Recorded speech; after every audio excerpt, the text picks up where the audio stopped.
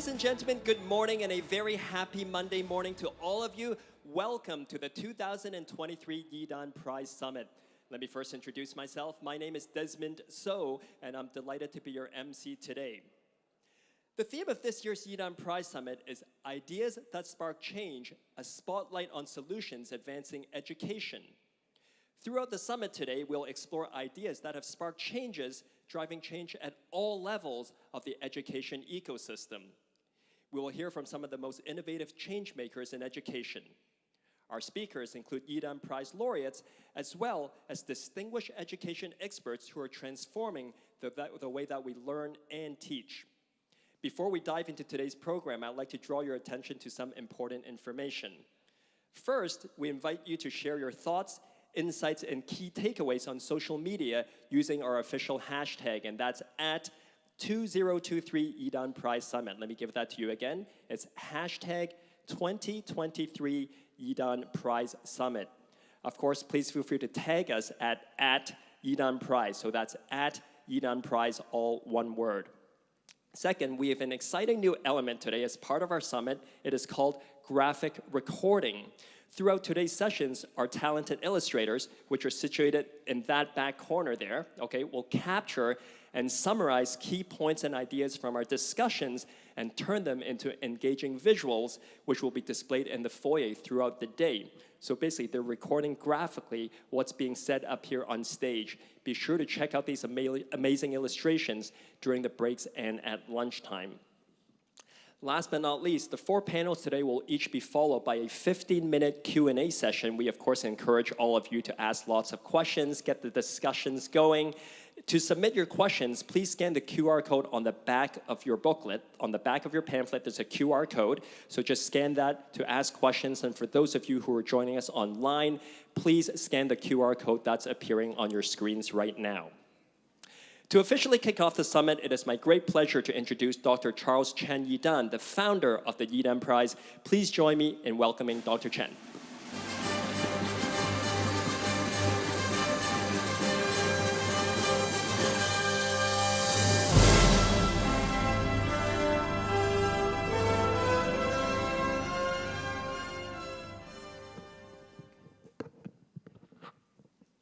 Dr. The Honorable Christine Choi, Secretary for Education of the Hong Kong Special Administrative Region. Joe Colombano, Head of the United Nations Resident Coordinator Office in China. Esteemed members of Yidan Council of Luminaries, distinguished guests and colleagues, ladies and gentlemen, good morning. A very warm welcome to all of you joining us today in person. And of course, a very warm welcome to our guests joining online. I'm delighted to see that we have a very good turnout today. Our team tells me that we have a full house. It shows how great it is to be back to normal from the COVID-19 pandemic. And we can look forward to many interesting conversations around our summit theme this year. Ideas that spark change, a spotlight on solutions advancing education. Young people are inheriting a world of unprecedented changes. Think about how things have changed in just the last few years. It's almost like we have woken up in a new world. Artificial intelligence is poised to rearrange our way of life, perhaps in more profound ways than the introduction of the internet. COVID revealed deep vulnerabilities in our education and mental health services. Climate change became very real as these threats of inequality, insecurity, and reordering of job markets. These global challenges, call them existential challenges, have also reinforced the idea that we are deeply connected to one another. On this point, I have a special concern for education, at least resourced countries and communities of the world. By 2050, Africa and Asia will be home to 85% of the world's youth. Their future is everyone's future. Problems can spread around the world quickly, but so can solutions. I believe education can help us rewrite the dominant storyline of existential threats. It can unlock the potential of the next generation to meet their challenges and indeed to build the world they want. During the last 7 years, 20 outstanding educators have joined the Yidan Prize family as laureates and luminaries. Yesterday, at the 2023 Yidan Prize Awards ceremony, we awarded prize to Professor Miklin Chi for contribution to learning theory and to Shai Reshef for his efforts to make higher education available to qualified students everywhere. What kind of group is this? And what exactly are they doing? Together, the Yidan Council of Luminaries is advancing a compelling vision of how education should change and how it could change with speed, scale, and justice. They offer profound insights into the transformative power of early childhood development, play-based learning, active learning, collective leadership, inclusion, and the power of technology to improve teaching and learning.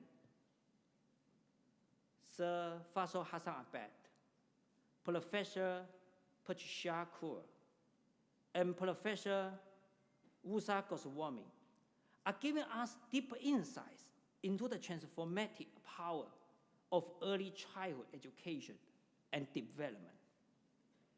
Vicky Colbert, Professor Carol Dirk, Professor Miklin Chi, and Professor Zhu Yongxin are building educational models that prove that high quality is possible for all, even for children in the most disadvantaged or distressed communities. Adeline Mulimerwa, Lucy Lake, and Kamal Ahmed are taking discussion about inclusion to a new level. Their programs enable thousands of women to discover their inner strengths and capabilities to put them to work to changing their communities. Dr. Rukmini Banerjee and Wendy Kopp are demonstrating the power of collective leadership. They are overturning many assumptions about how education systems are managed. And Professor Eric Hanusek are finding ways to connect education practice, research, and policy. They are creating an enabling environment for change while strengthening the very foundations of education as a discipline. Their ideas are sparking change in many parts of the world. These visionary educators we ask today firmly believe in the transformative power of ideas. Their collective vision leads people to understand that all students can and must succeed. They challenge us to reconceive what good classrooms and good teaching practice look like. They lead us to the conclusion that good education can be made available to everyone. Their actions are continuously shaping education, further solidifying their commitment to this belief. These visionary educators also remind us to keep an open mind to imagine alternative future. They are pushing the frontiers of psychology, neuroscience, economics, and technology to construct a vision of education that uproots conventional thinking. Gone is the idea that a child's intelligence is fixed. Gone is the idea that culture rather than poverty teach girls and minorities out of school. Gone is the idea that higher education is the domain of a privileged few. They are writing new storylines for education that would have been difficult to imagine just a few years ago. Storylines that make us imagine new futures for education and renew our faith in the power of education to change individual lives and societies. I invite all of you to join us on a journey of identifying, sharing, and amplifying the greater education research and practice around the world. Let us work together and help everyone, everywhere, learn with depth and joy. Thank you. Thank you, Charles, for that very warm welcome. Thank you. Next, we'd like to invite Mr. Joe Colombano, the head of the Office of the United Nations Resident Coordinator in China, to deliver the opening keynote. Mr. Colombano will talk about building skills in a world of change. Let's welcome him.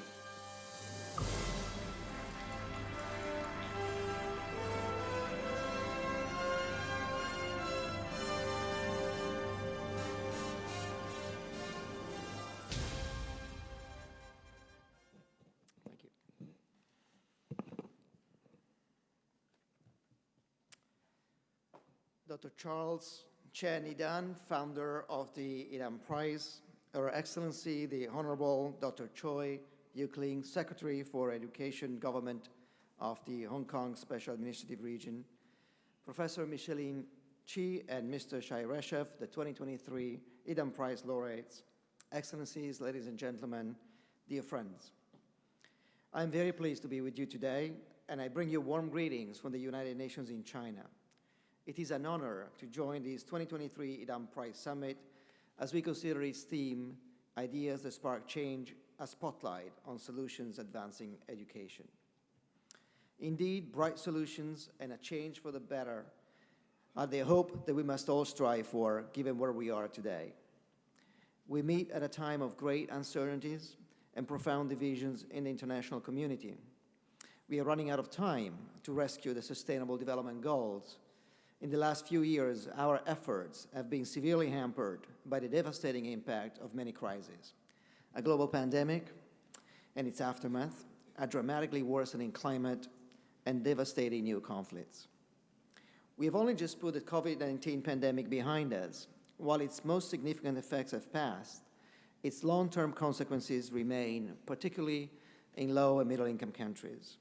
More worryingly, perhaps, pandemic preparedness is yet to be coordinated and strengthened globally. At the same time, the worst effects of climate change are here for everyone to see. Without prompt and drastic action, increases in global temperatures are set to be irreversible. With that, floods and tropical storms are becoming more frequent and extreme. Shortages of fresh water and insect pollinators are affecting agriculture. mass species extinction makes for less resilient ecologies. Furthermore, violent conflicts are wreaking havoc in Gaza and Ukraine, in the Sahel and the Horn of Africa, in Syria, in Myanmar, and beyond. These wars, like all wars, create misery, death, and destruction. They reverse decades of gains in human development. They question our own sense of humanity. And yet, I agree with Dr. Charles, as he said, that amidst such darkness, there is still hope. Hope to face this uncertainty, to resolve our challenges, seize the many opportunities that still lie ahead, and build a better future. Like many of you today here, I believe that education is vital in getting us there, because education contributes to our economies, society, and to our sense of self, both as individuals and as members of our communities. However, unlike many of you here, I am not an education specialist. Unlike Professor Micheline Chi, I am not a luminary in science and teaching. I am not the founder of an innovative university like Mr. Reshef, nor am I a philanthropist committed to the cause of education like Dr. Charles Chen Yidan. I am an international civil servant and a UN diplomat. To most of you, I'm an outsider. But this hopefully allows me to provide a slightly different perspective on issues about which you know far more than I. That difference comes from looking at education from the context of my own experience as a UN official in multilateral discussions such as the long intergovernmental process that produced the SDGs in 2015 in New York, or now in their implementation in China, where I now serve. So with your permission, what I propose to do today is to offer several reflections and ask a few questions on the topic of quality education for our world, not from the perspective of an expert in the field, which I'm not, but from my own professional experience as a long-serving UN official at this specific juncture in international relations. My first reflection is that quality education is a relative rather than an absolute concept. Quality means relevance. In the case of education, it is relevance to the economic systems it serves. I first learned this at the beginning of my career as a junior economist in the late 90s at the World Bank in Washington, D.C. I was then joining the team that advised governments in Central and Eastern Europe on education reforms as part of the accession process to the European Union. Those were countries with strong educational tradition and high levels of educational quantity, both in terms of inputs, number of schools, teacher-student ratios, enrollment rates for boys and girls, and outputs, completion rates. The quality of those systems was also considered high, as indicated by levels of employment and a reputation of excellence in physics, mathematics, sciences, and engineering. However, once the Berlin Wall fell, many economies in the region soon after unraveled. Unemployment soared and structural reforms were called for. It became clear to us that those countries' education systems fitted an economic model that was either crumbling or no longer existed. Most of those countries had some form of centralized command economy, largely reliant on industry, where vertical hierarchies were dominant, and workers needed to dutifully execute instructions to operate machinery, meet production quotas, or fit large bureaucratic structures. With the transition to a market economy, however, the service industry became more prevalent, and with it, flat, horizontal, and often decentralized structures where workers had to think off their feet, think outside the box, and put customers first. As a result, the education system also needed to transition from one focus on memorization and rote learning to one focus on cognitive skills and problem solving. Now, fast forward a quarter of a century or so. What does it mean to provide an education system fit for the purposes of today's economy? How can that be done when our world changes as fast as this? A world where often the plan and the market coexist, as they do in China. A world where technological innovation drives not just what we make, but who we are. Can resilience, flexibility, and adaptation really be taught? What kind of education should underpin an economic system characterized by the accelerating pace of technological change, which has a profound, far-reaching implication for its economy and society. This leads me to my second observation. Technological innovation is no silver bullet. I realize that this may sound blasphemous. This is the Yidan Prize, after all, and technology is what made it possible. Undoubtedly, innovation is the engine of growth for our economies and the driver of progress in our societies. But technology is a means to a larger end, not an end in itself. Let me explain. The innovation of last years has been conceived and developed in a world of plenty, a resource-rich, unconstrained world of low cost of capital, high level of investments, and a naive belief that progress must mean disruption of industries, markets, and sectors. I see two main issues with this kind of innovation. The first is that it often leads to many meaningless innovations. For example, there are hundreds of applications, of apps, to order pizza online.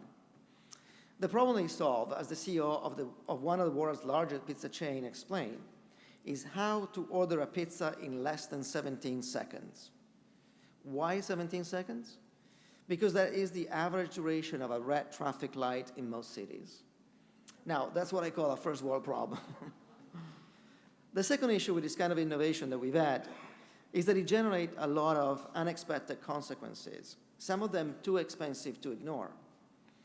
Since Joseph Schumpeter has popularized the concept of creative destruction, we've known that innovation destroys to create.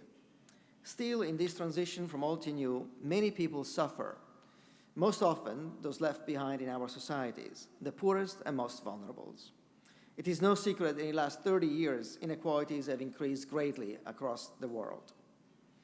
So we now live in a resource-scarce world where the urgency of climate change and the impact of inequalities leave us no option but to innovate using less planetary and social resources. So what kind of education can foster a new type of frugal innovation, one that optimizes the use of our natural and human resources? Can innovation be taught? Is STEM education the answer? How many STEM graduates do we need? Or should we rather ask, what is the right mix of STEM and humanities in our curricula? My next reflection. Education is about more than teaching young people to become productive members of our economies. Education is more than just a conveyor belt that leads to employment. The quality of an educational system cannot just be measured in terms of labor market returns.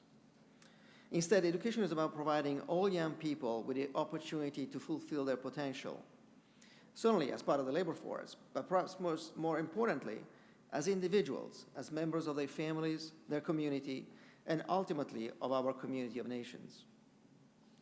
The world today is home to the largest generation of young people in history, 1.8 billion. They want, and already do, contribute to the richness of their societies and the future of their nations. They put forward innovative solutions that drive social progress and inspire political change. At the same time, young people are also facing incredible and at times life-threatening challenges. In many parts of the world, these are disproportionately borne by girls and young women. The impact of the COVID-19 pandemic has made this all the more severe, as we've seen. And yet, young people remain engaged. They have risen to demand climate action. They're mobilizing for racial justice and gender equality. They are the champions of a more sustainable world. We owe them opportunities, including in the provision of quality education. So how do we do that? How can we ensure the education system realize the promise of the next generations? How can we invest in an education system that is holistic and inclusive? How do we expand access to affordable and high-quality technical and vocational education and training, especially for young women and low-skilled people who are underemployed or out of school? How do we convince leaders and adults everywhere, including in this room, to do everything possible to enable the world's youth to enjoy lives of safety, dignity, and opportunity? Ladies and gentlemen, these few reflections I brought for your consideration today are not in any way exhaustive, nor are they new. As for the many questions I have asked, I do not have the answers. What I do know, however, is that these very issues and the questions were addressed in the long intergovernmental process that led to the formulation of SDG 4 and its interlinkages with all other goals. And the fact that we have an agreement now of all of the 193 UN member states provides us with a blueprint for action. The 2030 Agenda for Sustainable Development recognizes that education is the cornerstone of sustainable development, a universal human right, and a powerful tool for ending poverty and inequalities. Quality education is not just one of the SDGs, but is the catalyst for achieving all the others. The 2030 Agenda underscores that education holds the transformative power to enhance economic status and improve outcomes, shaping societies and the lives of individuals. Education promotes lives and livelihoods. For each additional year of schooling, individuals increase their earning potential by 10%. Individuals with higher levels of education tend to be able to make healthier choices and live longer. Education also stands as a powerful instrument in the pursuit of gender equality. Countries with higher level of women's education experience lower maternal and child mortality rates. Educated women are more likely to participate in the workforce and contribute to the country's economies. Yet, as we reflect on our progress, we are reminded that millions of people still face significant barriers to quality education and functional literacy. Around 800 million adults worldwide lack basic literacy skills. An estimated 300 million students still lack the basic numeracy and literacy skills they need to succeed in life. Approximately a quarter of primary schools globally do not have access to basic services such as electricity, drinking water, and basic sanitation facilities. The COVID-19 pandemic exacerbated these disparities. Poor quality education, inadequate funding, and the impact of conflict and displacement have compounded educational inequalities. Issues of youth unemployment loom large, affecting many countries, including in China. These challenges pose obstacles to our pursuit of quality education in the 2030 Agenda. Without adequate investments, the potential offered by education will wither. We must reshape our education systems to equip young people with the skills necessary to navigate the changing job market, rapid technological advancements, and the evolving global landscape. Importantly, we must end all discrimination and barriers to accessing quality education, including laws and practices that restrict access for women and girls, persons with disabilities, and others. The Yidan Prize is a testament to your commitment to address these challenges. It provides not just financial resources, but also a platform and a network for the exchange of knowledge and ideas in promoting education as a tool for poverty reduction, social inclusion, and sustainable development. I congratulate Professor Miki Chi and Mr. Shai Reshev on receiving the 2023 Yidan Prize. May this prize be a recognition of your work and an affirmation to continue your pursuits. The United Nations stands with you and the rest of the Yidan Prize community in these efforts. We appreciate your passion and dedication to quality education and the SDGs. As we look forward to 2030 and beyond, our shared objectives are clear. As the UN Secretary General put it, let's deliver an education system that can support equal societies, dynamic economies, and the limitless dreams of every learner in the world. Thank you.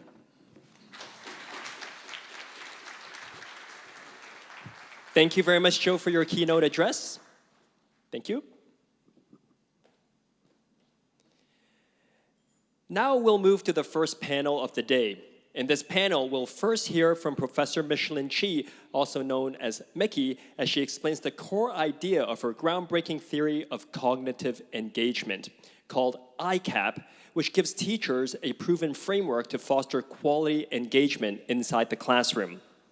Mickey is the 2023 Yidan Prize for Education Research Laureate. She is the Regents Professor and Dorothy Bray Endowed Professor of Science and Teaching at Mary Lau Fulton Teachers College, Arizona State University. After her presentation, Mickey will be joined by colleagues from the University of Hong Kong to explore how ICAP is key to improving teaching methods across different learning settings and contexts, from kindergarten through to post-secondary and beyond. Mickey, the floor is yours.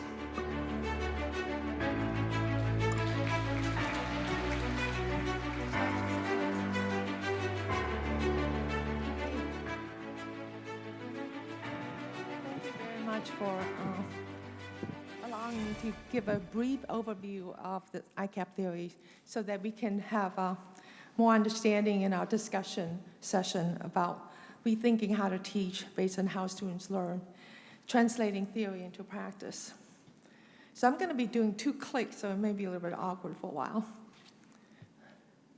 Okay.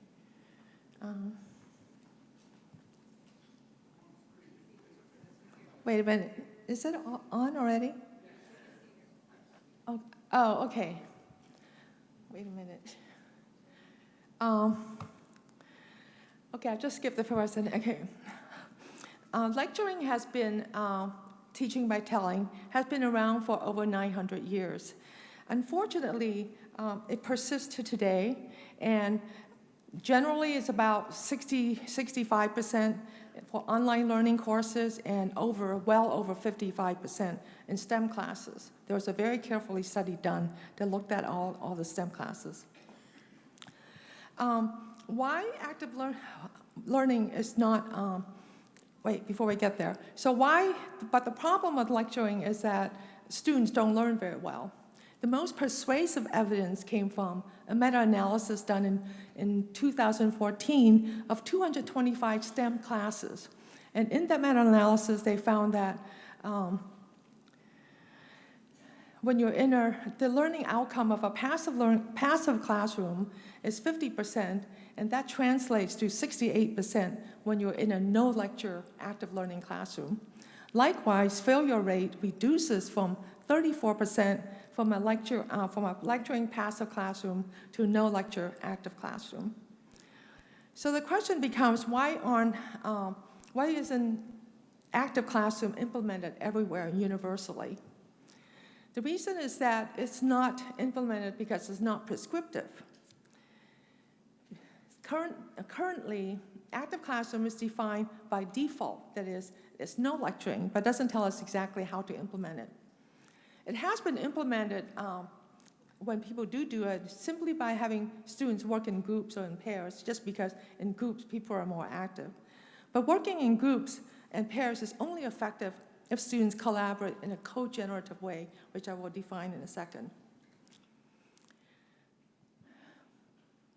To solve the lack of prescription problem, I propose a theory of active learning that you've heard about based on how students learn called ICAP.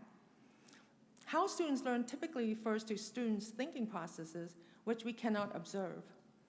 ICAP's assumption is that perhaps students' thinking processes can be categorized into 4 groups that may correspond to 4 types of visible engaging with instruction behavior, along with their visible outputs. So engaging behavior refers to what students do, say, write, and produce during instruction while they're trying to learn. So this is an important last point. The need to focus on overt visible engagement behaviors as a proxy for thinking processes is that ICAP can then provide concrete definitions to facilitate how active learning classroom can be defined and implemented. I'm going to get a drink of water.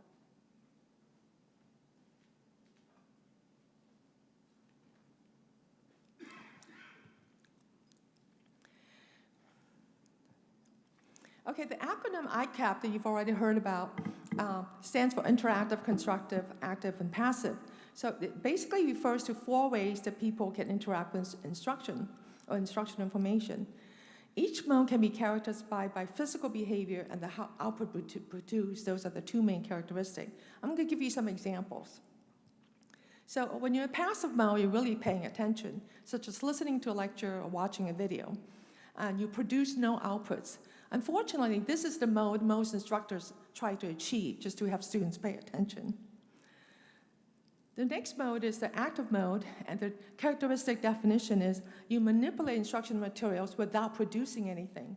Okay, what do I mean? So, for example, you could be highlighting, underlining sentences. You haven't produced anything, you just manipulated. You copy things from your textbook or from a laptop. Again, you're not producing anything. You do a lot of hands-on work, you're not producing anything. So it's very easy to tell, as long as you're not producing anything beyond instruction. The third one is constructive mode, where you're actually generating some new information beyond what was presented. This new information is just additional information. It doesn't mean new to the content domain. So you could be drawing a diagram if one wasn't presented. You could be drawing concept map, and so forth. You could be explaining to yourself. Finally, you could be in the interactive mode, and you're co-generating with a peer, such as debating with each other or co-editing an article or whatever. And what co-generating means is that each partner's output must not only be information beyond the information given, instructional information, also beyond the partner's contribution. So there's two beyond. So ICAP generates the hypothesis based on the subsuming natures of the cognitive processes. So this is the hypothesis I'm making, that the I is much better than C and better than A and P, then P and so forth. So learning decreases across the four modes. Now you notice I put I as much greater than or equal, could be greater or equal than C, which means that I is greater than C only if collaboration is co-generative. Otherwise, I is equal to C, and often I could be worse than C. That's because collaboration, about 80% of the time, collaboration is not co-generative. It takes on several other patterns. The C is much, much greater than A because the constructive mode fosters deeper understanding, while the active mode fosters much shallower understanding. And the evidence comes from the fact that students doing constructive mode can answer much more deeper questions during assessment.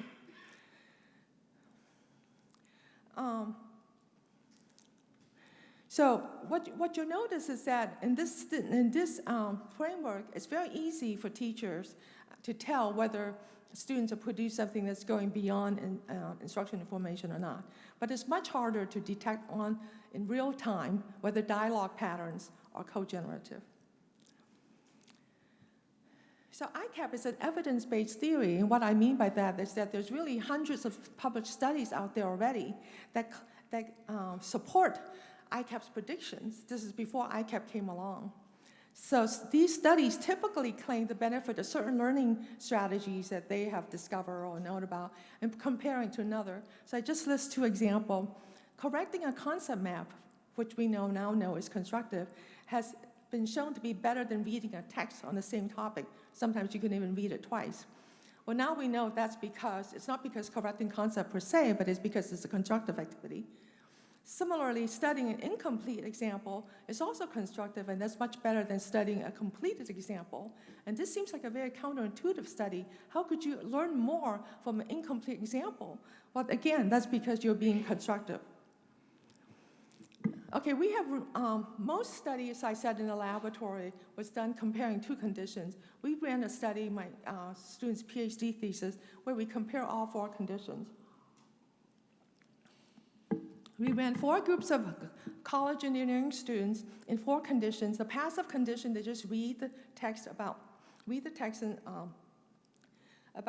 a concept in engineering. In the active mode, they read and underline. In the constructive mode, they explain a graph that has no text. And in the 4th condition, interactive, they explain the same graph with a colleague, with a peer, sorry. The blue line is a pretest. They all took the same pretest, and the orange line is a post-test. The significant improvement for each condition, within each condition, there's significant improvement.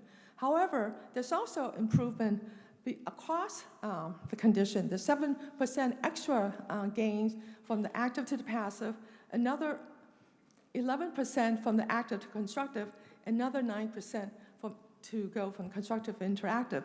And what you notice is that the last 3 modes is all considered active learning. And in fact, what I'm thinking is that based on the kind of results people get, for example, the latest one published in 2023 in Science, showing that active learning was about 10% better than passive learning for calculus, means that people were probably doing mostly active learning in mode in active learning. Rather than the other 3 modes. So the idea is that what we really should try to push for is the constructive mode. So what I'm going to do is run through very quickly 6 examples of application that's already been in use. So the first example is the easiest one to apply, what I call mind the verbs. So how do you design instructional activities? When we examine over 100 instruction activities designed by K-12 teachers for students, we notice that they typically, obviously, contain a verb, right? So for example, you might say, review the feedback, which now we know is passive, match similar ones, active, make up your own reasons, constructive, exchange ideas, so and so forth. So some verbs clearly elicit generative or co-generative responses, whereas other verbs elicit attentive and manipulative responses. So for example, here's a short list. You can easily tell that the list of verbs on the left is manipulative verbs, and the list on the right is constructive verbs. And now I have a list of 60 verbs for each category. They're very easy to generate. So here's an application potential. Faculties and teachers can easily upgrade their activities simply by changing the verbs that they have for the activities they already designed. So what I'm going to show you is two examples, one from K-12 teacher and one from a college professor. I didn't give them any guidance on how to do this. They just learned about ICAP and they were able to do it themselves. The first example is a typical example in math where you're supposed to choose by filling in the equivalent relationship, right? So you just choose, and that's now we know is active. And the teacher changed it to constructive by create 3 equivalent representations. So that was a very easy change. Second example comes from a college engineering classroom, where again, if you notice, this is just a selection task. You just choose from the options down below to fill in the blank. And the professor changed it to create and explain the change of properties and so on. This third example I'm going to tell you is the one that Jesse Ha in the video yesterday did. He looked at 6 chemistry online courses and looked at their lesson plans and so forth and counted the number of minutes for each kind of activities. And what you notice is that 87% of the time is spent on shallow ways of learning. Okay, this is from real courses that he took, examined from last year. And another example, the fourth example, is how you can, if you understand ICAP, you can avoid adverse changes to use of digital tools. So clickers is a very popular digital tool that you all know about, and typically it has 5 steps that you go through, with one of the critical steps being the pairs talk to each other. But oftentimes faculty delete that pair, perhaps because they think it takes too much time. So basically they reduce it from an interactive activity to just an active. And finally, I have 2 examples about how to easily improve your lectures simply by simple upgrades. So on the left side, I propose there's lots of other ways, but you can simply upgrade your ICAP mode in the context of lecture by things like inserting pauses or ask them to generate a Maria's point, versus improving the content, the clarity, the organization of a lecture. Similarly, how do you choose a strategy to use for your class? Typically, people think about how much class time it occupies or how complex the strategy is. Instead, you should be analyzing what ICAP mode it is. Finally, ICAP enables leading a discussion in real time with constructive versus active questions, because all the teachers have to do in real time is to decide whether the question is asking for additional information beyond instruction or not. And these are actual questions that our teacher has learned to generate by themselves. So instead of asking for describe what we talked about yesterday, you ask for what happened to the mice that have the mutation described. So that's, in summary, ICAP is a parsimonious and simple theory of how students learn. It's yet powerful because it generalizes across domains, activities, and age groups. It's prescriptive with operational definitions based on overt behaviors and outputs that teachers can see. And it differentiates shallow versus deeper learning activities. And finally, it can be translated into a theory of pedagogy and used as a tool in various other ways. Thank you. Thank you very much, Mickey, for that fascinating introduction to ICAP. Please remain with us. At this time, we would like to invite Professor Carol Chan, Professor Nancy Law, Dr. Gao-Wei Chen, and Dr. Chris Thomas on stage for the second part of this panel. I will introduce each of them as they're coming up. Professor Carol Chan is an honorary professor at the Faculty of Education at the University of Hong Kong. Professor Nancy Law is the Associate Dean of Research for the Faculty of Education and Deputy Director of Center for Information Technology and Education at the University of Hong Kong. Dr. Gao Chen is an Associate Professor of Information Sciences at the Unit of Human Communication, Development and Information Sciences at Faculty of Education. He's also Director of Doctor of Education Program at the University of Hong Kong. Finally, the moderator of the panel is Dr. Chris Thomas. He's the Director of Partnerships at the Yidan Prize Foundation. Before they start their panel, I want to make a kind reminder to ask questions. On the back of your pamphlets, there is a QR code. Please submit all questions there, as we're only taking questions through the QR code. We won't have any stand-up questions. So please, we encourage questions. Take a picture of that QR code to ask your questions. I turn the floor over to you. Thank you. Thank you very much. And Mickey, thank you for that wonderful introduction. I'm wondering if we could start this panel by connecting back to some of the big challenges that Charles and Joe raised. Young people are going into a world filled with inequality, conflict, climate change, and so forth. How does ICAP help foster the deep understanding that will help them face those challenges? Well, given the experience COVID, how rapidly the scientist was able to find a vaccine, which is amazing. I think deep learning is really critical.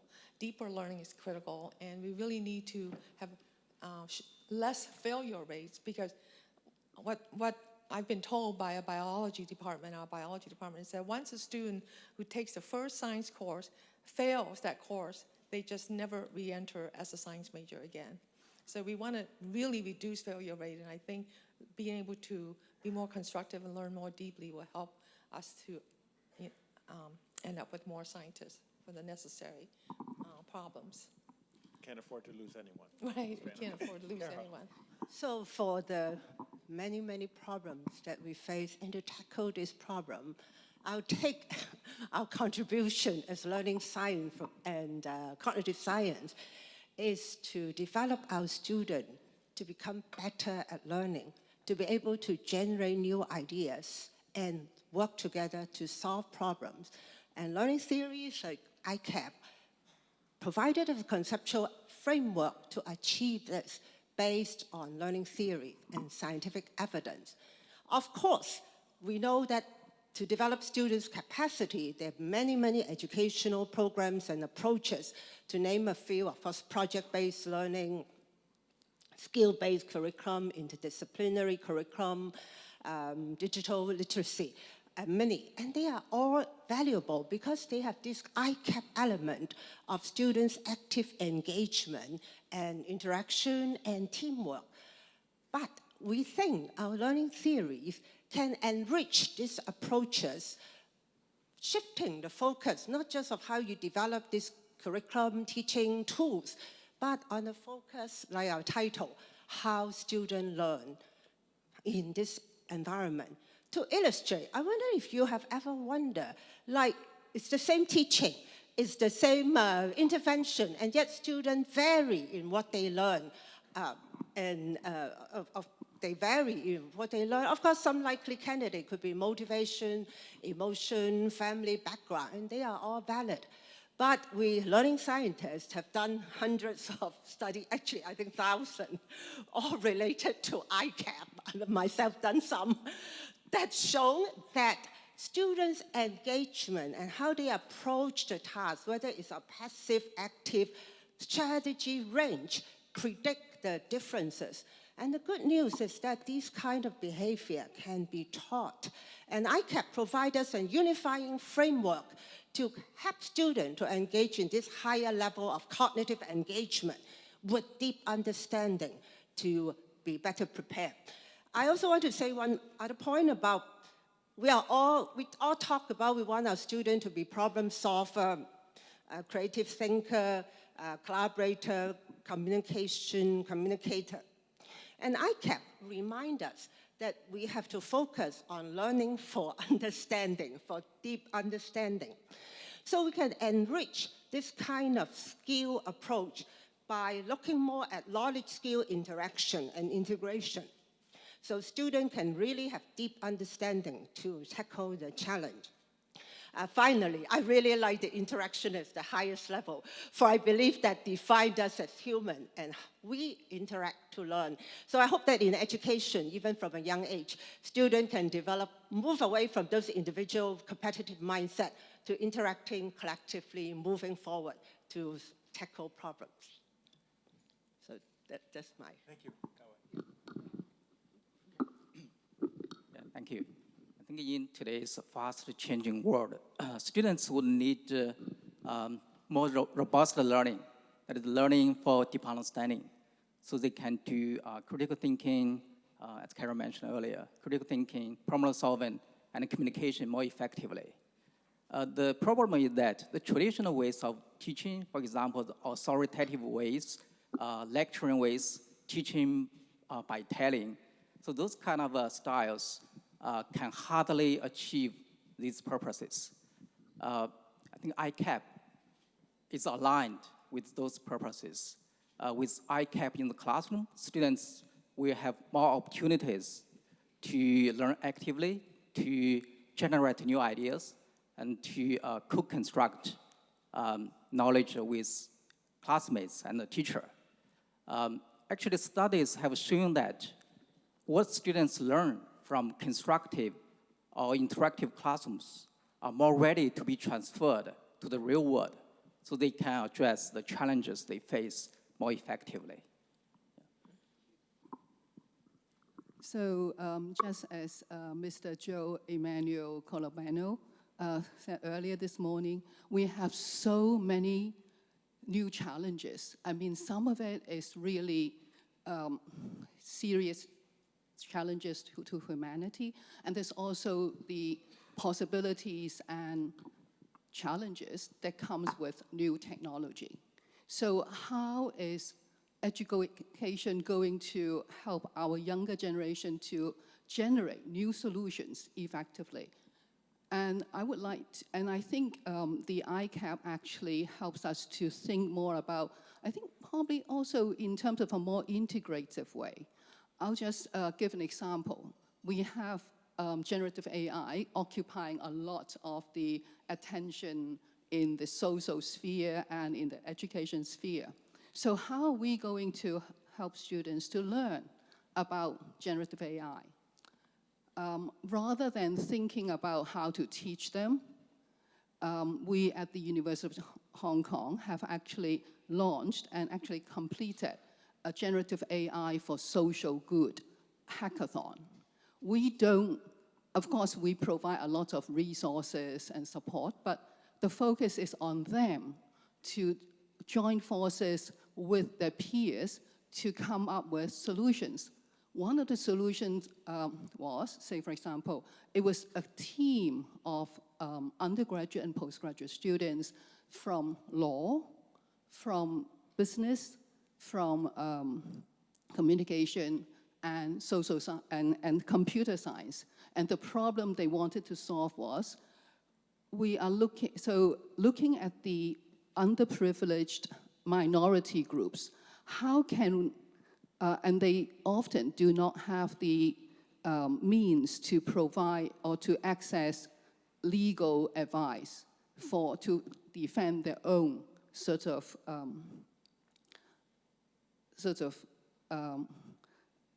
what they need, or when they are challenged. And what they worked together was to develop a solution that was layered, and so they can get very sort of simple, basic sort of advice first from the system, going forward into actually real people.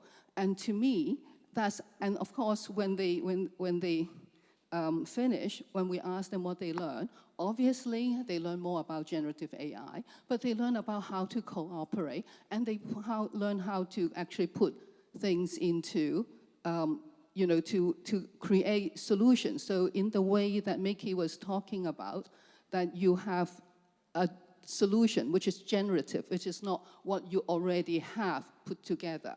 So I think that's a kind of like how we can think about integrating the different kinds of challenges so that students don't just have sort of cut and dry ways of learning, but also having more integrated ways of using the ICAP to help us to, in a way, design learning experiences for students.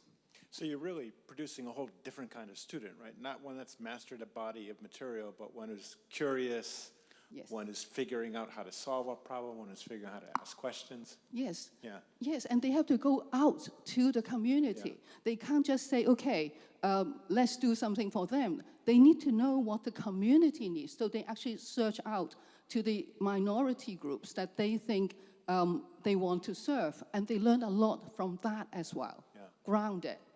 And coming up with their own answers to things that we Yes. don't know. So when you think about education in Hong Kong as it's been traditionally practiced, what elements of ICAP do you see already in the system, and what would you like to see more of? Right, okay, yes. Well, that's a very good question. So does Hong Kong have ICAP already or not? I would say it depends on how you look at it. Now, reflecting on the sorts of changes in education in Hong Kong, I would say some elements of valuing the ICAP kind of approach was started around the beginning of this millennium when the Hong Kong government sort of launched a major education reform. And the reform focus was that in order for us to bring about a generation of students who can, in fact, be lifelong learners. So they don't just learn something which is sort of in the textbook, because that's not possible. So what do we mean by lifelong learning? And they need to be able to identify their own learning problems. They need to be able to work with others to search for ways to learn about it, and they need to have ways to know whether they have made some headway in understanding. And so the Hong Kong government, the Education Bureau, in fact, promoted very strongly an approach called self-directed learning. But what is self-directed learning? It can be interpreted in many different ways. So just as what Mickey said, it could be just active learning. So you do something, not just sitting there. But it can still be very varied. So we are trying, so in a way, many of us working in the field of learning sciences have been trying to help teachers and students to work on ways where the students have more agency to define what they want to do, and to be able to reflect and work with each other. But oftentimes, it's not easy to still, if we remain with the term self-directed learning. But with the ICAP, it actually provides a lens that would help us, or teachers, parents, and students, to know, what is the desired way of self-directed learning. Like what Nancy said, actually the educational reform, pedagogical innovation, teaching and learning improvement, there are many in Hong Kong and in Asia, actually worldwide, that include many of these ICAP elements, constructive, interactive. But I'd say they are more implicit, and we can make it more explicit, systematic, and intentional by it actually helps people to know where you are at and where you can move. To give an example, in Singapore, my PhD graduate, she's working with college instructor, university teachers to reflect on their practice, to look at example and to discuss. So like Mickey's example, but it's on online learning to see if it is constructive or active or how the teacher may go further. I give a college example, but what I really want to share is Hong Kong and Asia system, full of examination, the motivation, memorization that we know about. And this is a tricky point, but I want to say, I think ICAP can help even with this situation. Research in learning, Chinese learner, John Baxter and myself done a bit, is memorization is related to understanding. What does it mean? If you want to memorize something, you need to understand it for you to memorize. However, in school, what happened is rote memorization, pushing at the kid on things that they don't understand. It kills interest, it kills motivation, and that's what we have now. So I am suggesting that, or I'm thinking, conjecturing, that the ICAP framework can help teachers to turn around, to do things in a more constructive, meaning-making way, to let kids see constructive, meaning-making interaction as motivating, that come back the motivation and even learning helplessness. ICAP is thanks to Mickey, is a relatively accessible system, not only for advanced projects that we heard about, even in regular classroom. Making small changes can become leverage point to make some changes that people who think I cannot learn may be different.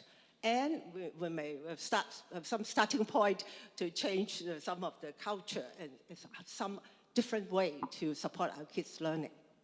So, Gawei, we all love to try a new idea, we love to jump in, then we start to discover how difficult it can be. How do you think about sustaining changes in teaching practices? Yeah.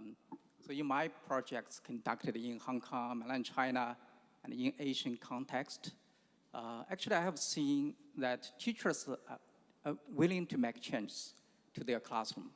And we also have done interventions to classroom teaching, and we observed significant changes to the teaching after intervention. But the problem is that without continuous support, teachers can gradually go back to their original ways of teaching, okay, if there is no continuous support. I think ICAP can provide a powerful yet simple tool for teachers, and they can use ICAP in their daily teaching. Okay? They can personalize it into the teaching to make substantial and sustainable changes. Actually, in Hong Kong and East Asian classrooms, I hope to see more of student-initiated questions, ideas, and solutions. I think that teachers can also encourage students to listen to each other, to engage in their classmates' thinking, and also to build ideas on one another. Yes, I think ICAP can definitely help with that. Mickey, what are you hearing? Well, my idea about why things aren't, why some adoption cannot be sustained is because you have to follow it in a sort of script-like way. But with ICAP, you understand what you're doing so that you can adapt it to your own needs. And I think if you can adapt it in a meaningful way based on ICAP, because you now understand ICAP, then you're more likely to sustain it over time. That's what I was thinking. Actually, to me, the sustaining part is not just at the teacher level, as what Gawei has said, but you need to be looking at the whole organizational level, as well as, in fact, the system level. So if we say that, if the ways of learning has to change in the classroom, then teachers have to learn. But what about school leaders, principals, or policymakers? They also need to change. And so what I'm thinking is we need ICAP for professional development and organizational learning. I like this sustainable point. I myself have been doing different pedagogy, innovation, changes, and sometimes it's like what Gawei said, it's not easy for teachers to maintain it.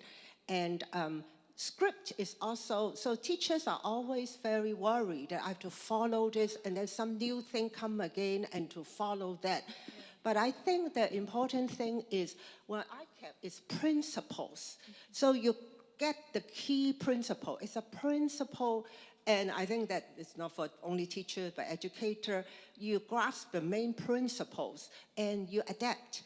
You make it flexible, and that is how it can be sustained when you own it, instead of just following a lot of very complicated script. And I do believe that ICAP is a kind of system that is familiar enough. It builds on what teachers are already doing. It's not like they are not doing these kind of things. That's true. So teachers have many different choices of the learning methods and practices. How, in your view, does ICAP bring this together into one theory, and how do you know if it's working? How do you know if this is actually fostering a deep understanding among students that we want to see? Yeah, in my understanding, I think ICAP can support the teachers before class, during class, and after class. Before class, teachers can refer to ICAP to design the teaching. For example, they can plan at what points of a lesson to use what kinds of engagement. During the classroom teaching, of course, teachers can refer to ICAP and also to use the verbs, as Mickey introduced earlier, to guide the engagement. And I think what is great is that the ICAP framework and the verbs can serve as indicators for teachers to know whether and to what extent learning is taking place in the classroom. So teachers can make in-the-moment adjustment and decisions to change the teaching, ongoing teaching. After class, I think the teachers can reflect on their teaching by using ICAP. For example, teachers can use video recordings of their classroom teaching. Teachers can also use student responses, student homework to reflect on the teaching effectiveness, and also to get to know at what levels student learning and understanding taking place.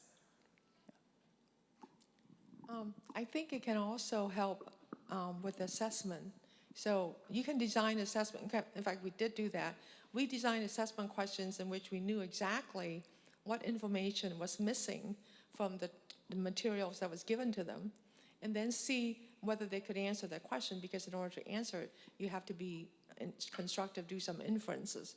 And that's how we concluded that students who are constructive learn more deeply, because they were able to answer all these questions where there was missing information in the text. So they had to infer the information. So it can help you design assessment questions too, just based on that simple rule: was the information already given, or was it beyond? So that's how we did it. I like what always the free stage and making point about assessment. And I'm again wondering whether you think about your good teachers, other than their good personal qualities.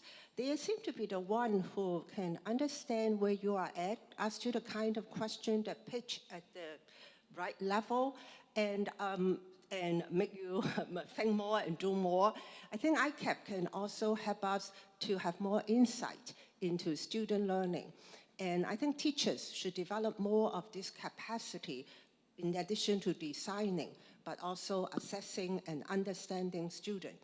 So as we talk about, we have verb lists. We can design different activity to elicit their constructive, interactive activity. But at the same time, the teacher should also be reflecting whether is this activity working. It's meant to be in a constructive task. We have many of this in a lot of this project, but students may only be working at an active level or manipulating things, and maybe they are seemingly discussing, but they are not co-generating new idea. So ICAP can provide us a scheme so that we know where we are at, and we can move a bit further in different way. At the same time, seeing whether students are repeating, regurgitating, giving you the kind of information in the textbook, or whether they are putting in their own idea and elaborating. Other than teachers with the focus on student, I think students themselves, we sometimes think they cannot do this, they cannot do that. Actually, they can do a lot. So students can be put in the role of assessing their own state of ICAP in some way. They can even say that if I am just manipulating information without addition, or I'm adding new things. And in this way, we can also develop students more as metacognitive learner, helping them to become better in learning. And for me, ICAP, I think, has this theoretical insight, but also have actionable guidance. So it's something that we can open up new venues. So Nancy, we understand a bit, what the teachers should be doing. What do you think the student experience is like? With I think this is one of the very good points that's brought out. I think we usually do not look enough on that. And when we say we are concerned with how we teach, how we use the method and the tool. When we say knowing the student, we think about the emotional aspect, which are important. But we cognitive scientists think about what we think the student's cognitive understanding and engagement, and they can be enriched at the appropriate level. We actually, we do look at the students' outputs. Yeah. And what happens is there's not 100% compliance. In other words, you can ask the student to do some constructive tasks, explain this, but they may choose not to explain it, they may choose just to describe it. So if they don't explain it and they just describe it, then they, as a group, will learn less than the group who explain. But the point is, by the teacher asking for them to explain, you're more likely to get explanations from more students than if you didn't. So if you just ask the student to describe, then everyone will describe. If you ask them to explain, a proportion of them will describe. And the proportion that describes will learn not as much as the proportion that explains. So it's still good to try to elicit it, even if you don't get 100% compliance. Right, okay, thank you. Actually, I really like the idea that ICAP sort of focuses on the students' experiences.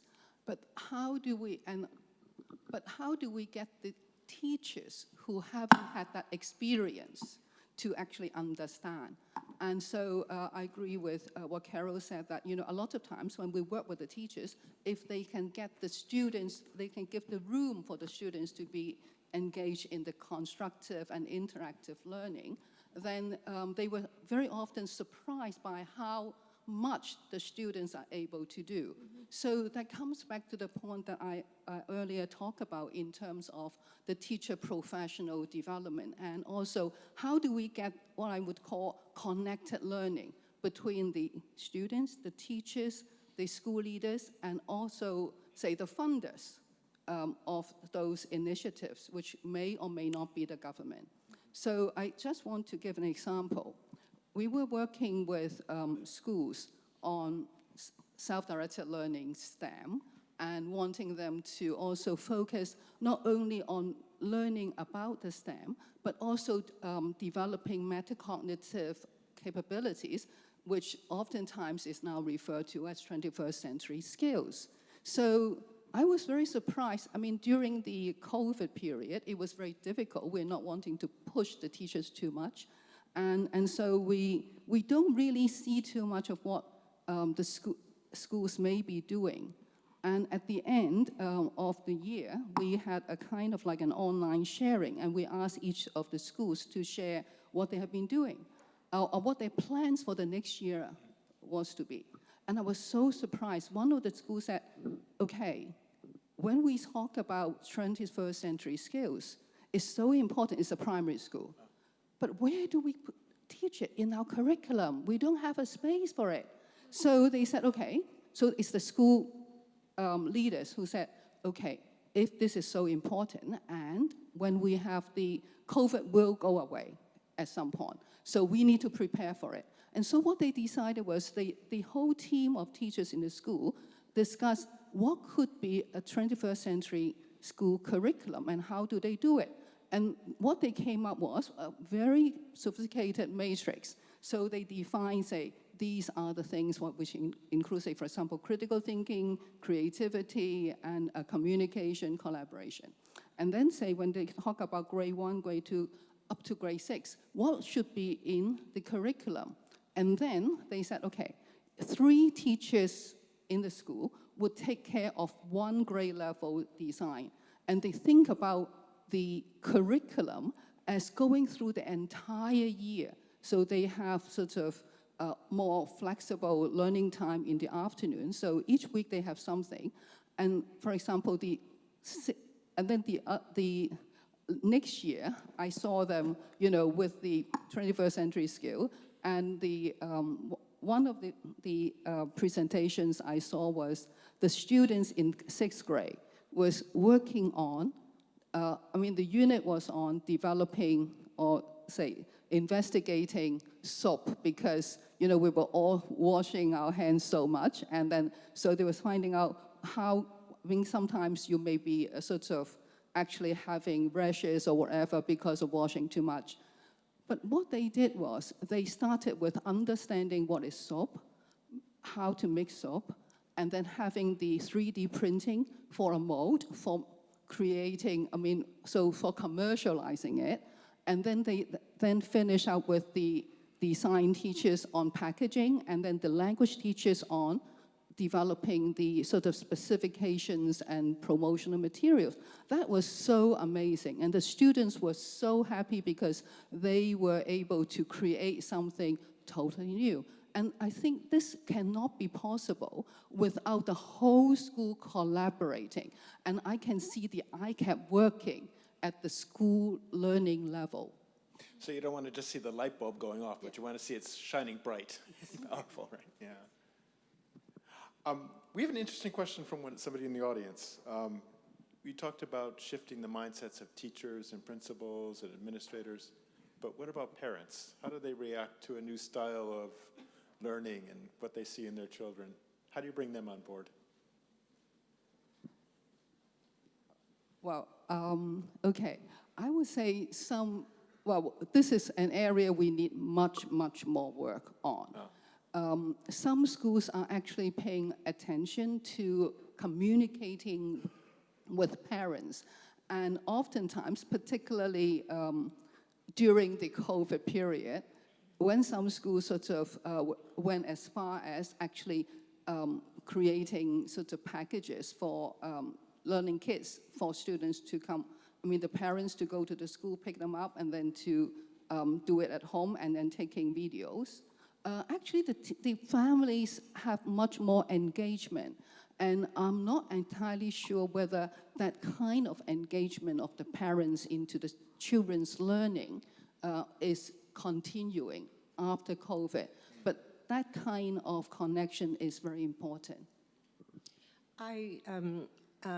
Yes, I also agree. I think a lot more work needs to be done with parents. And we're glad that ICAP is a kind of accessible, almost a little bit intuitive. I don't know whether it's the right word. It's a kind of system that actually can explain to the public quite easily compared to many of these other approaches that we have. And so I think that parents do not want their student to rote learn. They don't want their student. They just push them to study all the time, and it's not what they want. So when there are alternatives, that some small changes that you are learning, I go back to my memorization, meaningful memorization, that you memorize with understanding, with meaning, to making sense, not pushing in and yelling at a kid, you're not working hard enough, or paying attention, or worrying. If they can see some new way, new possibility, I think this is a system that can be explained to parents. Do you see students coming back to parents and having different kinds of discussions with them based on the way they're learning? Yeah, go ahead. Yeah, I think for parents, because I'm a parent, I really want to know what is happening in the classroom, in the school. And when my kids come back to the home, I talk to them. Like, what did you learn in the classroom? And they would introduce what they learned in the classroom. And I did refer to ICAP to try to do constructive and more interactive talk with my kids. I didn't ask, I didn't just ask, what did you learn? And they answered, I said yes or no, it's great. I keep asking them, how did you learn it? Can you explain it to me? Yeah, I think that works. Yeah. Actually, I want to say something more about the lack of knowledge and experience with working with parents. We just, our team at Hong Kong U have been sort of studying how parents and schools and teachers, as well as the students, what kind of experiences and outcomes were through that. And one very stark finding we had was the parents were very unsure about parenting, particularly when you have so much digital technology and so on. And what we found was the most unsure parents are the adolescent parents. So primary kids, the parents feel that they are more proficient, they have more self-confidence in being able to help their kid. But what about adolescents? And because they don't know, but on the other hand, when we ask the kids, the students, asking them whether they would like to get support from adults. Now, the fact was, they didn't get too much, but they really wanted, particularly the adolescents. The adolescents also felt unsure about what they do. So I think this is an area that we need more research on. Mickey, I have a question for you from the audience. It says you went to mainland China years ago. Do you have any plans to start teacher development programs on the mainland again? I haven't had time to think about that. No, I haven't had time to think about that. Is this something you're interested in? Well, our first goal is to develop the professional development module itself and test it out locally to make sure that it's understood, it's clear, and that the teachers or instructors who take our PD can follow through with redesigning the activities. And so that's our first goal. Then we'll be ready to provide facilitated professional development training across the country as well as globally, just maybe half a dozen times just to get feedback. And then ultimately our goal is to disseminate it sort of like in an online fashion that's not facilitated in person, so it can reach many more people. Maybe just to conclude, can we just go around and your quick reactions? What do students and teachers like about ICAP? What do they find most appealing? What do they find most difficult also? Yeah, actually, I did a study on this, but not exactly on ICAP. It's related. Active learning, yeah. Yeah, active learning. So when teachers use constructive or interactive engagement, when teachers orchestrate this kind of engagement in the classroom, students tend to enjoy more about the classroom teaching. They tend to be happier in the classroom teaching and to have less anxiety in the classroom. And also they tend to engage with other students more often in the classroom. So you can see the CHEN effect. Like if teachers use constructive, interactive engagement, students feel happier, and also they tend to engage with other students more actively in the classroom. And yes, all of this can increase their learning in the classroom. I think both teachers and students will like that. Yeah, and I think my experience tells me that it's most important for the teachers themselves to be given the constructive and interactive type of learning experiences, as I don't like the word, in some sense, professional development, because it sort of have a connotations that the teachers are on the sort of receiving end. I would like to think of them as teacher learning or professional learning. And so I don't think that we should be giving teachers on a sort of silver plate that this is what would work, please take it. But more like principles, and then they can try things out. They need to try, and then they might be surprised at how the trying actually gets them to do something different. And also, we always want the teachers to be able to work with each other and collaborate. It's not only the interactive part for the students, but it's also in an institutional context. I mean, there's always a risk in doing something different. When you collaborate, when you have other people working together with you, the risk is sort of shared. Right. Yeah. But you're making them construct it by practicing it themselves, right? I like what Guowei said. If you ask teachers, parents, or public, or student, they like constructive and interactive mode. They all like it, they enjoyed it. However, that is not happening in school because of examination. So in our teacher program, Hong Kong U, we do, and they will, and any kind of teacher learning experience, or PD if you use the word, they will say that we like these constructive, interactive, and not ICAP yet, but this activity, but we don't have time to finish our syllabus, our curriculum, and we need to do that. But I think that what I see the promise of ICAP is it's not so much like an overhaul, like the teacher thinking that you have to do a very major project in taking up 2 weeks of my time.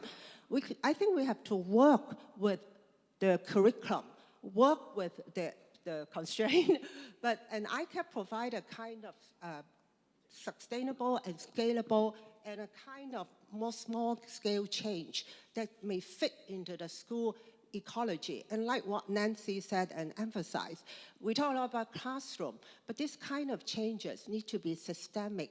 So many of my teachers taught will say that it's very difficult for me to implement any of these things in school. I feel I'm a loner. So I also think that while we focus on student level, it's not that the systemic level of classroom, school, and wider level and society level. I think that these also may working together, but there's some possibility of small change, integrating it with the curriculum, working with meaningful memorization in some different way to maybe to work on some of this difficulty. Any last words? So I want to thank the panel. I want to thank Mickey for helping us all understand a unifying theory of active and interactive learning. And I want to thank all of you for helping us understand how it's applied and how it's thought about and modified across many different cultures. It's been a terrific conversation. And thank you for being here with us today. What a fantastic discussion. Thank you very much, Mickey, Carol, Nancy, Gaowei, and Chris for leading the discussions. Thank you very much. And thank you to our audience as well for submitting your questions through the QR code. At this time, ladies and gentlemen, we're going to take a refreshment break. So please go outside to the foyer, stretch your legs, enjoy some coffee. Let's be back here at 11 a.m. 11 a.m. We'll see you again then. Thank you.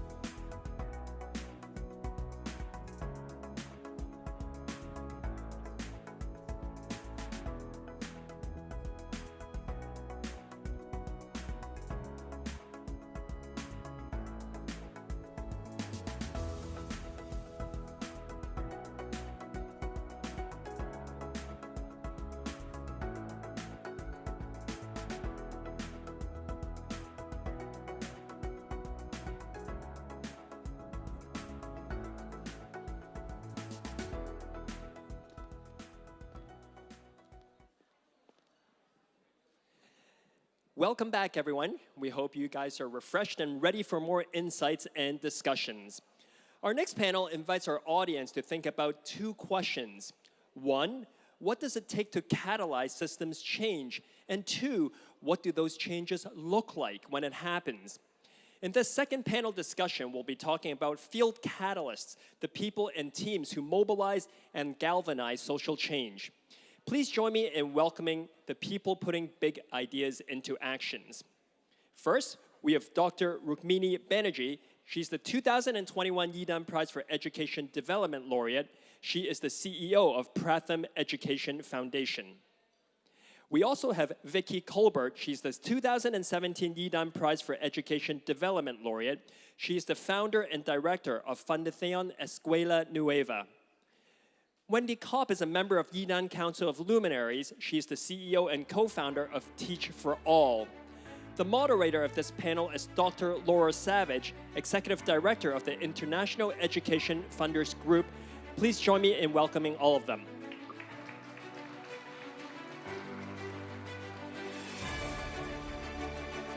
Welcome all.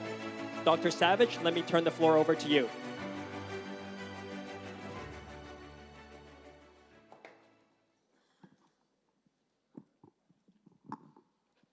All right, welcome back, everyone. It's great to be here. And wow, have we got a panel for you right now. So I'm glad you just had that coffee to turbocharge your brains. Because what we're going to talk about now, in line with the theme that ideas can spark systems change, we're going to talk about people that spark change. And we have three incredible women here who probably don't think of themselves. I think at the start of the conversation around this panel, none of them would have, probably still today, stood up and said, I identify as a systems catalyst, as a systems changer. Maybe none of them at the start of what they did would have said, I'm setting out to change a system. But here we are today, and what we're going to do is to drill down into them, their journeys, their stories, and their advice for everyone else of us who's working in education. Because we've talked this morning about particular forms of pedagogy, a little bit about the Hong Kong education system. But on this panel today, we're going to be talking about education systems around the world that are failing. And I think at the start of this session, I want to underline how remarkable the stories you're going to hear are, because far too many systems are failing, education systems are failing too many students. And it's sometimes easy in the flow of the conversations we have in education to lose sight of the enormity of the challenge, the scale of the challenge, and the reality for too many kids in too many classrooms. So the stories we'll talk about today are ones of adversity in the hardest of settings. So we'll first hear from Rukmini, who in her leadership of Pratham, not only, grew an organization from the slums of India into becoming a global campaign for learning assessment and for teaching at the right level. From Vicky, whose work in the hardest to reach communities of Colombia showed that we can reach every child everywhere and give child-centered pedagogy to them to enable them to thrive. And then with Wendy, whose idea for a way to get the right teachers into the right classrooms at the right time is an issue that we grapple with around the world in every single education system. And this has morphed into becoming an army of education passionate champions in all sorts of careers everywhere in leadership positions. So there's a lot to get on with. And Rukmini, I'm going to turn to you first to ask you a question about where it all started. So looking back at the start of your journey with Pratham, what did you set out to do? And tell us a little bit about the moments in your journey with Pratham where it seemed overwhelming and it seemed daunting, or there seemed to be a challenge or a blockage that made you pause. And tell us a little bit about how you went over that edge. So Laura, no pressure to just in 2 minutes explain everything that you've done in the last 20 years. But it's fantastic to be here, amazing to be here with the group, as well as the people in the audience. So big thank you to Yidan for getting us all together.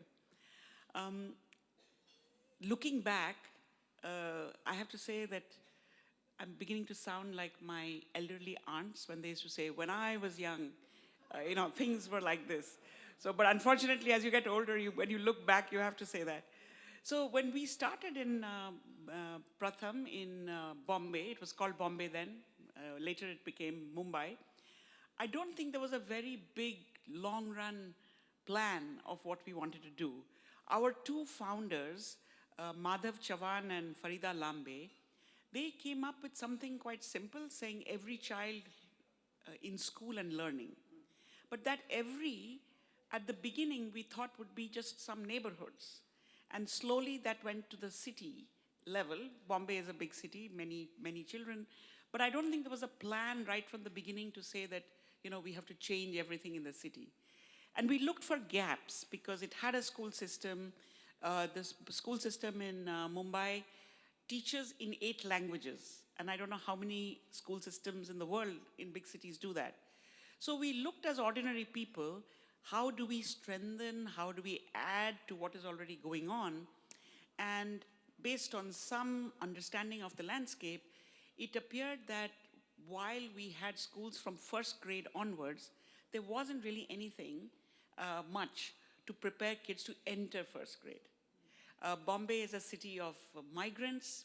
Almost half the city lives in what we call unauthorized places. So providing services in such places is also often a little difficult because if people are not supposed to be there and you give them services, then the chances they'll never leave is also high. But what we could see was that if you had some kind of a preschool that would provide a bridge to 1st grade.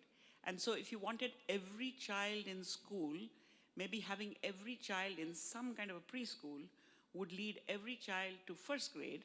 And then once you got into 1st grade, hopefully you could go on. Now, we didn't have any money. Money is always very useful. I want to let everybody know here.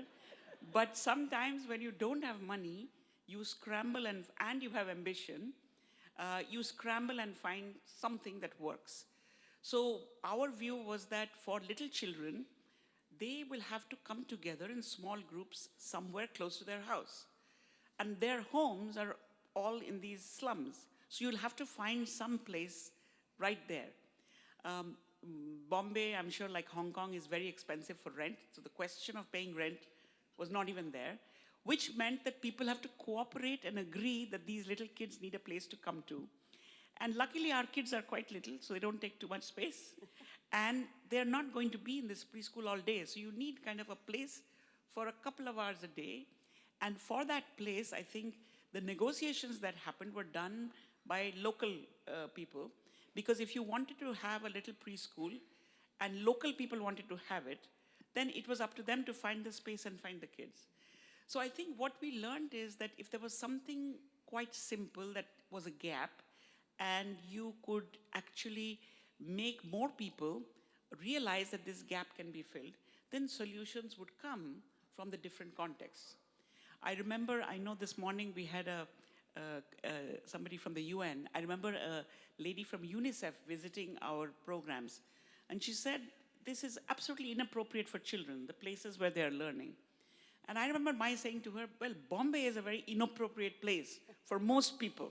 But if we are already here, we may as well make the most of it. So this community-based, locally organized little space was where we began. And when I started with Pratham a few years into our existence, it was 96. And I remember we had 150 of these little preschool clusters, you may call it. And by 98, there were 3,500 of them. And this was not planned. We had no idea when we started where it would go. But it was really pushed and picked up by local, especially young women, who felt that this is something I can do in my community. So I don't know about big words like system and change, but I do think that a clear idea where you see a gap, where you're able to say we can all come together, do something quite simple, and that it will make a difference, can go a long way. Obstacles and so on, I have to think while they all talk. Vicky, let me pose a similar question to you. Can you tell us a bit about the history of Escuela Nueva, where the idea came from, how it came to you to have the idea to reach these hardest to reach children and to take the approach to education that you did? Well, this, first of all, Escuela Nueva, which is not so new anymore, it's one of the longest bottom-up innovations of the developing world that's still being sustained. But for us, necessity was the mother of innovation. We were forced to rethink everything because nothing worked. And you know, we had to go into the causes, not the symptoms. So we had to really analyze what's happening to this child, you know, where he has to repeat, he has to drop out, no learning, no results, very low self-esteem. And then, of course, you were forced to think about the role of the teacher, you know. So what is the real role of the teacher? So we were forced to rethink everything, and this was good. I think really, as I always say, necessity is the mother of all this innovation. And we were forced to think systemically, because if we wanted to go to the roots rather than the symptoms. And why so many dropouts? Why so much repetition? Why no results? And when we started looking for the whys, then we were forced to think that we had to change the way of learning. And when I was hearing this morning ICAP, I said, you know, this is the perfect framework for what we're doing, because, you know, these ideas are not new. These ideas came in Latin America into the elite schools, but not into the low-income, far-away schools. So we had to shift the power dynamics in the classroom, in the community. So actually what we did was just shift this learning paradigm into child-centered, and especially we started with the multi-grade schools initially. We're also working in urban areas now and for displaced children. But what I think was interesting is that we had to shrink the way of learning. And it was really, we were forced to personalize learning. Not everybody learns the same thing at the same time. So it was self-paced learning. And to have self-paced learning, you have to have modules. And to have modules, you had to think of dialoguing modules, no? Where children are really dialoguing among themselves. But not only self-paced learning, but cooperative learning, which is something that nobody talks so much about. And I think it's so important to highlight cooperative learning, where you construct knowledge together through looking into your eyes and dialoguing the right questions, the intelligent questions. Because I think, as Professor Bruce Albert said, I have learned from him, you know, if you learn to write the right question, you're starting to introduce a scientific method in the learning process. And this is what we really wanted to do. So we had to change the way of working with the children, working with the teachers, working with the families and the communities to bring them into the picture. Because, you know, I wanted to say, for example, if we didn't bring the families, they say, these children are playing, they're not learning. We never learned the way. They should be doing more and memoristic type of approaches. So we had to bring them into the picture. The most difficult all were the administrators, of course. But the issue is that we were forced to think systemically from the beginning. And I think this is a positive aspect. Wendy, so Vicky and Rukmini have just talked about the iterative nature of their journeys. I think it's really, you know, there are really strong echoes across what both of them have said, and this resonates with you, right? So Teach for All, for those, I'm sure everyone in the room knows Teach for All, but it is now, in 61 countries across 6 continents, and started out as a fairly simple idea of getting top graduates into teaching. But those graduates have become tightly knit communities in the different countries, and now has spurred a whole theory of people-first development. Can you tell us a little bit about your journey? The same question, 2 minutes. Tell us about a lifetime's effort.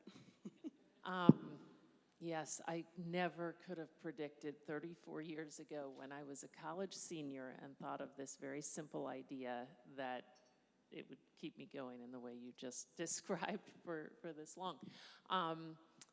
The idea was simply, I mean, there I was as a college senior feeling that our generation was just searching for something we weren't finding in terms of an opportunity to address the inequities in my country, in the United States.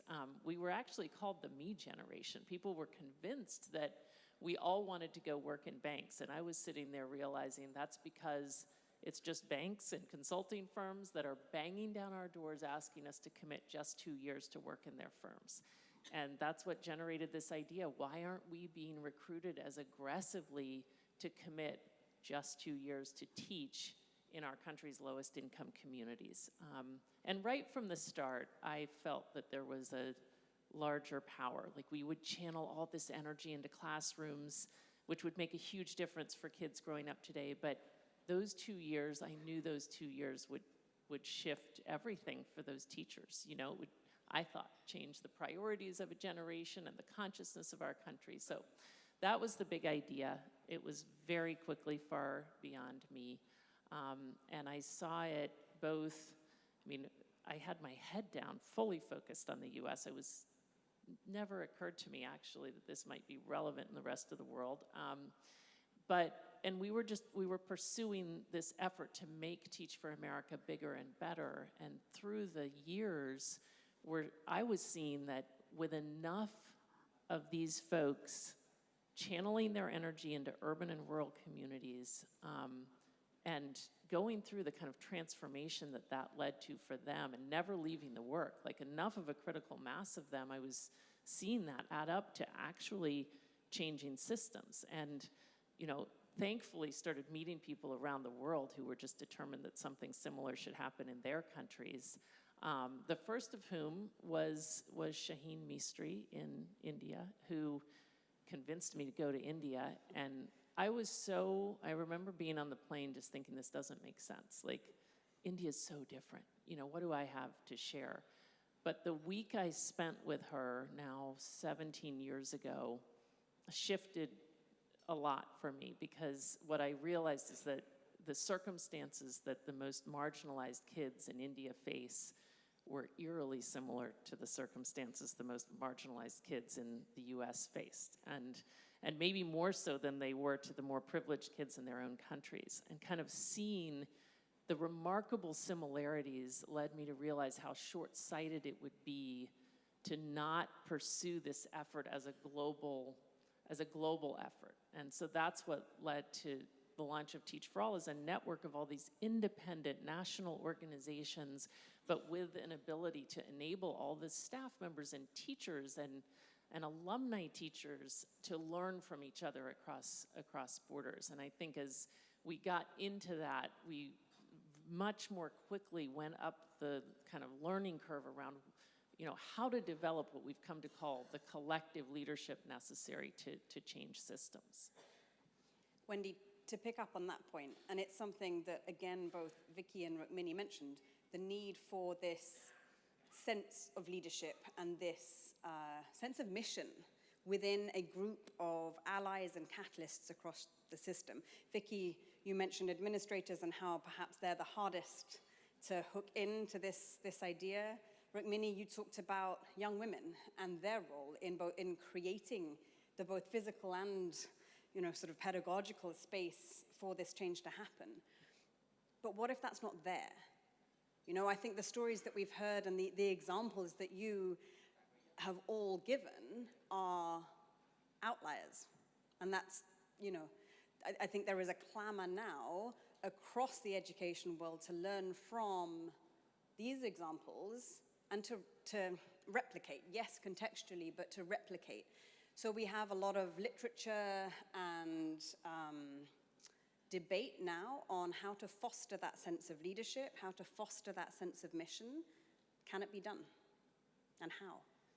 First of all, I think this is such an overdue conversation in education. And I think the RISE research has put this question front and center. You know, this research that basically looked at, you know, years, like decades of data from all the low and low to middle income countries in the world to understand what is at work, where we're seeing education systems improving.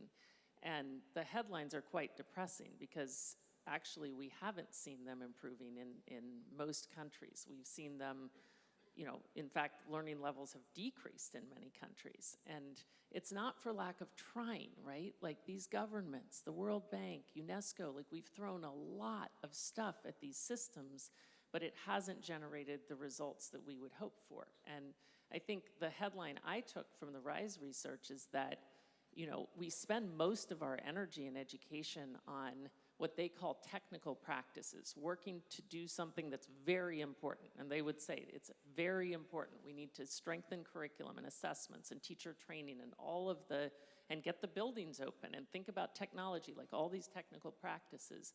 But their research shows, to your point, that technical practices is not enough. If those technical practices are not implemented with intention towards a shared purpose of students learning and developing, it doesn't add up to progress. And so the research leaves us with that big question.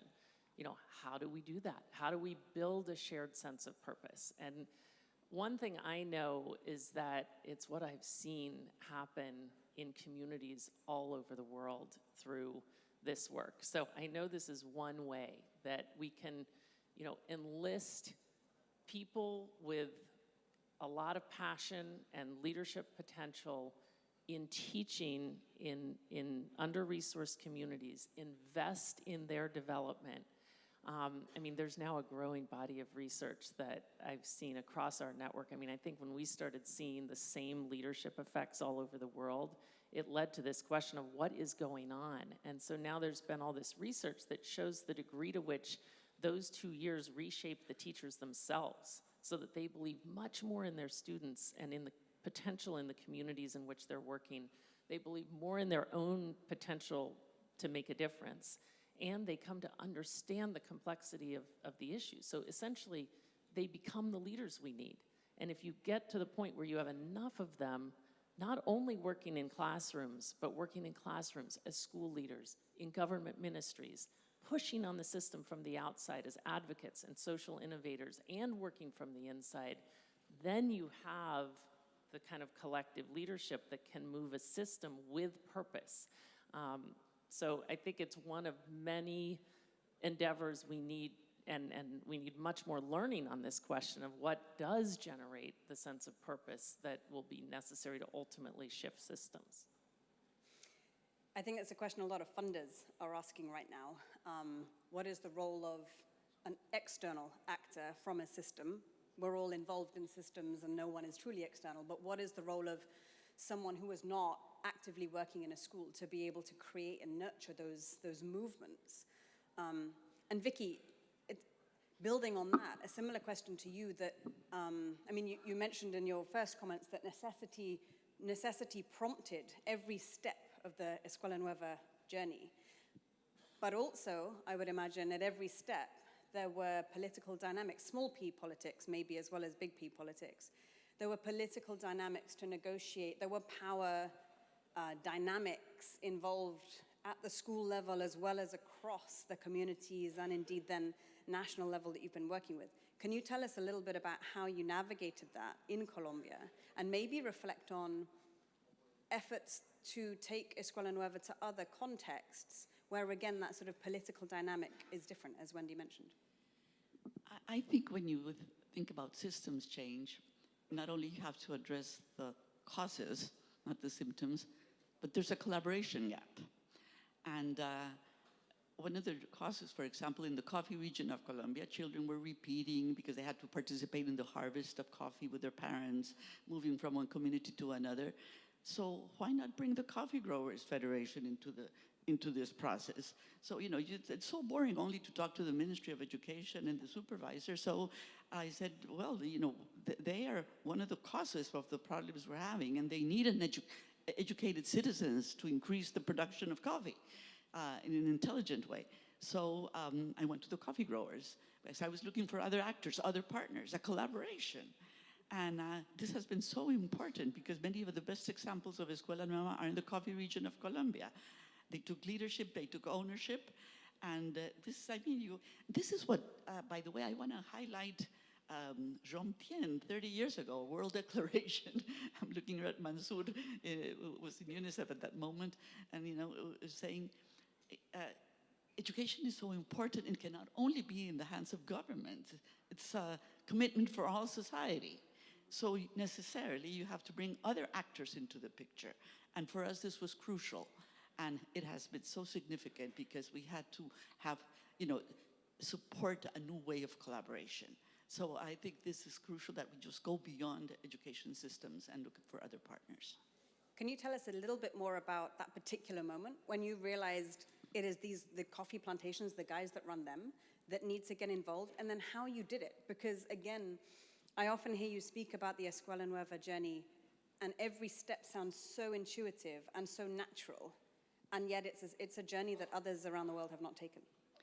Well, it's just that we have to see that education is a commitment of all society. It's not only of the education system, which is the one that least changes in relation to other systems. So it was so important that the coffee growers would see, that if they don't have educated citizens, their coffee production is not going to be working. So we just made them aware of the situation and brought them into the picture. And they've just developed so many innovations from the original initiated dimensions we had. So it's just working to bring other partners into the whole process. Now, definitely for us in Latin America, teachers' colleges are a complication because we have to change them in many dimensions.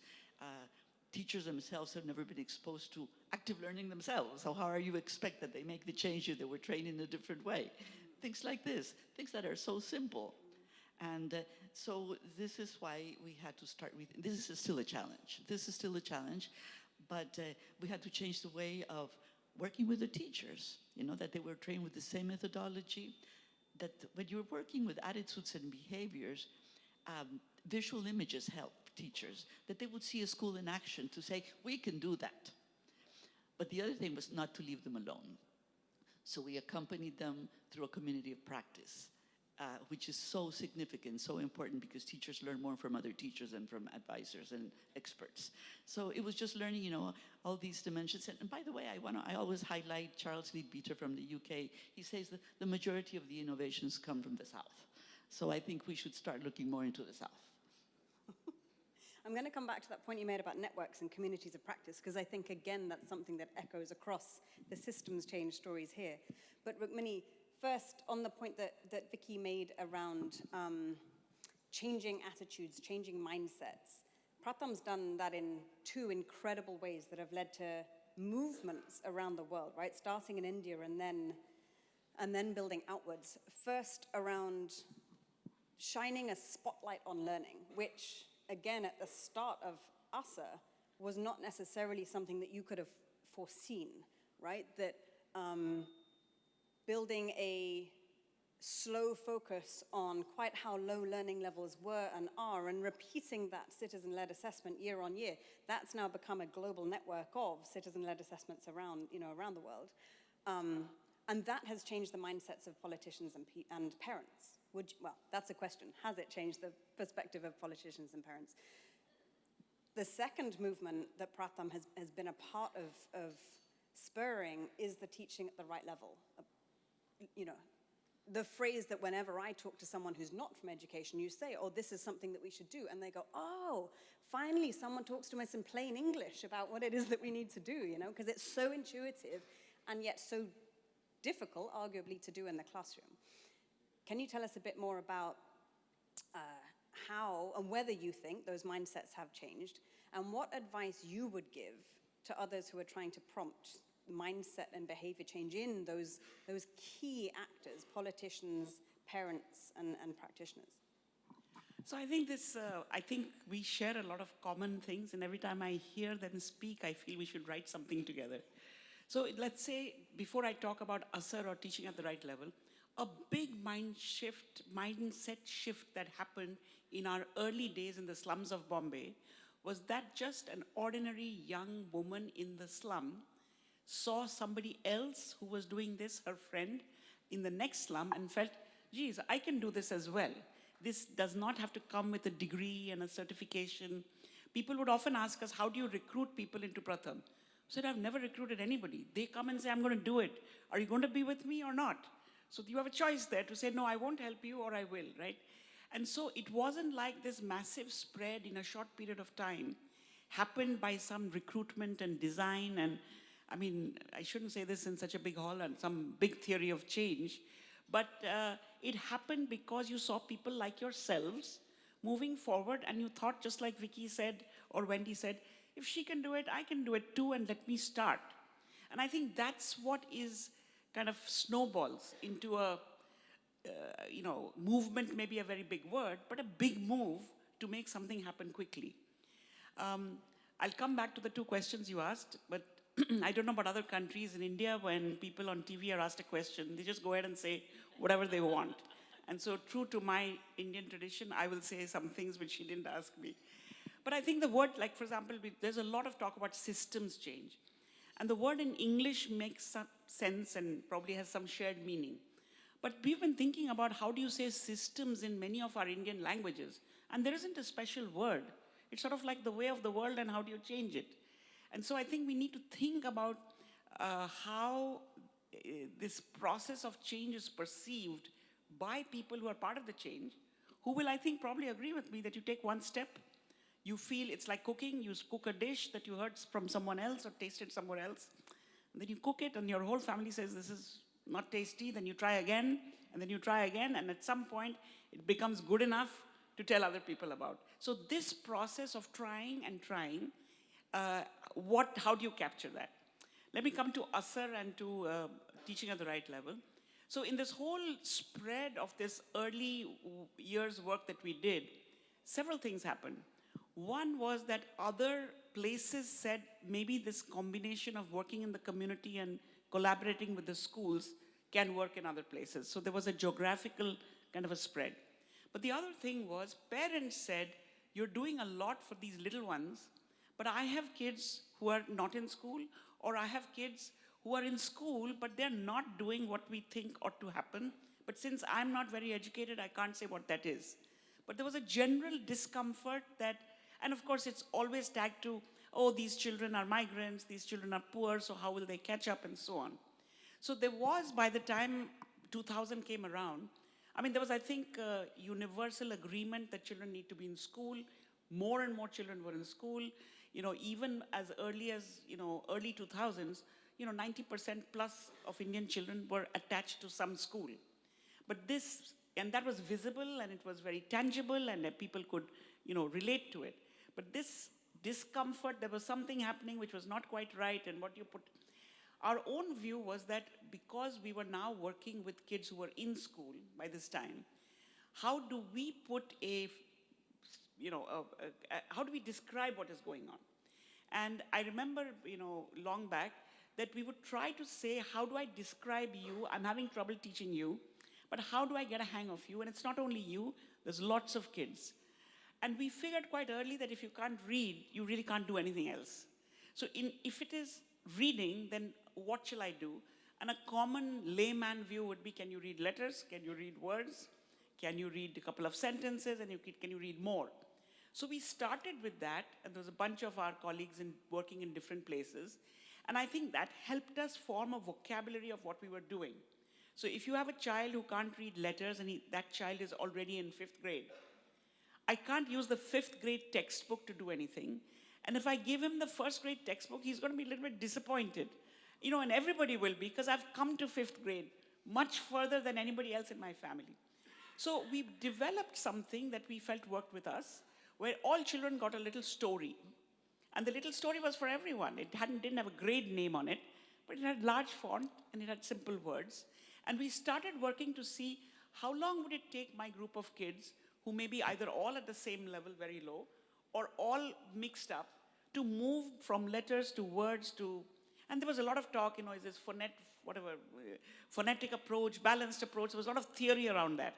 But I think for us, what was important is that we had a common vocabulary.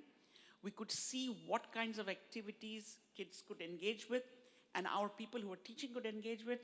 I realized this morning that much of it was not passive. It was active and maybe beyond, because kids were then creating meaning out of it. So 2 things happened. One is, there was a way to describe what was bothering us, and the way to describe it was quite simple. My purse is over there, otherwise I would show you the simple tool, which is just literally, can you read letters, can you read words, can you read stories? And we also had a lot of experience growing in different contexts and different languages, but how long it would take if you were 7 or 8 to go from being able to read letters to be able to really read a story. So I think that the whole journey, one branch went into ASER, the Annual Status of Education Report, which did this first in village communities, then in slightly larger places, and then by 2005 became a national effort. But alongside that, there was a solution that at least we felt we could provide as you saw the problem. You know, it's focusing a lot of light on a problem without a possible solution can sometimes be quite demotivating. And therefore, to understand the problem, according to me, is halfway to the solution. And therefore, while you show out a problem, if you're able to say, look, I have one solution, there could be many more solutions, I think it goes a longer way. So this ASER report has been done. It's done in every district in India. It's done by local people in that district. It was very odd in the beginning that you could do assessment that was not pen and paper, that was not set on grade level, that was not set by experts. But this is something simple which rose from the ground that people could understand. And therefore, I think, again, it was a gap that came, you know, at sort of that, if you play tennis, there's a sweet spot. Or if you play cricket, there's a sweet spot. It hit the sweet spot. And therefore, it was very simple. Therefore, involving people was easy. So every district basically does a sample-based assessment. The sampling is decided from before. But it's important for local people to own that. Because the more you do this stuff, the more you realize when you actually assess a child that just a little nudge is going to take them further. This isn't a whole big thing. And so I would say that the ASER report year on year has brought this to the notice, not just of the government, but of everyone. You know, the media, you know, everybody in the country. And the teaching at the right level, which is a name in English that we are not sure who gave, but we think it's JPAL, who've evaluated us a lot. In India, we call it Kamal. Now, Kamal in many Indian and South Asian languages means wonder or amazement.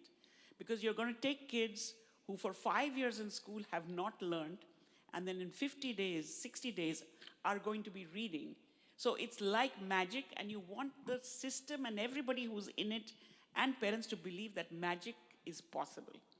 So I think these are universal problems. The fact that it has gone to other countries is just because this is not a uniquely Indian problem. And I think the solution, people have modified some of these solutions, but I think these are very simple things. And this morning, somebody was talking about quality of education being relative. And I feel like, no, there are certain things which every child must have. Because as soon as you learn to read, your back becomes straight, your eyes become, you are able to look into other people's eyes. It's not only about reading, it is about confidence in yourself that you can learn. And that's not relative, that's an absolute. And every child must get it.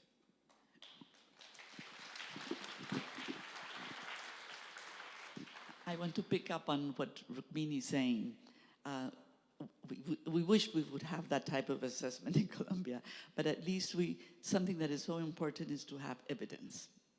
Evidence and empirical research findings behind. I think that was, for us, was crucial because, you know, we always, when Colombia started having such good results in rural schools compared to urban schools, except to the mega cities, but, you know, also responding to the issue of equality and equity, equality and equity, you know, then many countries started to come to see what we were doing. And this sort of helped the self-esteem.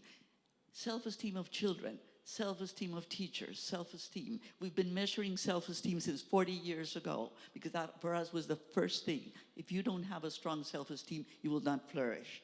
So this was crucial. And of course, in Latin America, we produce more poetry than science. So we had to learn that in order for other people to believe us, we would have to publish first at the University of London so that the Colombians could understand us and believe us, but especially not only on cognitive achievement, but on peaceful social interaction of children in Colombia. And this is so important. This is crucial. And I just wanted to highlight the importance of the self-esteem and of measurement, which is crucial. And you know, when the Vietnamese picked up Colombia's Escuela Nueva, and you know, and they have implemented in all Vietnam, then the Colombians say, what do you mean? You know, what do you mean the Vietnamese are implementing Escuela Nueva in all their territory? And we still haven't done it yet. No.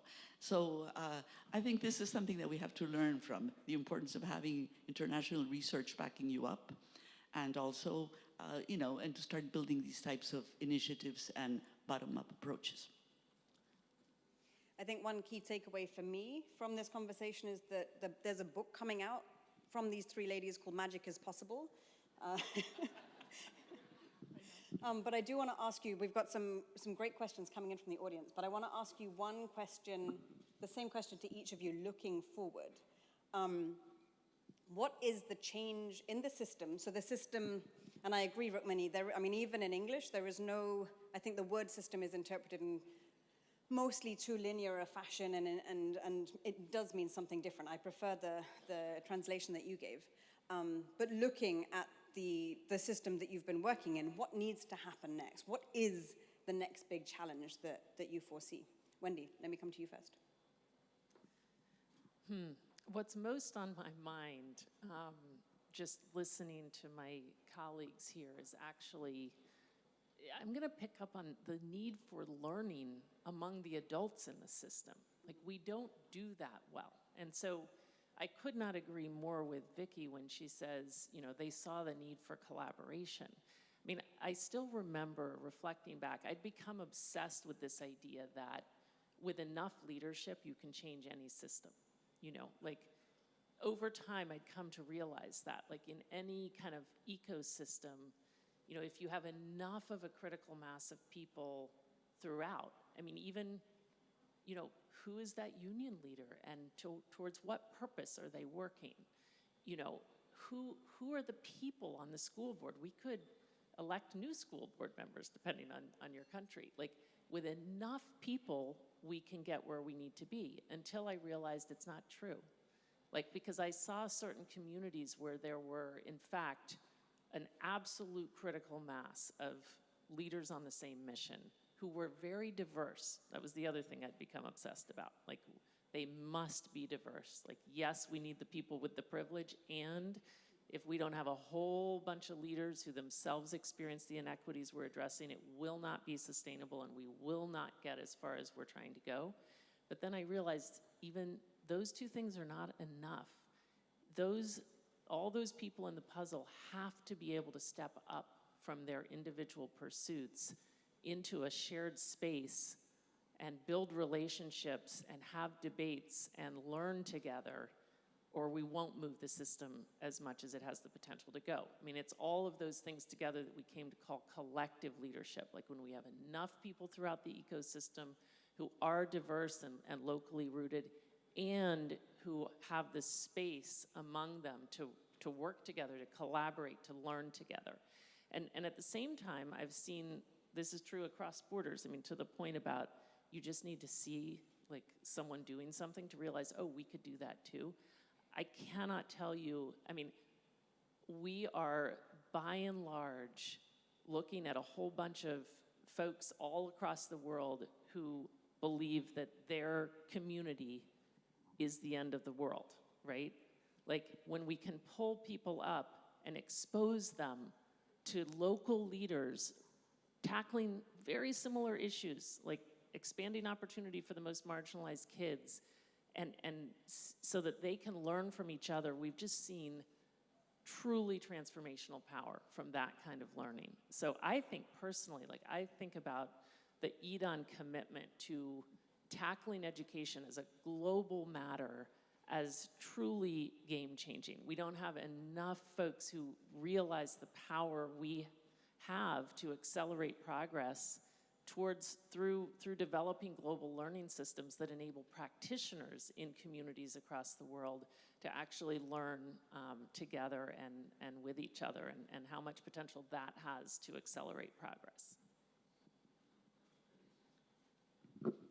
For us, a big challenge is, and we've done mainly in-service training of teachers and demonstrated that, yes, you can make changes. But now I think a big challenge is getting into faculties of education and teachers' colleges. I mean, this is the challenge for us right now. how to start getting inside these colleges and shaping the way teachers are trained within these colleges and institutions. So I think this is the big challenge for us because, you know, since the beginning, if that's where they're coming out, why don't we challenge this? And, you know, and I was just visiting, for example, a wonderful experience in Brazil that we had the opportunity to visit. And the first things I asked everybody was, did you learn anything of this in your teacher's college? No, no. So this is something that I think we, in education systems, we have to learn how to tackle with and how to get into and how to attract them to introduce changes, especially when you have demonstrated that it can be done. Do you know, that's a topic that at this year's RISE conference, the research program that Wendy referenced, there was a whole day on teaching and how to get the right teachers into the right classrooms at the right time. And every single study was a story of failure. Every single study was that teacher training didn't happen right, or we didn't attract the right teachers, or deployment got, you know, there was too many went to the urban areas rather than the rural, or indeed the battle between the focus on foundational learning was at odds with those working on higher education and teacher training colleges. But one of the stories that I think has been really promising and really heartening in the last year has been that from Sierra Leone. And I think there are some people from Sierra Leone here today, although unfortunately Minister Senge couldn't come. But he, when he was Minister of Education, obviously a huge champion for foundational learning, was in a conversation with his colleague, Minister for Higher Education. And a lot of people posed the question to the Minister of Higher Education and said, do you feel challenged by the fact that your country has stood up and said, we are prioritizing the reading of 10-year-olds over, ostensibly, the education of teenagers or the education of adults? And the Minister for Higher Education said no, because my role is to make sure the right teachers are teaching those kids. And so there is engagement of adults, and it comes back to the point you were making, Wendy. You know, it's about engaging those adults who are going to become teachers, but also those who are going through the higher education process to become education champions across the system and across the economy. But Rangmini, what is, from your perspective, the next big challenge we have in education?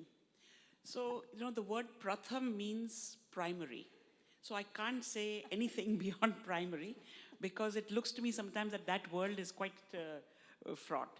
But I would say that in the preschool and all the way to, say, you know, 10 or 11, many important things have happened in the last 20 years. Firstly, we have, to a large extent, got many kids into school.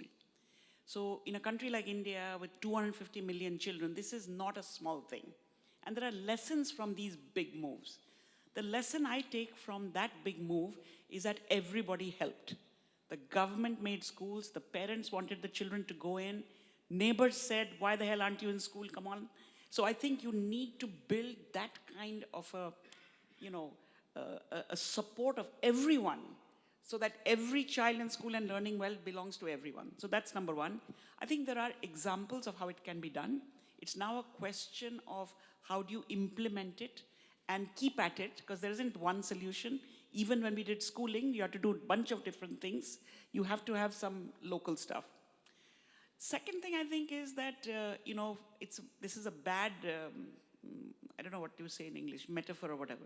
To fight a war, at least until recently, now maybe there are new ways of fighting wars, you needed an army, you needed a navy, and you needed an air force.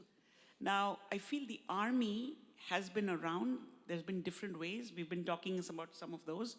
But I think another big learning from all of us is there are many more people who can be in your army if you invite them in. Whether they are the, you know, top level students in the US, or the coffee growers, or in our case, the slum women, if you open the door and say, I want your help, people will come in. So we have to learn that everything doesn't happen in those teacher training colleges. Open the door, there is a lot of learning to be happening elsewhere. And again, for countries like India, I think there are demographic waves that you have to ride. So 2 demographic waves that we see, that we feel all strategies should move towards, is we have a massive young population. that massive young population should have a very positive experience while they're still young, because that will give you the fuel for their later development to say, as a 17-year-old, I helped the kids in my village learn. And therefore, I'm a very capable person and I can do many things, afterwards. We have young mothers, mothers of our preschool children, who are beneficiaries of the last 15 years of universalizing elementary education. For a variety of reasons, our labor force participation for women is low, which means there are women with children at home, high aspiration, some schooling. You have to ride on it. They can be a huge source of support to the work that we are doing. Now, the Air Force is important as well. Many of these things have been happening. 2020, India had a new education policy. The policy document is some 50, 60 pages long. But to be very honest, I haven't gone beyond page 8. Because on page 8, it says in a nice big box, and I don't know who wrote it. I mean, we have many people in the country, some very smart people who've had their eyes on the ground probably wrote it.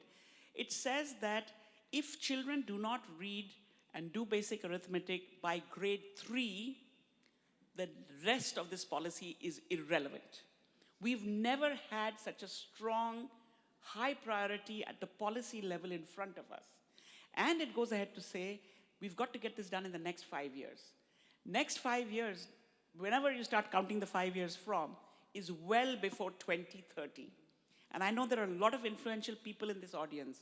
We have to make that kind of a statement for our sustainable development goals to say if across the world, children don't learn these basic things by 3rd, 4th, even 5th grade, forget about any other future. Having said that, I also think that we should be ready for success. I think we are often very mired in things that haven't worked. But I don't know 20 years ago if people who were in rooms like this were prepared for the fact that every child may be in school. So I think we have to be prepared that what if all children learn to read? What are we going to do with them next? Because I don't think our current curriculum, the way our schools are organized, are ready for many of the things we've heard from the morning. So ride your advantage. If possible, get a policy like my page 8, put it up on every billboard in the country, and then go for it. So there's a great question that's come in from the audience that I think picks directly up from that, which is, what was an assumption that you or someone you met along your journey had that was hardest for you to change? And Rukmini, I think there's often an assumption in education that learning takes time. Be patient, and we can't be patient, There is an urgency, but is that pick up on that question if you want to answer it. So I think as, cultures which have not had much formal education, we have great faith and belief in books. So for us, curriculum is a big god. You cannot fuss with the curriculum.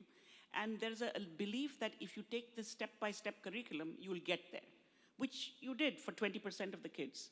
So I think one of the assumptions is that step aside, try something new, try it, only then you'll believe it.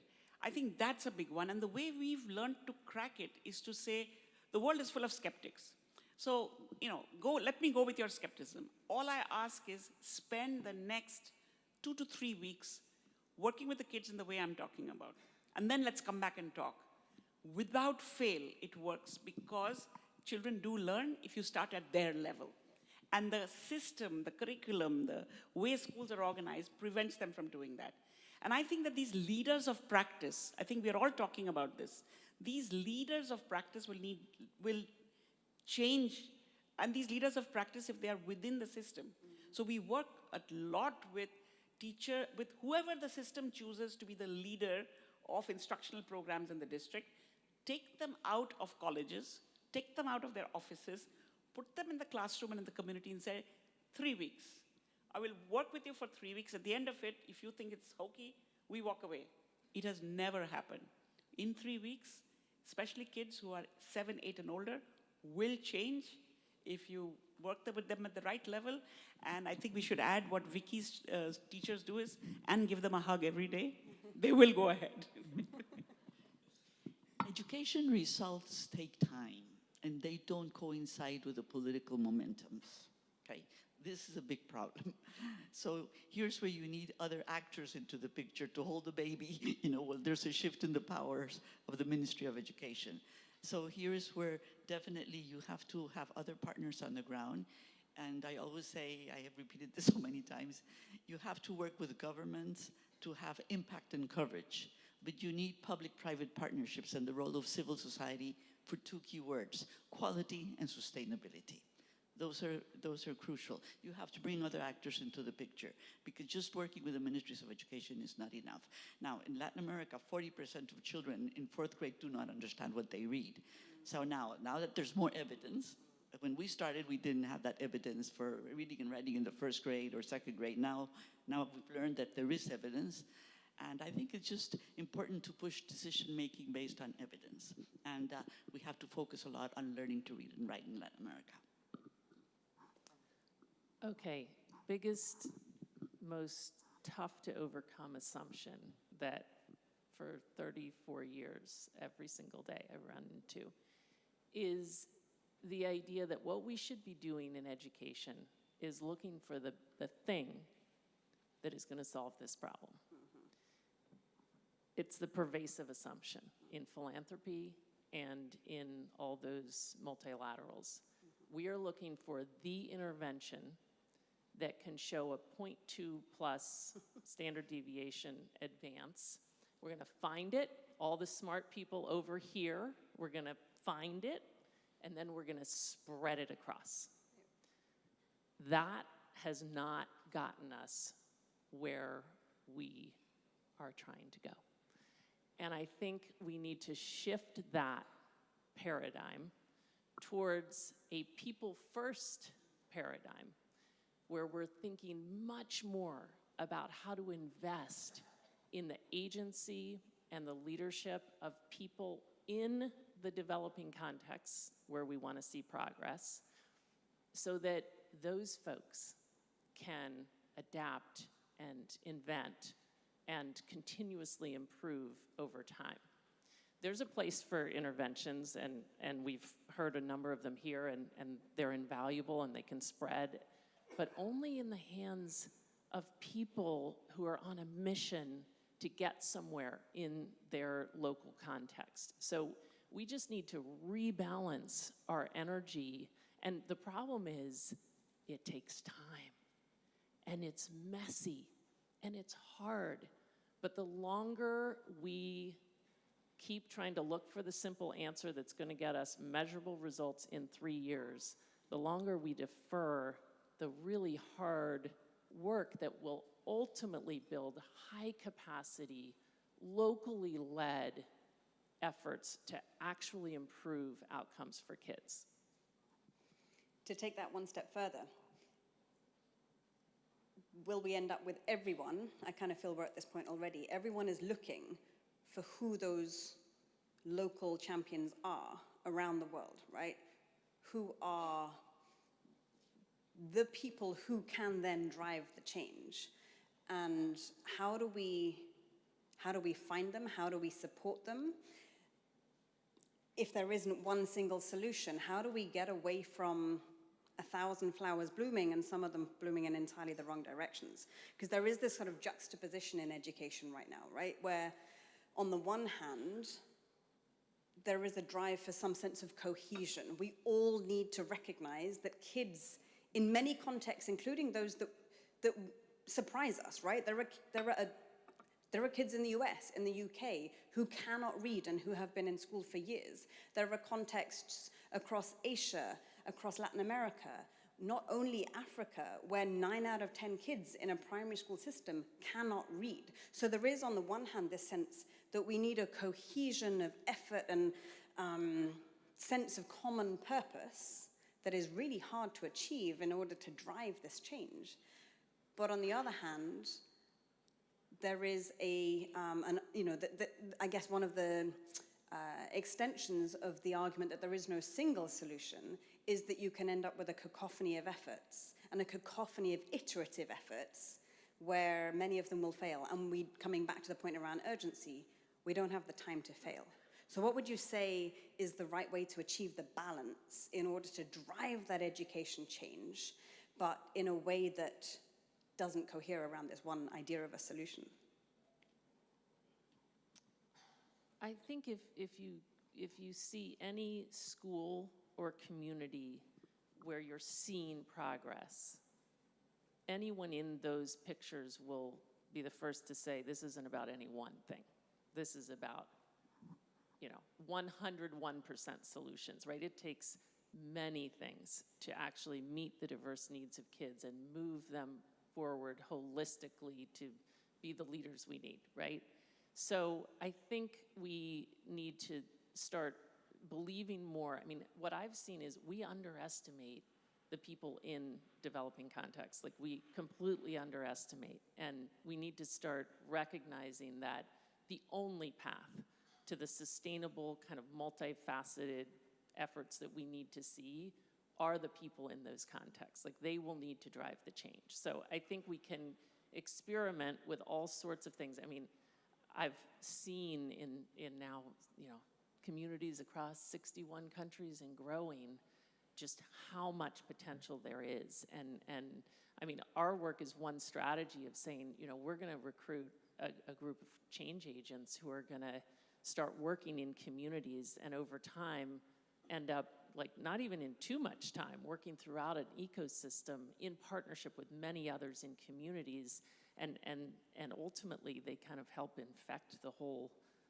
community so that everyone's on this same mission and are in fact taking on the multiple kinds of changes that need to happen if we're really going to get where we need to be. I mean, I think that one of the problems about education is that, 100 things need to be done. However, I think it's also time to take some hard choices. Again, I can speak for India. Today, in 3rd grade in India, according to our USER data, 70% of kids are not at grade level.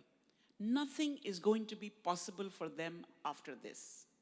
I cannot give up on 70% of kids before they've reached age 10. The future of our country, no matter what the future is, depends on this. And therefore, I would say that, that's the reason that our air cover, the policy, is very important, because it's now there as the national goal. I really think that these kinds of national goals are absolutely important. And I worry a little bit, and there are people who are much more sophisticated than me here, that when you put this as a global goal, as a 4.1.1a, it'll be lost in, I don't know how many other goals there are. Why is this not the most important thing that every education system has to get done? Because many more things will become possible if we do that. It is also the source of the biggest inequality. And we are allowing that inequality to be in place before kids even turn 10. So to me, it seems like, I'm sure the world is a complex place, but you've got to have a very clear goal. The pathway to the goal may be very different, and different people will try different things. But you can't have 183 goals and expect that anybody will reach, any of them. And I really want whoever is here to say that, we shouldn't make it, the MDGs said, get everybody in school. It was easy for everyone to understand. 4.1.1a, for which we apparently don't have good enough evidence, but we feel it every day in our lives, everywhere, has to be highlighted. And we don't have much time left. There's 7 years before this thing will lapse, and then we'll say, oh, as a globe, we failed. I mean, that's terrible. 5 years for India, though. Not 7, right? So 5 years on page 8. Do you think India will do it? I think that the focus in India right now is on the 1st and 2nd grade. And for the first time, our policy has brought in early childhood into this continuum. These are big steps. And I would say that, obviously there are variations across, but there is a lot of energy currently going into this. The energy often goes, at least in the beginning, in the ways that we know how to do, which is inputs. Put in more materials, put in more teacher training. But hopefully soon we'll start looking at the effectiveness of what our efforts are. But I would say that between COVID and schools being closed for 2 years, between the fact that in the pandemic, lots of people came forward to help, and a new education policy, I mean, I'm very hopeful that, in my lifetime, not much left, we'll see some big change, because at least everybody now knows there's a common goal and you have to chase it. So if you're not chasing it, it's like when 20 years ago you met kids at the traffic lights and you'd say, why aren't you in school? They'd say, I'll go tomorrow. There's a norm that you have to create. And if you create that norm, people will move towards it in their own way.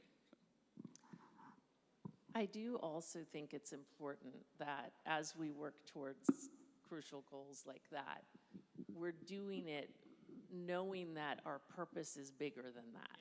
And I do worry that we're in a bit of a false debate that could take us to where the US is, which is massive backlash. I mean, there was such a focus on foundational learning, not enough progress, and a huge backlash from people within communities who are saying low-level learning, which I know is not our definition of foundational learning, is not enough. And in fact, we've kind of taken away the agency of kids. So I think if we're all rooted in the big ideas that we heard earlier today, that we need to reshape the world through what goes on in our classrooms and be sure that what we're doing is developing students as the leaders we need with the agency and the awareness and the sense of empathy and all, and the kind of academic mastery and problem solving and critical thinking skills that will be crucial. Like, I think we need the world's educators, and that's what's gonna recruit the world's educators and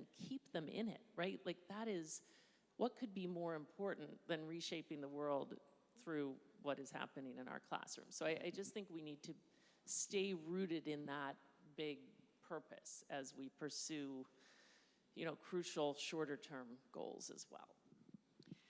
I wanted to share another dimension.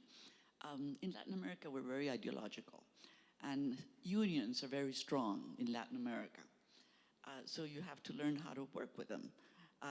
In our case, since the teachers were the actors of change, we're part of the actors of change, you just have to make sure that whole concept of social participation is embedded in anything you do.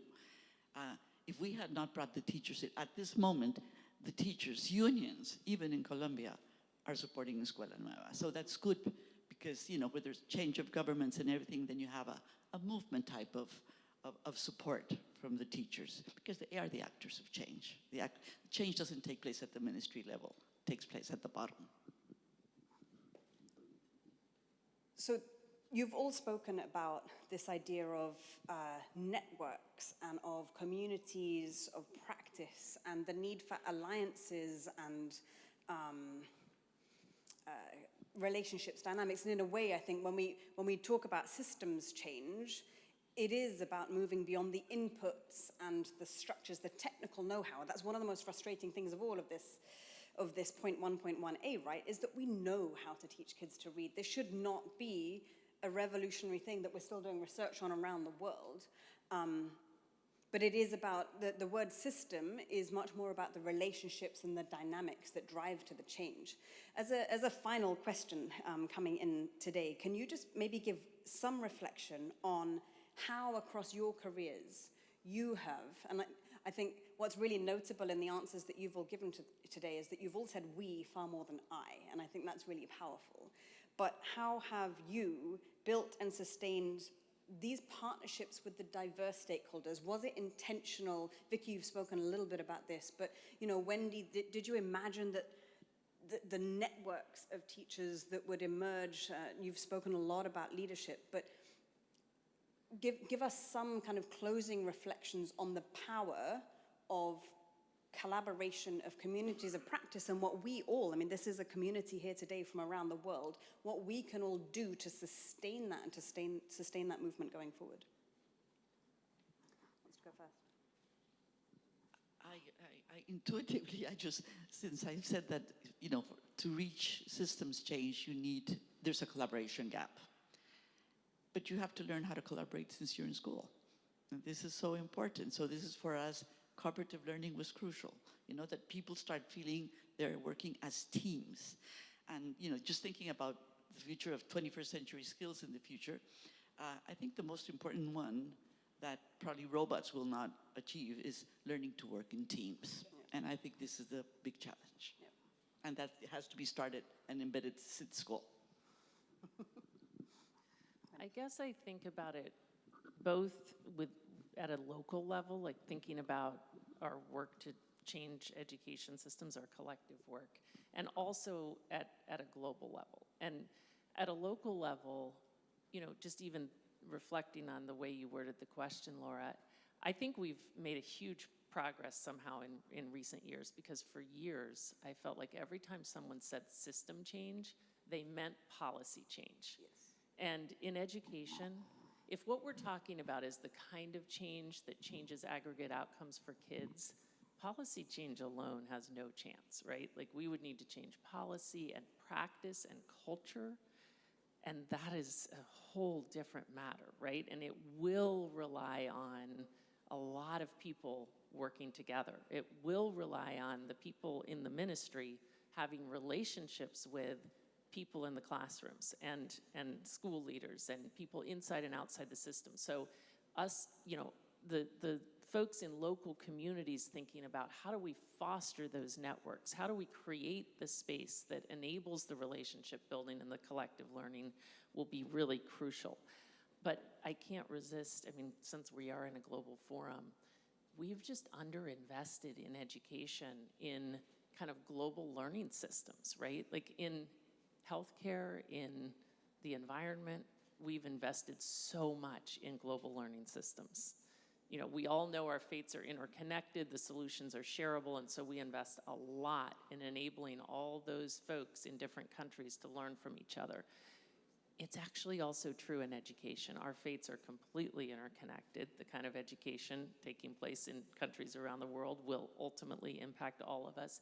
And what we've seen in our work is that the solutions are much more shareable than we've ever assumed. Always there's the need for local adaptation and cultural, you know, context, but the roots of the issues are so similar that the principles can be shared across borders.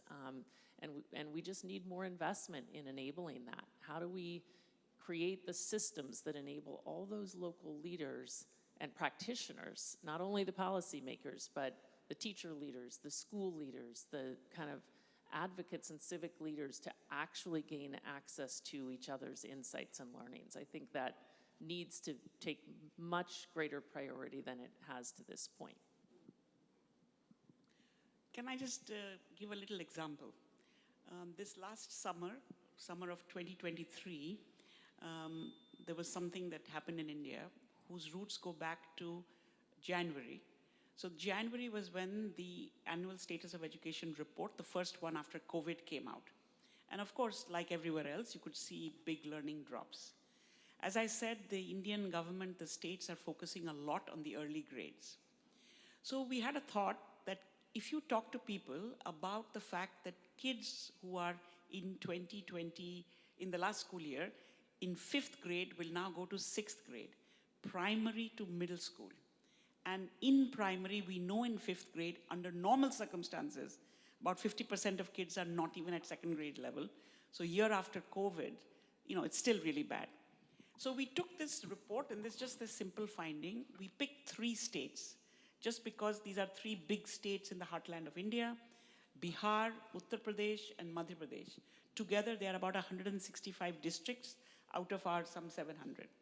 And there was a conversation at every district level to say, we recognize what the schools are doing, but in the summer holidays, can we as people do something to help our 5th graders go to 6th grade a little bit stronger?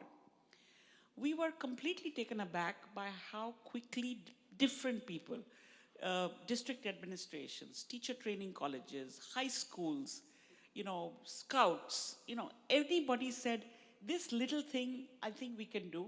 A month in the summer, 2 hours in the morning, we can do it. But it needs to be very simple, because there cannot be a massive training program for this.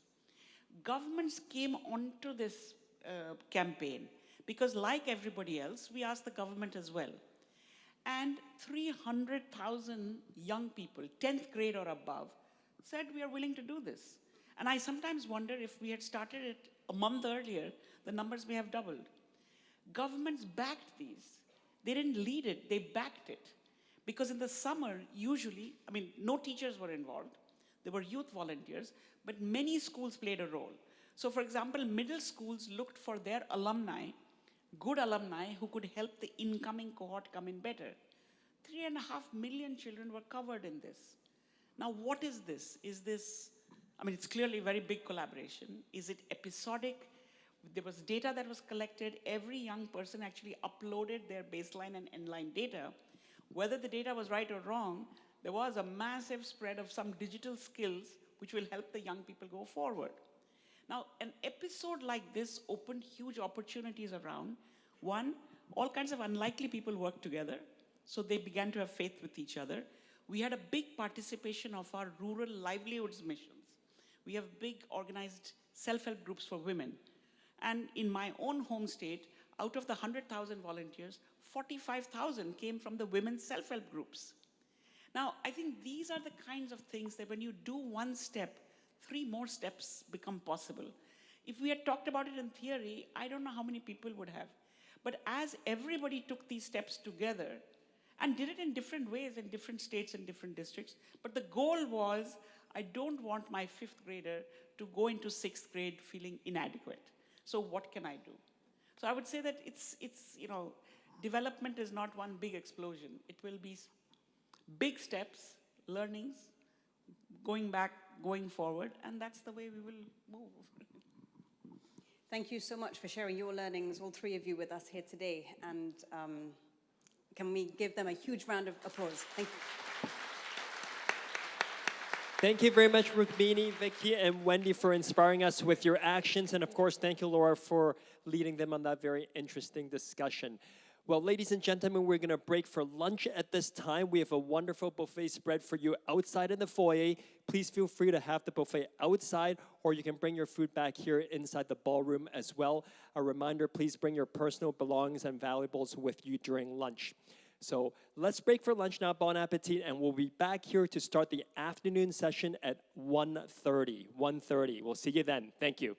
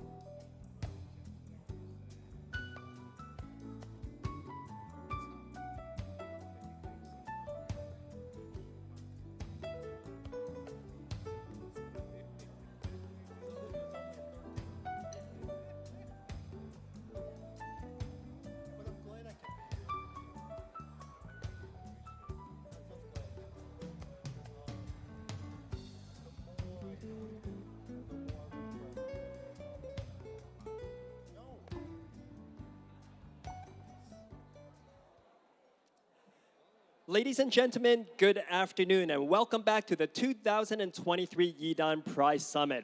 For those of you just joining us, a special welcome. My name is Desmond So and I'm delighted to be your MC today. We hope you've had a chance to have some lunch.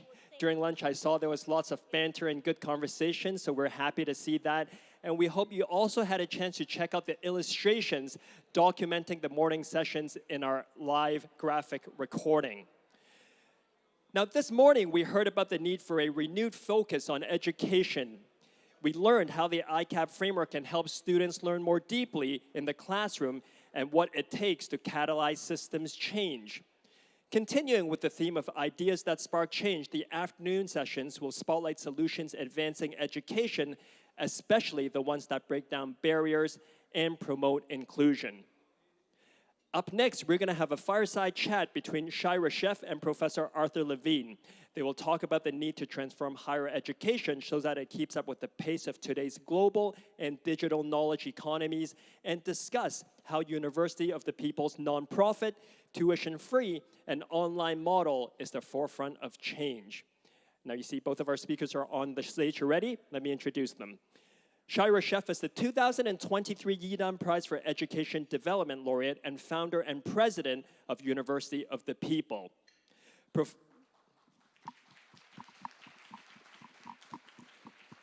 Professor Arthur Levine is a distinguished scholar of higher education at the New York University and president emeritus of Teachers College at Columbia University. Gentlemen, let me hand the stage over to you. Thank you. Thank you. Hi, I'm Arthur Levine, the one who didn't win an award. I want to salute Dr. Charles CHEN and the Yidan Foundation for creating a Nobel Prize for Education and augmenting the original model by focusing on impact. I'm honored to share the stage with an education revolutionary who's won a bushel of awards and honors, who's been called a game changer, a pioneer, an educational visionary. Today we're going to talk about CHI and about the disruptive institution, University of the People, he imagined and created. What stands out about this is not simply that it's a fascinating institution that's doing important things. It's the context of the world in which he created it. Today we're shifting from national analog industrial economies to global digital knowledge economies. Change of this magnitude, duration, and speed occurred only once before in modern history, the Industrial Revolution. Along with the rest of society, higher education was transformed. The medieval university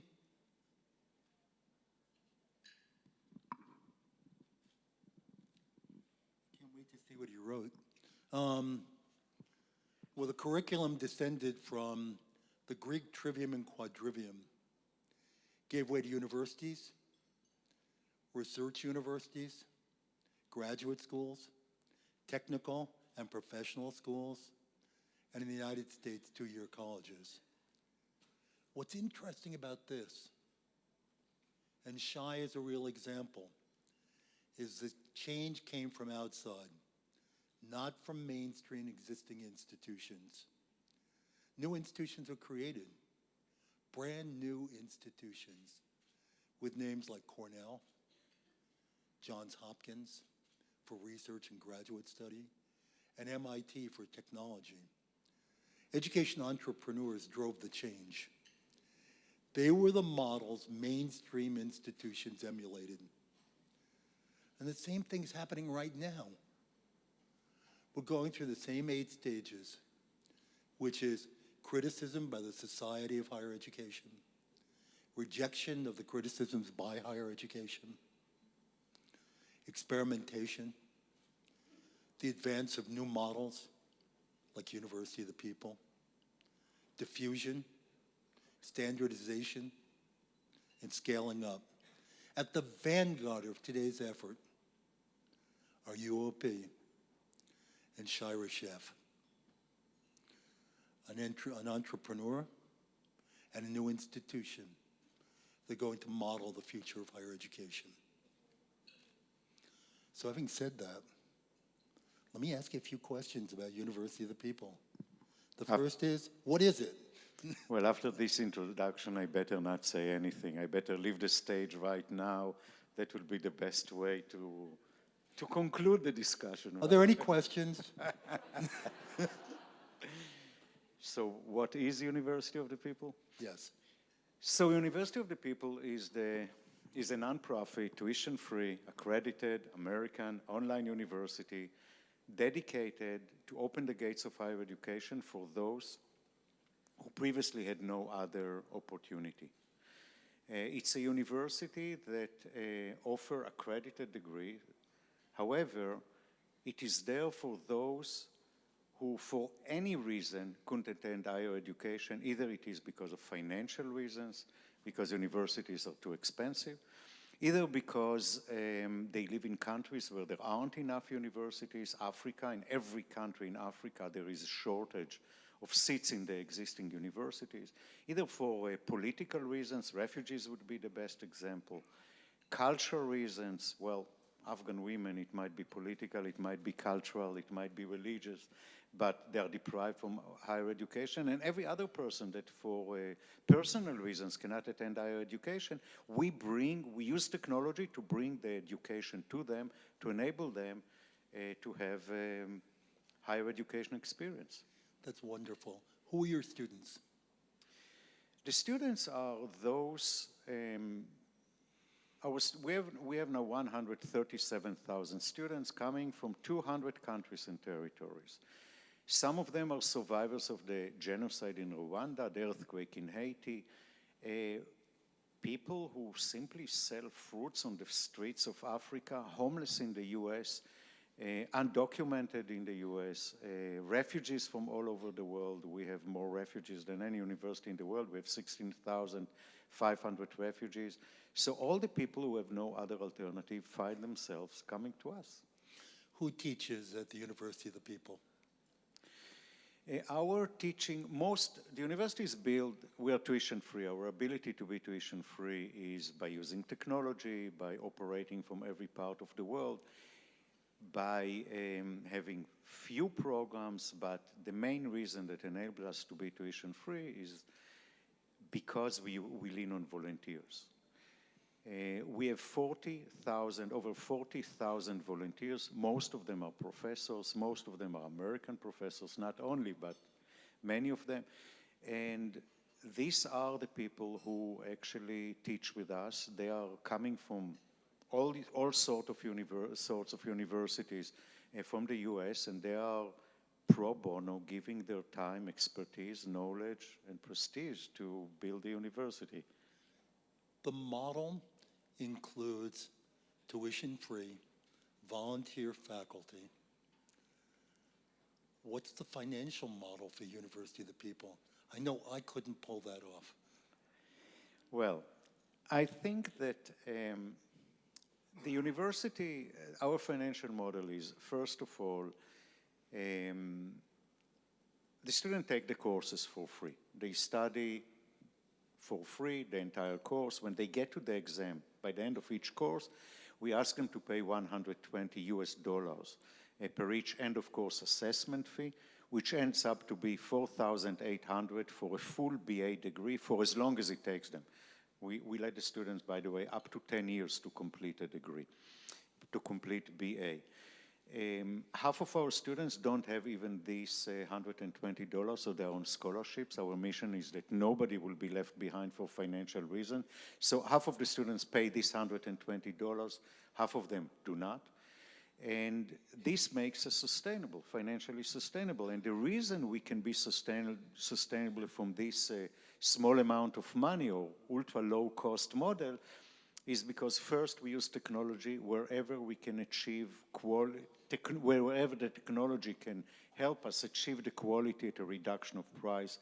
We operate from many parts of the world, again, where we can achieve quality. So while almost all of our academics are in the US, our technology is in the West Bank, Palestine. Our student-facing services are in India, and we have people from all over the world, including Egypt, South Africa, etc. We offer very few degrees, only business administration, computer science, and health science, bachelor level, master of education, information technology, and IT, master level programs.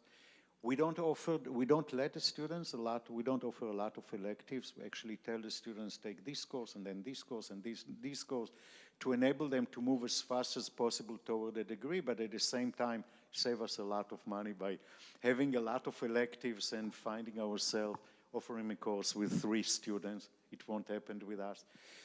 And we don't have buildings. This is also important. It saves us a lot of money. And as I said, the volunteers, our President's Council, all volunteers obviously are the presidents of Columbia, Berkeley, McGill, Edinburgh, and many other universities. We are partnered with NYU, McGill, Edinburgh, Ifat University of Saudi Arabia, Harvard Business School.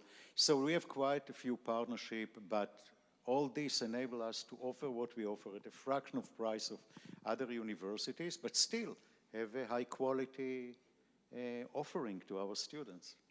How did you decide to do this? You had an amazing career as an education technology entrepreneur, and then one day you decided, I know, I'm going to open up a university with universal access. How did you do this? So I spent over 20 years of my life in for-profit education. Among other things, I started the first online university in Europe through partnership with the University of Liverpool. So University of Liverpool Online is actually my creation. And that's where I discovered how online, it was my first revelation of what online is, online learning. And I discovered how powerful it is because we had students from all over the world. We have students from Hong Kong. They can stay home, stay with their families, keep their job, and still get this University of Liverpool degree. It was an amazing thing for me to realize that people can do that. But I also realized at the same time that for most people it was simply too expensive. In the US, people pay for education. Outside of the US, they pay less. And most people couldn't afford it. I ended up selling this university. It was for profit and the rest of my business. And I came to New York on a semi-retirement just so my family will tell me that they understand the point and I should do something with myself. Retirement is not really for me. I'm too hyper. So I looked around and I realized that everything that made this European university so expensive is available for free. Open source technology, open educational resources. Usually I explain what it is, but I guess that here the people know what open educational resources is. And I found websites, platform where professors came online and helped students with their homework for free. And they said, free resource, free technology, free resources, and free professors. All you need to do is to put it together and create a tuition-free university. So I did. Very simple. How did you actually do this? How did you create this university? You had a great idea. How did you make it real? Well, I think that first of all, I mentioned the European university, so I knew how to build a university and how to run online university. So I had the experience. The missing part was how to make it almost free. And that's where the volunteer mainly came. I had the idea. To be honest, I didn't know how complicated it is to create a university because then we work with Liverpool, so it seems to me very easy. So I simply announced that I'm creating a university, a tuition-free university in a conference in Munich. And the next day, the New York Times wrote a page about it. Tuition-free university was quite a unique thing at the time, still is. And the day after the New York Times wrote about it, I had hundreds of emails by professors who said, wow, we love the idea. We want to help you make it happen. And they made it happen. So It was simple. How confident were you that you could pull this off? How what? Confident were you that you could pull this off? Well, to be frank, I don't think I really realized all the complications. I knew how to, from my previous experience, I knew how to recruit professors, how to write curriculum, how to recruit students, but the academic setting was not really fully clear to me because University of Liverpool at the time was in charge of it. I think that I thought it would be easier than it was. I thought that, you know, it's a university, it's like any business. University is not any business. But I think that more than anything else, I had amazing people come to help it happen. And we were, in a way, lucky. So between the two, it just happened. And obviously, we're here with 15 years later with a accredited university with 130,000 students. So it happened. What obstacles did you encounter?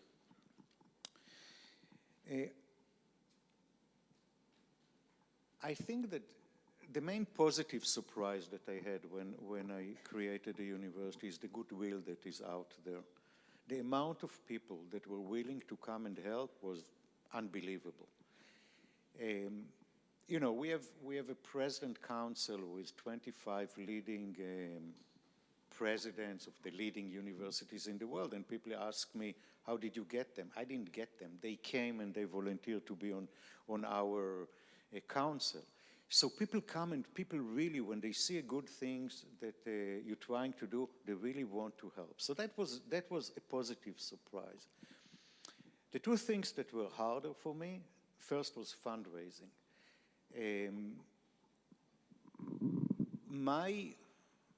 I come from the business world. The last thing that anyone can say about me that I'm naive, I'm not. And when I created the university, I said, wow, this is an amazing idea. Everyone, you know, will come and donate money. It will be a piece of cake. It was not.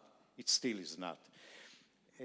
So raising money was tough, especially at the beginning. One of the things that I haven't realized is that when you come with a new idea, a revolutionary idea, people are a little bit afraid.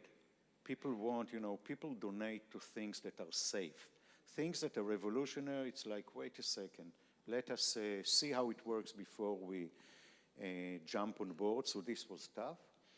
I think that the second thing is spreading the word. The first year, because it was so unique, we had over 2,000 articles about us. But still, most of the people haven't heard about us.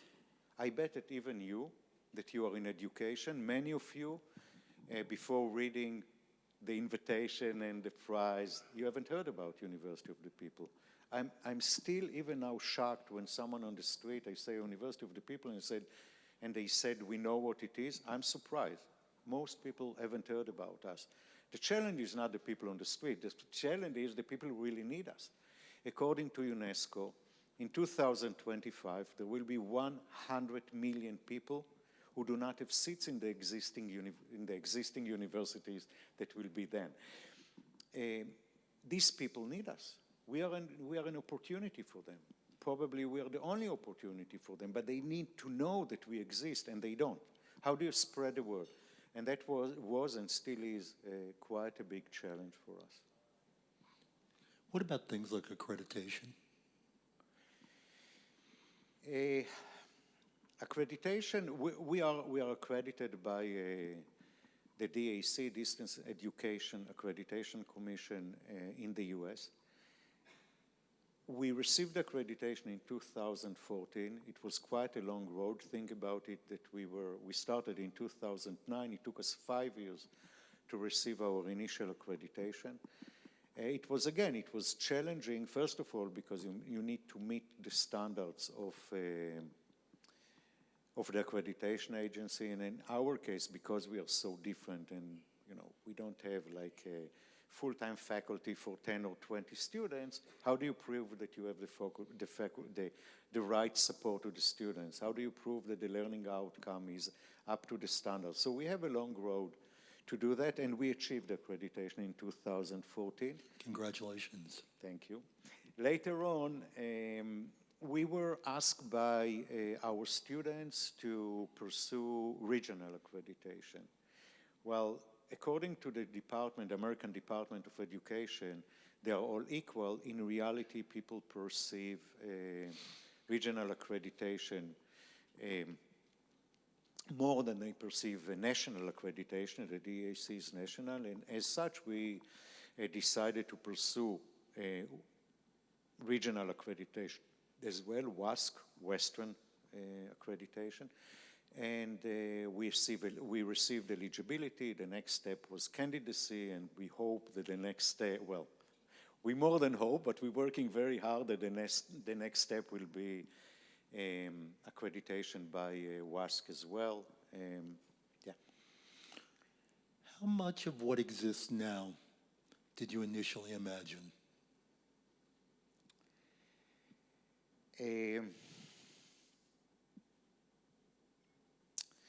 I think that in essence, most of the things that we envision exist.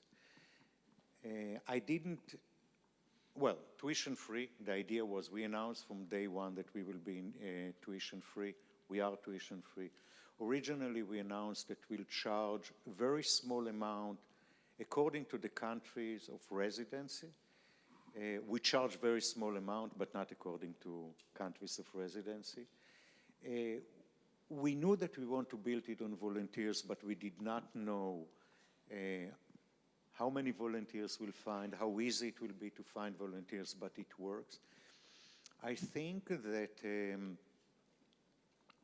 the one thing that I didn't envision is how much we will need to adhere to accreditation policies, make sure that we meeting all the learning outcomes that are being required, that we need to have all the policies in place, etc.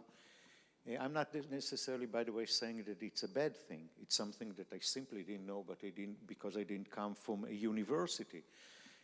But I think that accreditation, in a way, help us to become a better organization. It's something that I've not realized at the beginning. We were forced to do it in order to achieve accreditation, and in a way, we are thankful to it. In a way, we feel that we do a lot of things that would have saved us a lot of time not to do them, so yeah. So what have you learned along the way?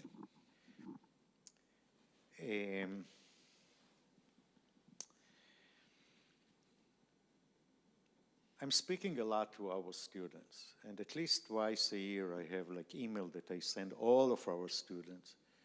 And by the way, I send it from my email address, so I'm getting like all these emails back from them. And the one thing that I keep telling the students is don't give up. Our students coming, you know, they're coming from difficulties. And there are a lot of things along the way that prevent them from studies. They have difficulties. Many times they want to quit. There are a lot of things that happen to all of us, but when you're coming from difficulties, if you're a refugee, for example, you tend to have a harder life than we do. And a lot of things happen that, in a way, tend to lead you to a conclusion that you have to stop. Sometimes it's simply because you got a bad grade. Sometimes it is because something happened to your family. And I keep telling our students, don't give up. Don't give up because eventually you came to us with a reason. You came to us in order to have a better future. Don't give up your future because you have difficulty. Moreover, for every student who come to us, we have program advisors. We have a team of program advisors that support our students along the way from the day they sign up until they graduate. And one of their main objectives is to be there for the students where the students have difficulties. And if we identify that students' grades are dropping or they stop participating, it's their role to contact the students and encourage them. And again, encouragement is a very important thing. So that's what I tell the students, and that's what I tell myself. Don't ever give up. And I'm like the energizer, you know, the bunny that never stops. So, yeah, I mean, I never stop, and that's, I think, the secret for success. By comparison, I think the Energizer Bunny is suffering severe muscle problems compared to you. Okay, so in 15 years, how will the University of the People be different? I'm not sure that I have good answer. I once found myself, after I created the university in 2010, I was at the Clinton Global Initiative, and following the earthquake in Haiti, I announced that we're going to take 250 students in Haiti and teach them for free. And it was quite a major task, because what I haven't realized with this announcement is that there was an earthquake. The people live in tents. They don't have electricity. They don't have internet. How did they think that they're going to study with that? So we partner with local NGOs, and we build centers for them, and I came to congratulate them when they started, the first 18 students. It was in November 2010. And I also met potential students there. And when I came, and it was recorded, my conversation with them, and when I came back to New York, I listened to the video. And I found myself saying in the video that a student asked how many students we are going to have. And I said then, we are going to grow and grow and grow and grow until one day we'll wake up and see that all the students in the world are being served. At that point, we go back to sleep and wake up with a new dream. So in 15 years, the question is how many students will need us. So I believe that we are going to continue growing. There are so many people in the world that need us. So this is one thing that will happen. The second thing, and we will be much bigger. The second thing, we build a model. We build a model that other universities can replicate. You've heard about how we did it, and we have not invented anything. We took everything that was out there, put it together, and create a university. Other universities can do the same. And the mission is much bigger than University of the People. The mission, the goal is that every single student in the world will have an opportunity for higher education. And I hope that others will do the same, and the students will be served. Until then, we are going to continue growing. In 15 years, maybe all the students will be served, maybe not. I think that I hope, and I'm not sure, I hope that that will happen way sooner than 15 years from now, is that we will be able to work with a government, hopefully in Africa. I had a conversation with Ruth about it over lunch, to take a country and solve the entire challenge of seats, the lack of seats in higher education. So we can show that in any country where there is huge demand for higher education but not enough seats, there is a solution. And the solution is online. And it's like when there was landline and then come the cell phone, you don't need to give landline to supply landline to everyone, because people can jump right to cell phone and everyone can be connected. The same is with online. You don't need to build more and more and more universities, tens of thousands of universities in order to serve all the people. You can go online, and in online setting, nobody needs to stand in the back of the lecture hall. Everyone can be accommodated. We want to do it in a country, to work with the government, hopefully in Africa, to make sure that all the students in the country will be served, to show other countries that they can solve these challenges as well. Enough? Yeah, maybe not. People don't seem to be sleeping. Okay, so let me pick up on that and say the fastest population growth and the lowest access is in the global south. When University of the People expands, how do you move into a new country? How do you move into a new region? This is a good question. And right now, we have our model, and every place we go, students come to us. We don't work with local partners. We don't work with governments. We don't work with NGOs. We simply come and go directly to the students through a social media, sometimes through a little bit of a Facebook advertisement, and in many cases, through the media, PR, and spread the word, and students come to us. It works. We have close to 40,000 students coming from Africa. We have 40,000 students coming from the Arab world. There is some overlap. North Africa is Arab speaking. So the students come to us. However, we haven't concentrated in any country up to now. It was always, let's spread the word. So many people need us, they will come to us. I guess that if we want to succeed in a country, we need a dedicated effort to a country, which will mean both local representation, work with the local media, local advertisement, maybe even local places for students to take exams. People can take exam either in a local center or at a physical proctor or online proctoring, but having facilities in the country can be helpful. But it is right now we have no single country that we dedicated effort to succeed there, and since we're growing so much, we don't feel that we need to concentrate in a country. But I do agree, having 1/3 of our students from the global south or from Africa is amazing. But Africa needs us much more. And we need to do much more in Africa, and I hope to find partners there to do way more than what we do. Yeah. This morning, when we talked about the wonderful innovations in India and Colombia and in 62 countries around the world, we were told about the importance of partnerships. We were told about the importance in building an infrastructure in every country they went into, or every region. Does that make sense with your model as well? It's a tough question, and I'm not sure I have a good answer. Okay. Our success so far is having no partners. We just go and do what we know how to do. We don't need anyone to help us. We don't need anyone to interfere with what we do.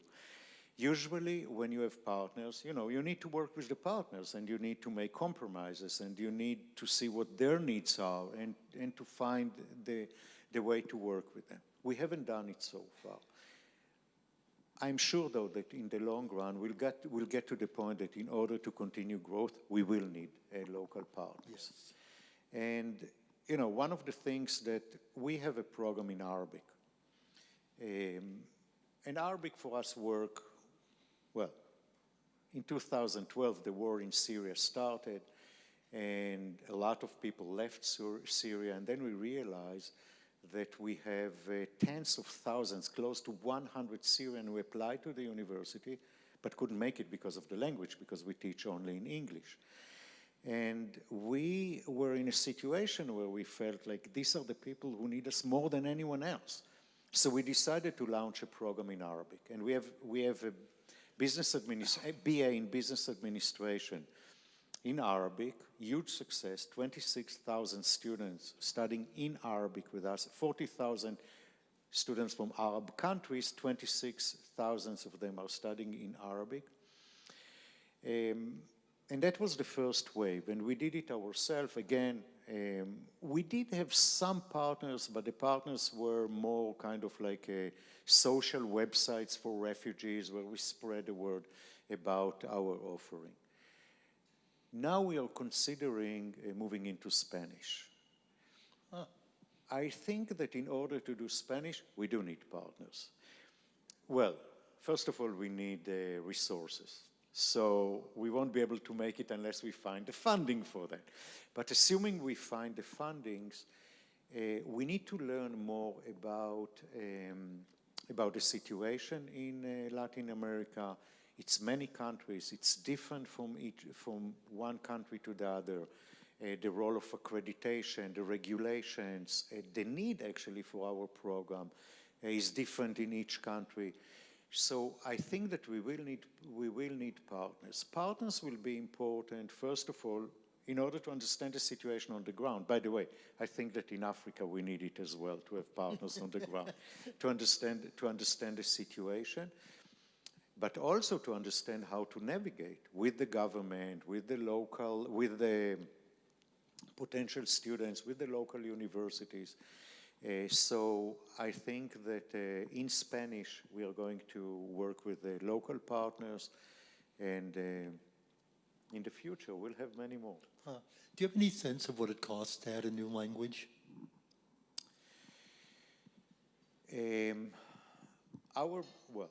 What it costs to us. With $1 million, we can have a full program in Spanish, if all of our program being ready to run in Spanish, in order to break even in Spanish, meaning we start running it, have students. When you start running, it's not only translation, you need to have staff and you need to have technology, so all this will be $1 million, but then you have stuff that you start paying for, and after 5 years with $5 million, we'll break even. That's our business plan for Spanish and for any other language. Yeah. What I can say, the notion of having 137,000 students is extraordinary. The president of MIT and I decided we'd create a freestanding college. After 5 years, we had 80 students. You've done better. How much did it cost you? That's the question. You don't want to know. $20-odd million. What's your biggest fear? My biggest fear.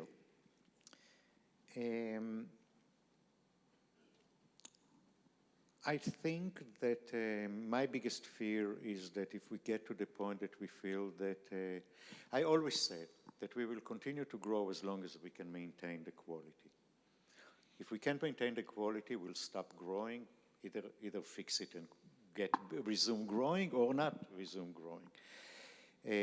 I think that my biggest fear is that we get to the point where we feel that we can't continue our growth, because that's our mission, to serve as many students, or that we will be stopped by external something, government or someone that will have interest that we will be our disruption. Remember, we are disrupting the current system, and it's threatening. Well, that's the fear, that we will be stopped for unknown reason. Fair enough. Can a university that's free, that has a volunteer faculty, have an impact on the rest of higher education? Most definitely. First of all, we show, well, the fact that we are there and we offer education at a fraction of price of other institutions mean that other institution needs to look and say, what does it do to us? And if we continue, as you know, institutions in the US are being closed these days. Many cannot simply, students cannot afford the cost of higher education, and students cannot afford the cost of higher education, and many universities struggle these days to survive. We're showing an alternative model. It's very hard for existing university to adopt our model. You have tenure faculties, you have buildings. How can you reduce cost? On the other hand, I think that they have no chance, no choice. They have to change their model. I think that in the future, universities will have to decide what exactly they offer, what is the price point for their offer, and how they adjust their cost structure to be able to be competitive. I think that some universities need to merge in order to survive. I think that others will simply close down. I think that Most other will specialize and come to the point that they offer something specific. They know what's the price point for what they offer, and that's where they will be. So for example, a university can come and say, I'm Northeast X city, city X, and if you are from my region and you want to study with your peers, your friends, your neighbors, and you want to find a job locally, come to us. But what's the price point for it? $30,000 a year compared to University of the People that charge $1,200 a year? Probably not. So what do you do in order to attract the students? Maybe you come and say, if you want, I don't know, to specialize in ancient Greek, I'm the best place in the world to do that. What's the price point for it? So I think that universities will have to adjust their offering and their prices. From that perspective, we are, we are simply making this process. It didn't happen because of us. I don't think that we are the reason for that, but I think that we are catalyzing the process, and we will force universities to think slightly different about what they do and how they do things. It starts in the US because the cost of higher education is so expensive. But all of you that are outside of the US, as you all know, the government's participation in education is in most countries of the world decreasing. Well, universities are under pressure. It will get there as well, so it's not only a US phenomenon. Yeah. Let me ask you a few detailed questions.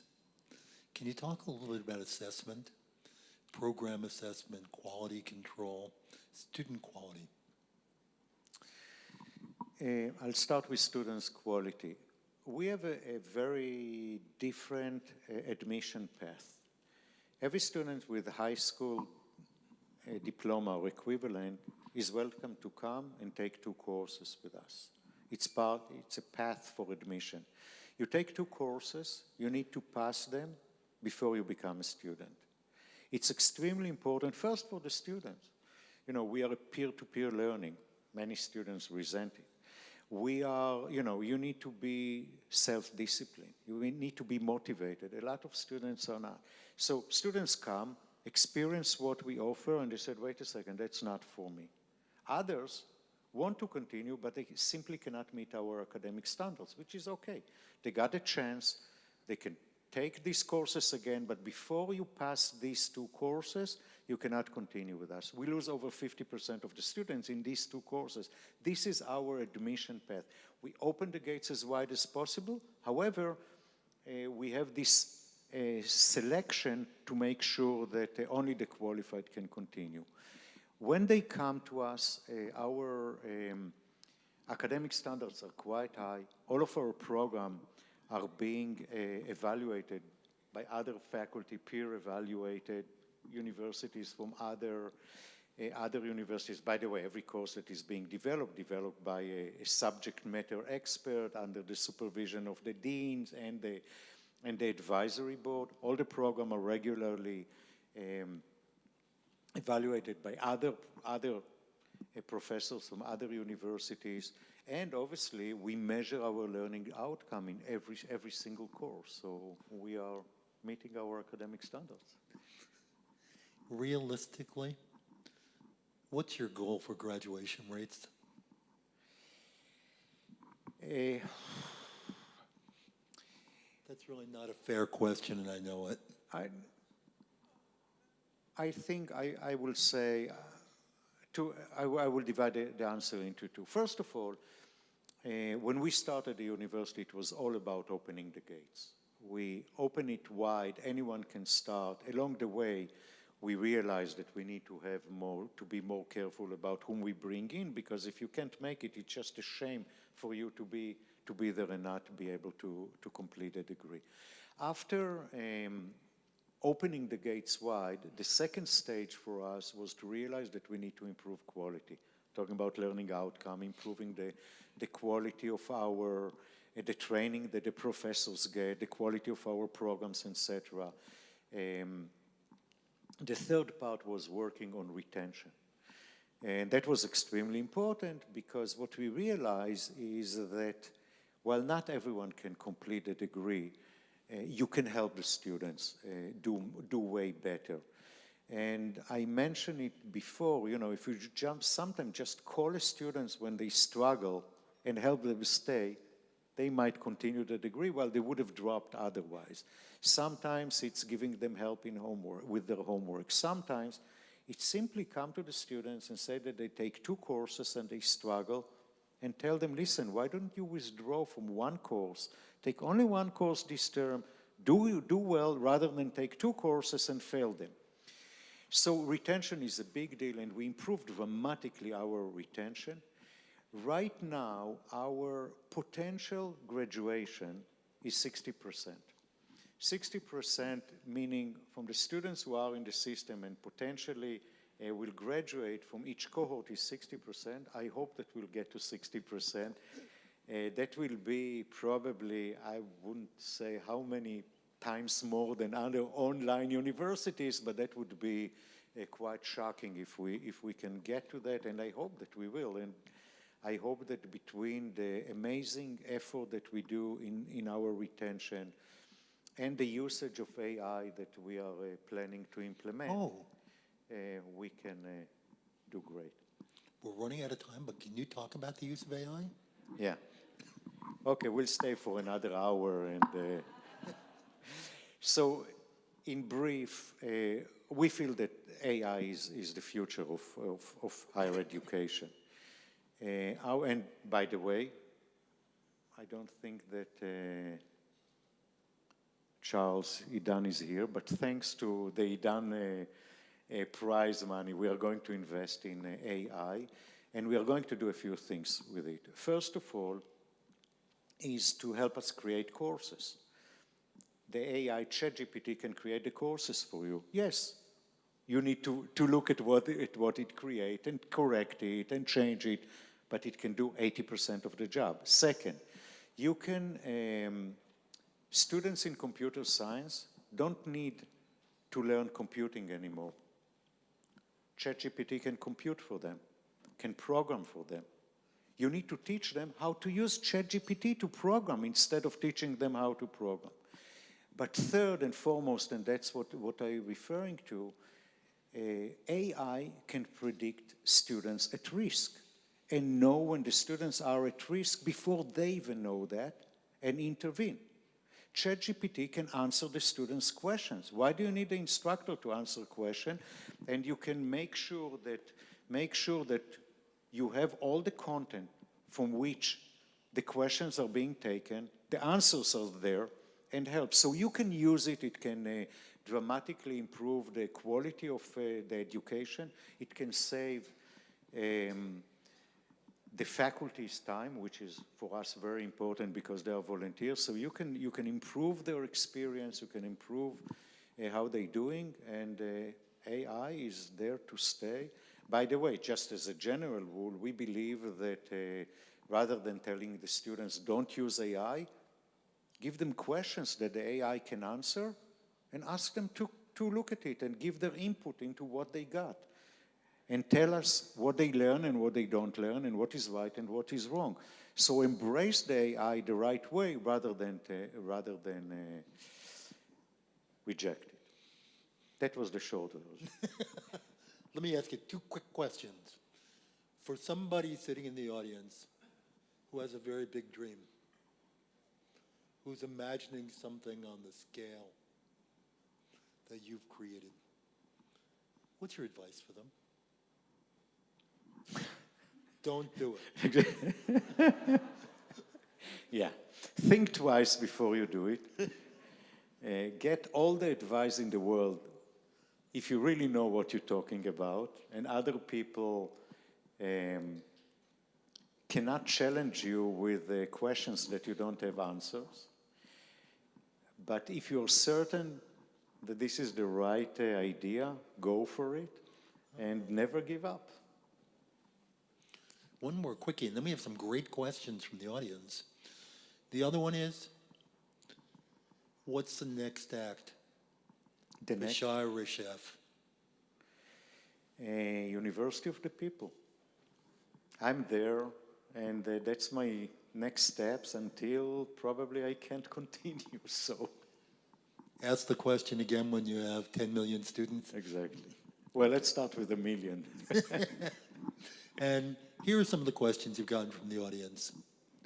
One is, how do you help students get jobs?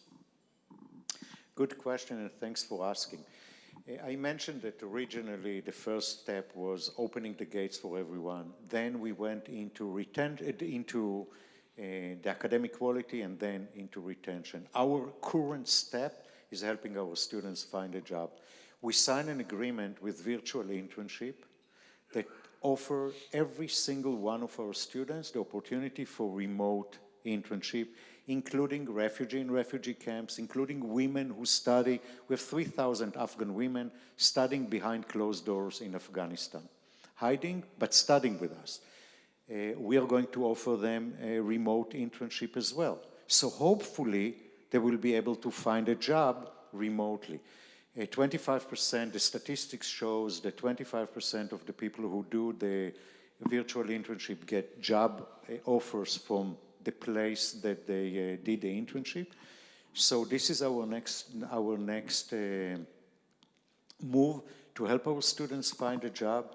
Internship is one way, and we are going to talk to other companies. I hope that we will be able to help more and more to our students. We haven't done it previously because most of our students work while studying with us. We have working adults, but as we continue to grow and we have thousands and thousands of graduates, we realize that there is a need for that. More people look for a job, more people look to improve their job, to get promotion, or to get a better job, and we need to help them, and we're doing it now. What do you expect to happen to higher education in the years to come? Will current practices, like the predominance of degrees and the importance of degrees, the notion of lecturing to our students, the notion of focusing on outcomes rather than process, what kinds of things do you expect to see replaced in the years ahead, if any?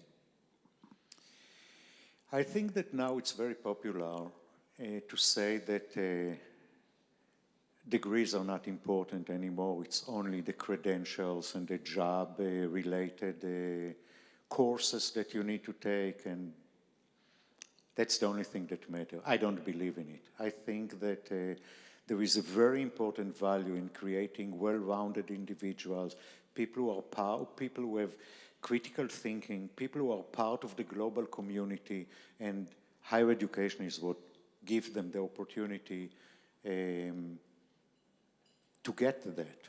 I think, though, that higher education is going to be much more relevant to the job market. Courses are going to be much more practical than they are right now, and universities will be judged more not only by the quality of their graduates and as human beings, but also by the jobs that they're going to get, how long it takes them to get a job.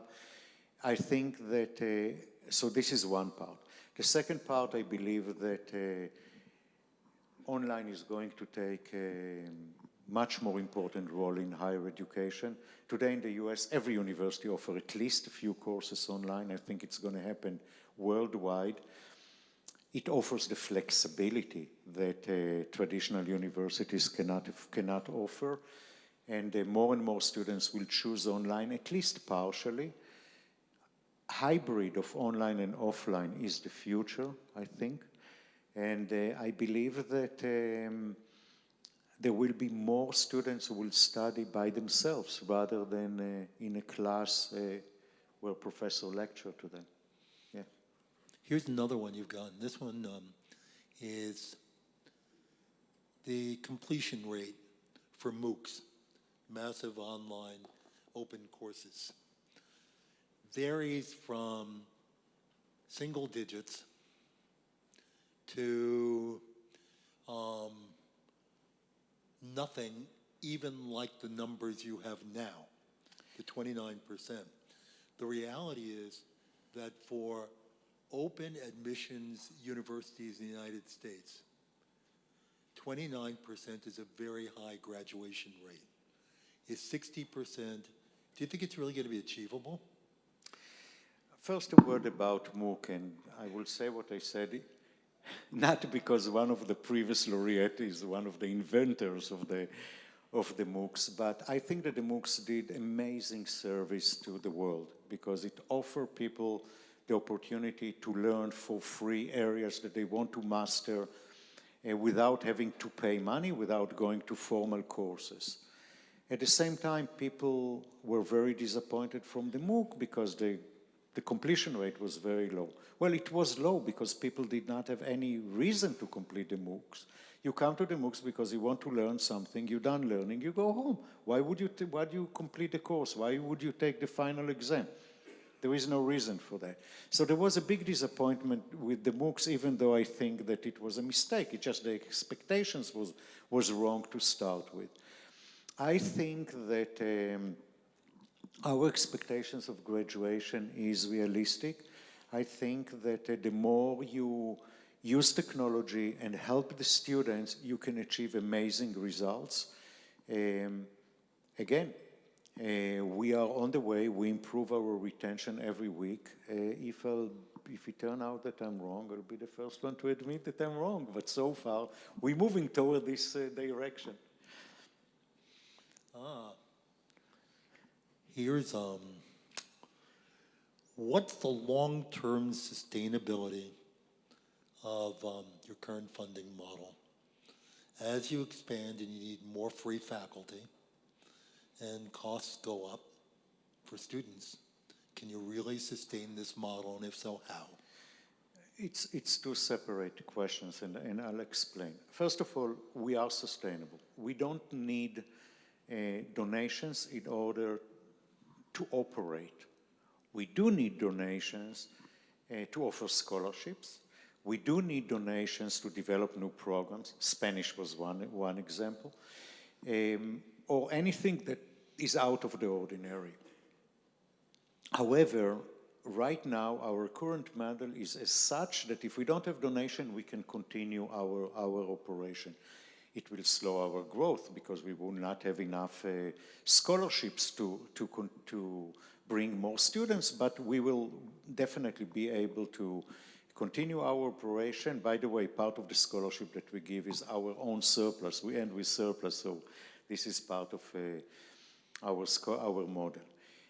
However, it is true that our ability to be sustainable based partially on having volunteers. We ran a business plan. What happens if we need to pay our faculty market salary? We will not be tuition free. We will have to charge more. It will still be a fraction of what universities charge right now. Because all the other elements, using technology, asking our volunteers, remember, they don't need to be full-time with us. The amount of time that they spend with us is relatively short. So we will continue doing all this. We will need to charge the students more. We will still be ultra low cost and sustainable. Yeah. We've got two questions. We can squeeze them in 36 seconds. The first one is, how do you recruit students? You said earlier that even though you had 2,000 articles the first year, it's still not a name that's known on the streets. How do you get students? The beginning was mainly PR, meaning articles about us. Then we start using social media. And then our students stood up. We have tens of thousands of students that we consider them, they consider themselves student ambassadors. And student ambassadors are students who spread the word about the university. They are there to tell the world about whom we are. It's not enough. Still, many people don't know about us, but that's the main way for us to spread the word. And it works. Do we need to do more? Yes, we do need to do more, but it works. And we have amazing students who feel that they want to help us help others to gain what they gained, and they do it. We have a lot of additional questions. If we haven't answered your question, feel free to call Shai's room at any time and ask him your question. Shai, I want to thank you. I applaud what you've accomplished. It's extraordinary. And I can't think of anybody who deserved this honor more than you. Thank you for speaking with us today.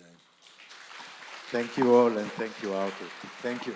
Thank you very much, Shai, for your inspiration, and thank you, Arthur, for asking a broad array of questions. Thank you. Ladies and gentlemen, we'll now be taking a short break. After the break, we'll be talking about radical inclusion in education. Be sure to check out Dr. David Senge's book on this very topic at the publication table that's just outside the door to your left. We'll now take a 25-minute break before our final panel of the day and closing remarks. Please be back here at 3 p.m. 3 p.m. Thank you.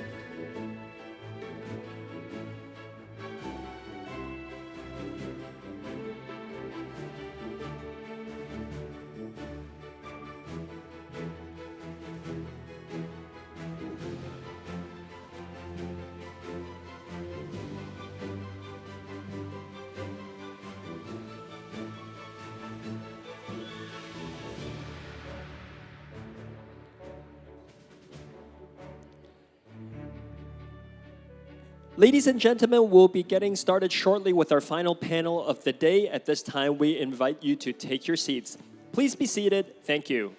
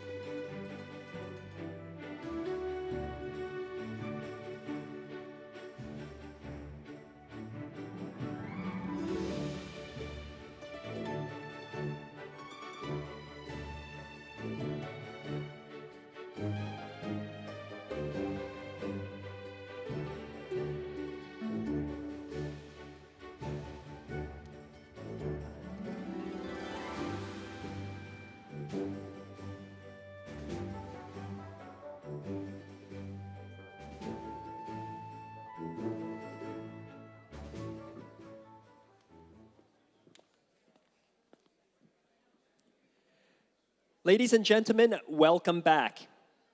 Our last and final panel of this afternoon focuses on the topic of radical inclusion in education.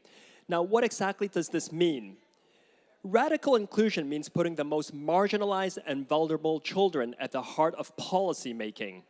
This session brings together the insights of policymakers and civil society leaders on what it takes for the most marginalized children to thrive in school and succeed beyond it. They will offer fresh perspectives on how we can come together and create a better world through radical inclusion in education. Let me first introduce the speakers of our panel. Ruth Kagia is the former Global Education Director, World Bank, and a member of the Advisory Committee of the Yidan Prize Foundation. Bela Raza Jamil is the CEO of Idara Talim O Agahi and a member of the Advisory Committee of the Yidan Prize Foundation. Angeline Muramura is the 2020 Yidan Prize for Education Development Laureate. She serves as the CEO of CAMFED. Lucy Lake is also the 2020 Yidan Prize for Education Development Laureate. She serves as the Executive Advisor of CAMFED. Lucy will be the moderator of this session. We had also hoped that the Honorable Dr. David Monina Sengay, the Chief Minister, Chief Innovation Officer, and former Minister of Basic and Senior Secondary Education, Sierra Leone, would be able to join us for this panel. Unfortunately, the current situation in Sierra Leone prevents him from joining us in person, so he has shared a brief message with us. Please direct your attention to the video screens. Radical inclusion really means everyone, irrespective of who you are, boy, girl, a child with a disability, somebody who's poor, somebody who lives in a remote area, hard to reach, some parent learner, everybody can be given equal opportunities to access education, to access government services. And for us in Sierra Leone, we got to this concept when at some point pregnant girls and parent learners were not allowed to go to school. And this was an existing ban that had been in place for over about 10 years. And we realized that if we really wanted to address access to education for all, we had to make sure that irrespective of who you were, your religion, your tribe, your gender, your socioeconomic class, we had to make sure that you could access education. This concept of radical inclusion has now transcended beyond access to education, and it's how we think about government services to the people. Because at the end of the day, when you build technologies, as an example, that reach the most vulnerable, the hardest to reach, the poor, the women, that technology becomes effective for everybody. A critical example of this was when we developed a solution for parents to check the results of their kids. In the past, it would take up to 10 weeks, cost up to $10, was a challenge. Even if you could afford it, you had to wait to be able to access your child's results. But then because we heard parents who live in hard-to-reach remote areas and their challenges, we decided to build an SMS-based solution where irrespective of who you were, you could send the number of your child who took an exam and you get an SMS back or USSD back. So it was a 2G solution that would work for anybody. And in real time, you can know your child's results. This solution has since been used about 13 million times by pretty much every household. The poor, the wealthy, the people who are in private schools, those who are in government schools, everybody uses it. It really underscored the point for us that when you use technology to drive equity, to drive justice, to bring people together, you solve the problem that works for everybody. This isn't just a framework that we apply when we speak about technology. This is a framework that we apply through public policy, through governance, and we will really stop at nothing until everyone could access these services.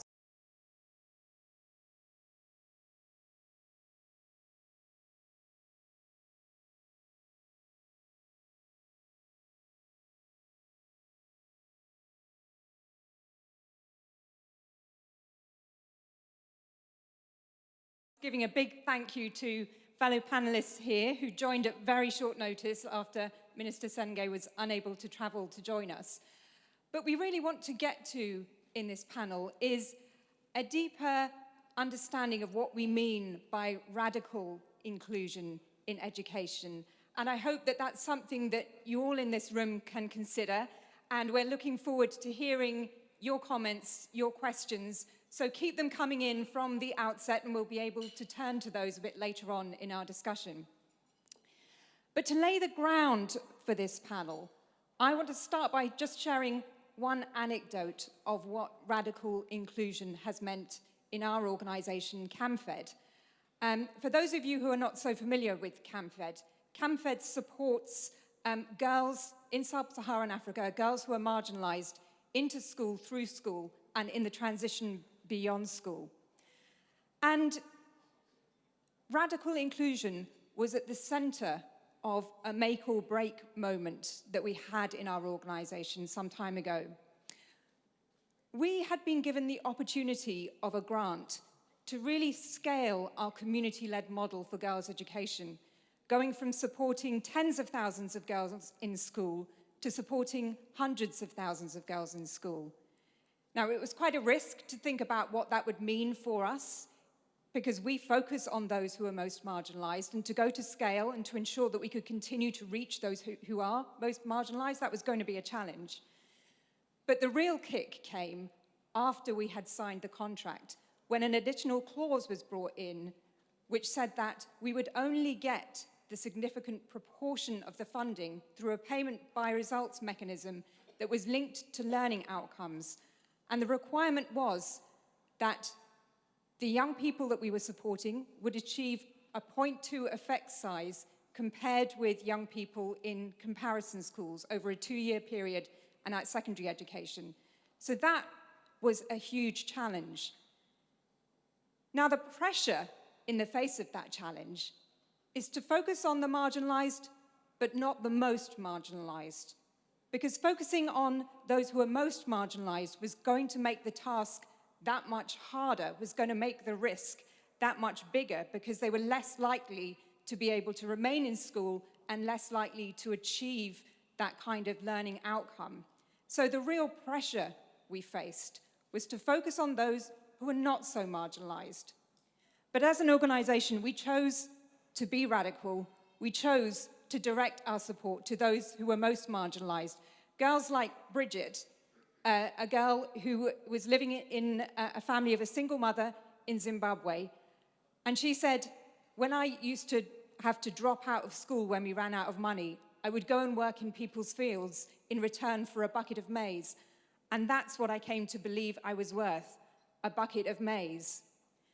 And we recognized that it was one thing to get girls into school, but if we were to achieve real inclusion, participation in which the most marginalized girls could actually engage and learn, that required another dimension of support. It wasn't about hot housing students in academic subjects. We had to deal with the fact that the most marginalized kids were struggling once they were in the classroom to be able to engage and learn. And so we worked on an alternative curriculum, the My Better World curriculum, which would be delivered by young people in the community in an interactive mode of learning. And in developing that curriculum, we drew on the stories of Bridget and those like her to be able to bring to the table some of the challenges that young people were facing in engaging on their learning. And I'll never forget when we introduced that curriculum in another country among some of the cohort that we were working with in Tanzania, and both girls and boys came up when they heard Bridget's story and said, "How did you know my story? Where did you get my story from?" Because for the very first time, they had heard something that resonated with their own experience, unlike the stories, the case studies in so many of their textbooks that were of children who were urban, better off, which was continually reinforcing those kids' own sense of marginalization. So it was a big risk. 2 years on, there was a major evaluation of the outcomes of those kids, and we achieved the 0.2 effect size. So radical inclusion literally paid off in our case. But radical inclusion is hard. Inclusion is something we can all embrace. Radical inclusion is tough. And so I want to, at this point, turn to our panel and to ask you, what does radical inclusion mean to you? Why is it important? And Ruth, if I may start with you. Thank you. To me, radical inclusion means that no child is learning until all children are learning. And that's not just a political statement. We see it at the household level, where one individual is successful in education, in their career, but the rest of the family have been unsuccessful. The pull-down effect of having to carry the entire family basically reduces the returns to that education of the individual. We see it at the society level, where a large swath of young people don't have the skills, the knowledge to be productive. We see how they become the destructive elements in society. We see it through violence, through political destabilization. And we see it at the global level. Look at all those economic migrants sinking in the Mediterranean Sea, trying to seek better shores. If they were included fully in the education programs of their countries, they would be serving their families, their societies, their countries. So for me, the challenge in education is, how do you create a tide that lifts all boats? We've seen several examples of that today, whether it is through the Rethinking program that recognizes a gap and tries to fill it, whether it is through your program in Comfort. But I think it's more than that. I think it is not single interventions. We need a comprehensive set of interventions. And in addition to what has been presented today, I would like to focus on two particular issues that perhaps we've not given sufficient attention to. The first is removing the blind spot, bringing to the forefront those who are being left behind. On the 23rd of November, a couple of weeks ago, Kenya released the primary living examination results. Out of 1.4 million kids who sat the exams, 27% of them, 380,000 of them, scored basically a guessing mark, less than 300 points. Basically, they had failed. As we celebrated that over 3 days of lots of media bliss and celebration of how well the kids had done, nobody focused on those 380,000 kids who had basically failed. What's going to happen to them? Is there going to be a remedial program for them? What kind of schools are they going to go to? Nobody recognized that these are going to create the pull-down effect that we try to eliminate through education. A different type of blind spot that we sometimes are not aware of. I was sitting in a board meeting a month ago, and we are discussing a cash transfer program that I'm involved in. And somebody pointed out that some money had been given to refugees. And the reaction in the boardroom was electric. Where are we funding refugees? What collateral do they have to pay back the money? Where are we funding refugees? We are going to encourage them not to go back home. And it was a very, very strong and surprising reaction arising from where one was sitting. If you are coming from the financial sector, the concern was how safe is the funding. If you are coming from the government side, the diplomatic side, is refugees by definition should be temporary.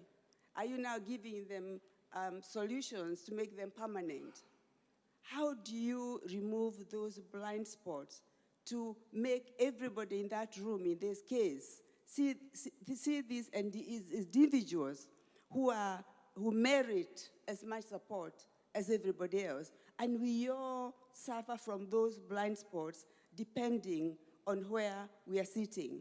So the first thing is to recognize that even as we are successful in Campfed, even as we are successful in bringing those girls to school, I am quite sure that if you step back, you can see lots of blind spots in that program. Even as we sit in this room, I was sitting there thinking, how many people are being excluded in the discussion we are having today, rich as it is? Where are the students that are the subject of our engagement? Where are the young people who are going to be taking this forward? And so on and so forth. Some exclusions, more serious, more fundamental, more far-reaching than others. And then the final point I want to make in this segment, Lucy, is as we think about inclusion and exclusion, we need to be much more humble about how difficult it is to sustain inclusive policies. It is easy to get the girls into school, and it's important to do so. But once you get them into school, how do you make sure they are learning at the same level as the boys? Once they are in that school, how do you make sure they are getting the same job opportunities and so on and so forth? In Kenya, the president I was working with was very committed to eliminating female genital mutilation. And he made a commitment that is going to be eliminated in Kenya by 2026. And all systems go to eliminate it. And we did very well on the policy. And everybody was doing what they can. But we realized we have to engage the local leaders, the religious leaders, the traditional leaders in this. And that went very well. Then we realized the rite of passage that underlies FGM has a purpose in the culture, and unless you address it, you are not going, this thing is just going to go underground.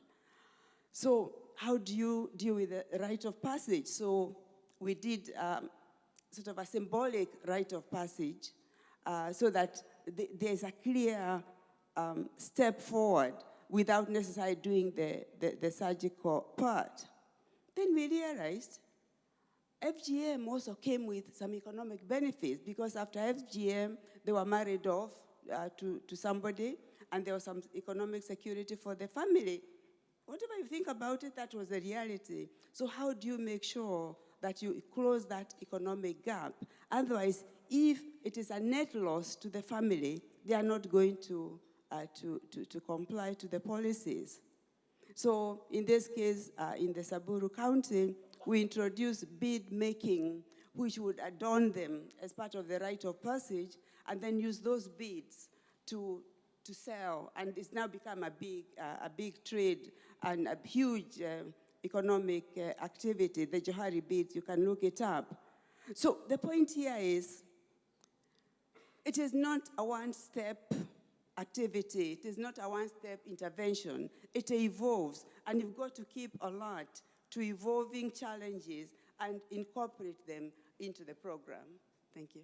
Thanks, Ruth. I think you've raised some critical points there around blind spots, and radical inclusion has to be able to see those blind spots. And your point around linking this into the wider geopolitical issues that we see, and that this is not and never a one-off intervention. This has to be a wider process, an inclusive process. So, Baylor, if I can turn to you to pick up on that and to share your perspectives on radical inclusion and why it's important.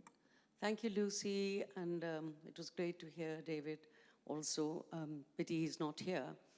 But on a very personal note, I thought at age 4, when I had to go to a preschool, my father was in prison, my mother was a teacher there, and I had to face a book that I could not understand why my mother was called Mary and why Rover was a dog. I thought I was being radically excluded.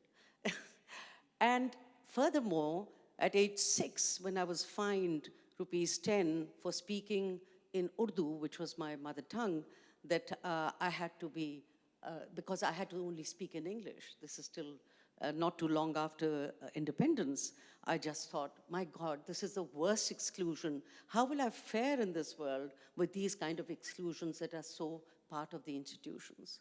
So I think with that kind of a that was, I remember that so categorically, and that stayed with me. And when the institution of Idara Talim o Agahi, or Center for Education Consciousness, was made in 2000, that whole issue and seeing the challenge of radical inclusion stayed with us, and that became the reason for us to come into existence and to look for children, especially whether through our evidence, our surveys, or the work that we did targeting girls or in early childhood, we felt that or child labor, that was really the point that we wanted to make to the government, that, these were the elephants in the room. The government was not doing anything.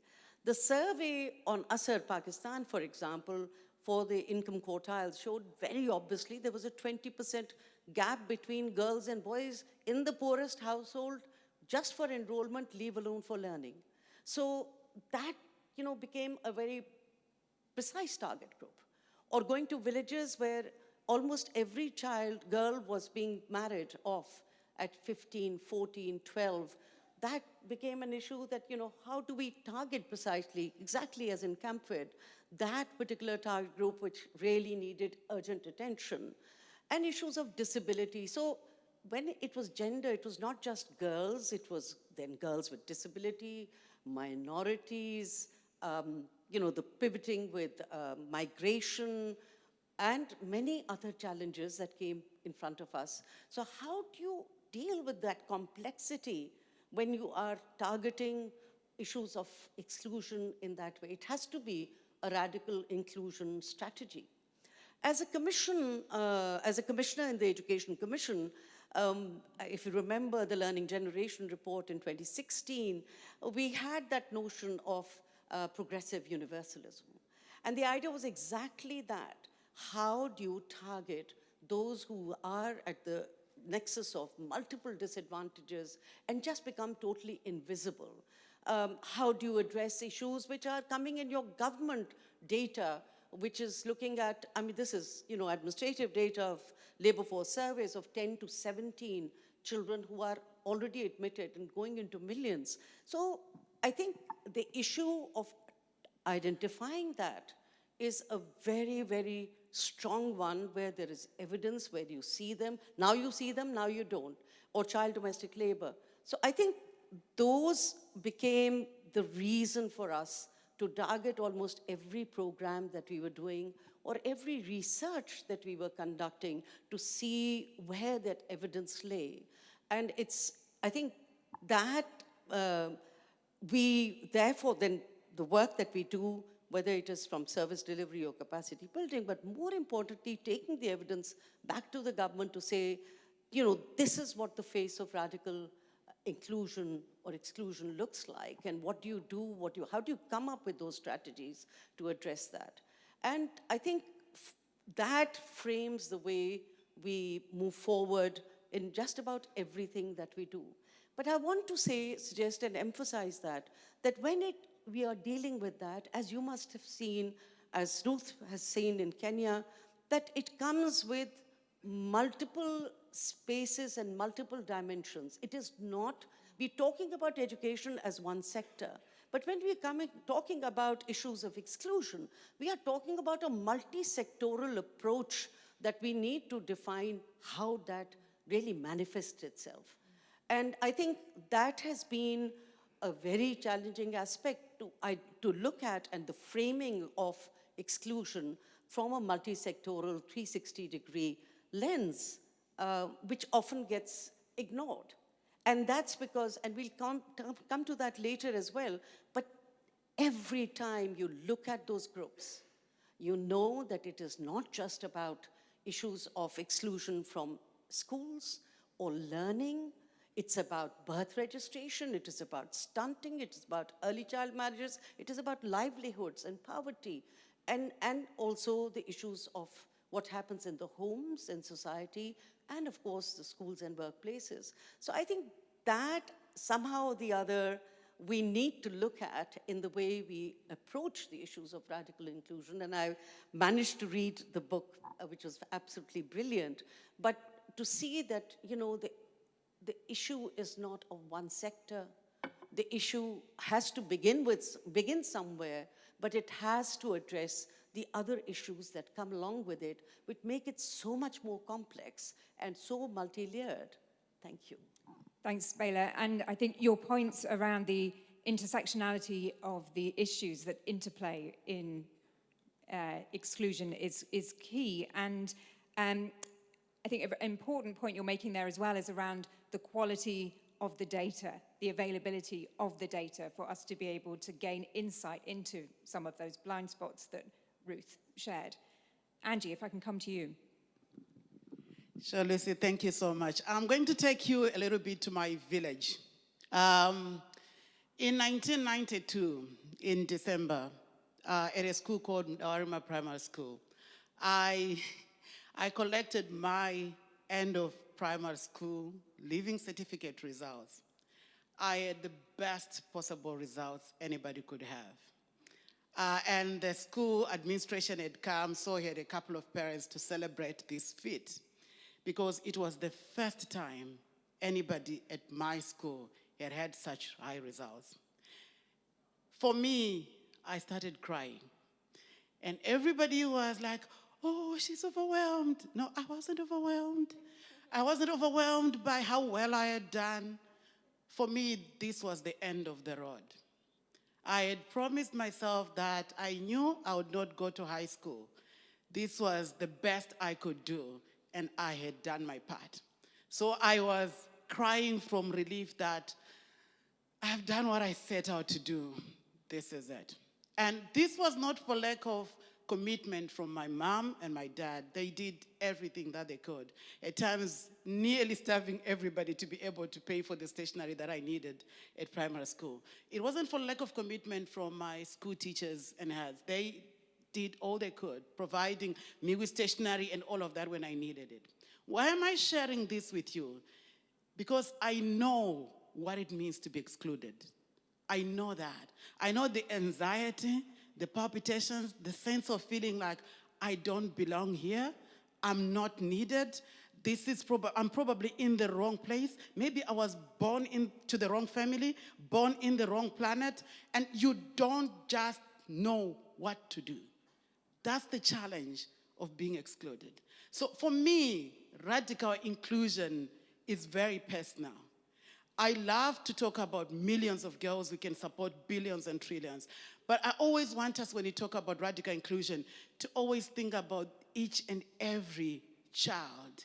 For me, radical inclusion is a world in which each and every child is educated, is protected, is respected, is valued, and can grow up to be whoever they want to be in whatever way. For me, radical inclusion is not some veiled exclusion, which is inclusion which has got all these conditionalities. The fact that, you know, if a girl is pregnant, all of a sudden education is considered not important or their conditions set. For me, radical inclusion in education means that we hold education as sacred, regardless of who I'm born to, my abilities or disabilities, who is my parent. As a child, they know that their sacred right to education is protected. They don't have to be afraid it will be taken away. So for me, radical inclusion sounds very idealistic, sounds very naive, because we are not radically looking at radical inclusion. It should not be naive. It should not be sounding idealistic. It should be as normal as just drinking water. That's what radical inclusion is, to tell every child that they belong to this world, regardless of how they ended up here. That's what radical inclusion for me means. Thanks, Angie. And I think we've heard here some of the real, the intersectionality, the complexity of this issue of radical inclusion, and the fact that it is not a one-off solution. And Ruth, if I can turn to you to consider what the challenges you would see as a policymaker in addressing the issue of radical inclusion. Thank you, Lucy. That's where the rubber meets the road. It's very easy to identify at least the glaring levels of exclusion. It's relatively easy to even come up with basic policies to address it. It's very difficult to implement it in a sustainable manner. In 2020, when the schools closed down in, I think, March 2020, we had, in Kenya, distributed tablets, about 2 million tablets for the digital learning program. And they were being used quite effectively. And we were feeling very good as policymakers that we have made, lots of progress in digital education. Our kids have become 21st century learners and so on and so forth. When the schools shut down in March 2020, all the teachers locked up the tablets. They cannot send them home with the kids because they'll get damaged. So we moved in one day from having a progressively successful digital learning program to going back to 19th century using the radio and TV to do distance learning that was occasioned by COVID. So in one day, we sort of made major reversals on what had been good progress. So a key challenge for policymakers is how to sustain implementation, how to build on small incremental steps. Second, we visited one of the most successful schools in one of the poorest parts of Kenya. It was a boarding school for girls, very successful. So we go there, it's very clean, very well maintained. You walk in and everything is in order. And I'm walking around the school and I look at the notice board and I noticed that 12 months before, there was 420 girls in the school, and now there are about 300. I thought it was a typo. So I asked, what has happened to these girls? Oh, they have been withdrawn. Why? A beautiful new road had just been constructed, and little shops and industries were beginning to develop along the new road. So there were job opportunities. So some had gone to take up the new job opportunities. Second, the school for 2 years in a row had performed very poorly. So parents had lost confidence in the school. So they were withdrawing the girls, basically to go and get them married off. Because this West Pokot, it had required a lot of effort to get them to school. So if we had not visited that school, in our books, it was showing it is one of our best schools in terms of resources, in terms of sort of leadership. But when you look at the fine print, it was falling apart. So how do you maintain an effective level of supervision and oversight to make sure that slippages and unintended consequences are addressed in real time? Finally, in the FGM program that I mentioned, in the most recent demographic and health survey, we found that in those same counties that we had put so much effort into to address the issue of FGM, the demographic health survey demonstrated that 45 in one case and 47% in another case of girls 15 to 19 years had been pregnant. And you say, what is going on here? What did we miss? So again, the risk that policymakers fall into in this situation, whether it is in the classroom or outside it, is to declare victory too soon and to stop keeping a focus on sort of the day-to-day evolution of the policy? Thanks, Ruth. And I think from what you've shared there, you've demonstrated that you may achieve what can be seen as inclusion, but that it is vulnerable, that, you know, in many respects, one can go backwards. And just achieving it in one dimension, if you're not looking at it in the round, it's vulnerable. So, Angie, I think Ruth was picking up there that as well, that it doesn't just sit with the policymakers, it's also about how other stakeholders, how other actors are coming into play around radical inclusion. And I wonder if you could share some perspectives on what some of the challenges are that you see in achieving radical inclusion. Sure, Lucy, thanks so much. And Ruth, I liked it when you said that they declared victory too soon. I think we have a lot of that. And unfortunately, at times the philanthropy sector doesn't help.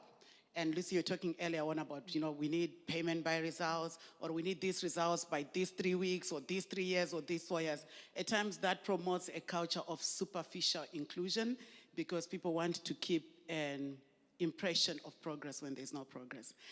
Anyway, some of the challenges that are there in achieving radical inclusion includes, first and foremost, what I want to call othering, where you go to government officials and they will say to you, oh, civil society, you think you know it all, you are not listening, or you are the cause of the problem. Civil society says, government, you are not listening. Teachers say parents don't support the education of their children. Parents say teachers do not involve us. Some say, oh, you're focusing too much on boys. Some say there is just way too much othering. It's them, it's them, it's them. Nobody's looking in the mirror and saying, what do I have to do to achieve radical inclusion within my space? The truth of the matter is no one person, no one entity, no one sector is going to achieve radical inclusion, because at times children are just hungry, they want food. At times they don't have birth certificates, so they are not registered. And at times there is issues around nutrition, and at times it's learning pedagogy that's off. The issue is, for us to achieve radical inclusion, we need to get over the challenge of othering and actually thinking my way is the only way, or I know better, and this is the only way that it can be done. Secondly is the issue of precedence. This is precedence in terms of people, processes, practices, and policies and programs, where we think because I've got this, everybody else doesn't have a model, I'm going to tell you what to do and how to do it. Then you have a lot of resistance because people have got their own plans that they were working on and something that they think will work. So this whole issue around who is the teacher, who is the learner, will not. So there are precedence issues around systems change, radical inclusion. We need to be able to recognize that there is no empty vacuum which is waiting to be filled. There is mutual learning. How do we achieve that? Third, and probably the most important, in our attempt to achieve radical inclusion, we need to remember what this is about. By the end of the day, it is about us, but it's not about us. It is about children, it is about young people. How do we remain accountable to that mission, to them, and not to our model, not to our policy, not to, how do we remain accountable to what we are collectively, all of us, trying to achieve? And I just want to say something very quickly. You're talking about COVID. When COVID hit in most of the communities that we work in, Comfort works in Zimbabwe, Zambia, Malawi, Tanzania, and Ghana. And we work in the most marginalized communities. Comfort supported girls, myself included, are among the first in their communities to have gone that high. So when COVID hit, a lot of aid workers who were parachuted into the communities left to be with their families and everything. And who held fort? It was girls and young women who graduated from the program, who took up learning, who took up teaching, who took up social support and counseling of students to be able to keep them in school. As a result of it, over 90% of our students came back to school. In some contexts, it was as high as 98%. Why am I saying this? And okay, by the way, I just want to be able to say that actually that alumni network is over 250,000 young women. We're talking about critical mass. It's 250,000 young women that would never have gone through high school had they not gotten the support that they needed. Why am I sharing this? Radical inclusion takes people that have also lived it and experienced it, and ensuring that they also work with other global partners and influencers to be able to bring the change that they need. You need to remember that they are not projects, they are not beneficiaries, they are not products, they're activists in their own right. And if you work with them, you can achieve such high retention even in COVID. Thanks, Liz. Thanks, Angie. I think your point around local leadership, going back to some of what we were hearing this morning and the importance of those who've experienced it, who understand from intimate experience what exclusion, what inclusion means, and to be in leadership positions, to be a driving force in this agenda is key. But Bailey, if I can come to you here, and particularly in relation to policies and what you see the challenges are in addressing and taking on the agenda of radical inclusion. So I just want to pick on the earlier comments also, but I wanted to, I mean, for us, a great example was the government addressing the COVID challenge so successfully. It was incredible that how the government had an active database, an active tracker program, all sat together in a federation which generally doesn't get along, but for this existential crisis, they managed this so well. And we often, so we held that and we said, if you can do that for this, surely for right to education, which actually entered the Constitution in 2010, why are you unable to attend to this? But I think the question is that every time, so on the one hand, how do policies work? So policies work often, of course, they say you have to be data-driven, you have to show it by example, you have to do all of that. But we felt also that for 50,000 girls that we'd worked from 2018 to 2021 in the Siani Sahelian, the Wise Friends program, they were exactly like these girls who were completely marginalized and had come up to a level whom we are still tracking, by the way, who could become voices in their own right, so that when policymakers at the district level or the provincial level, they could come and speak of what a program which was combining academic, non-academic, life skills, livelihoods, all together, how they could become voices and have agency of what transformation had taken place in their own lives.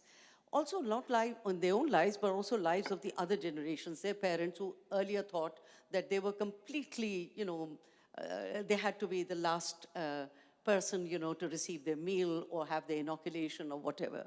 So policy, I think, works at both levels and opportunistically, especially when you have erratic political regimes. One is coming, the other one is going, which we have all the time.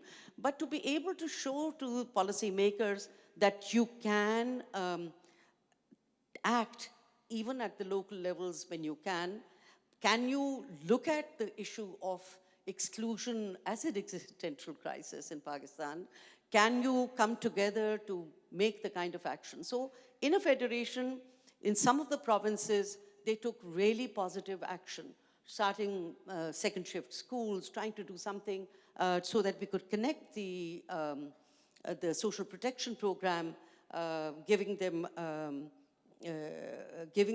benefits which were linked to some actions, so that if the girls were going to school or the boys were going to school amongst the most poverty-ridden communities, they could be given the social safety nets. The instruments were made for that. So we've seen pockets of great policy making, but at the same time, we've also seen, as Angeline pointed out, the othering story, where you see the parents, having cultures inside the homes where the girls are excluded, where it's easy to marry off girls, and so on.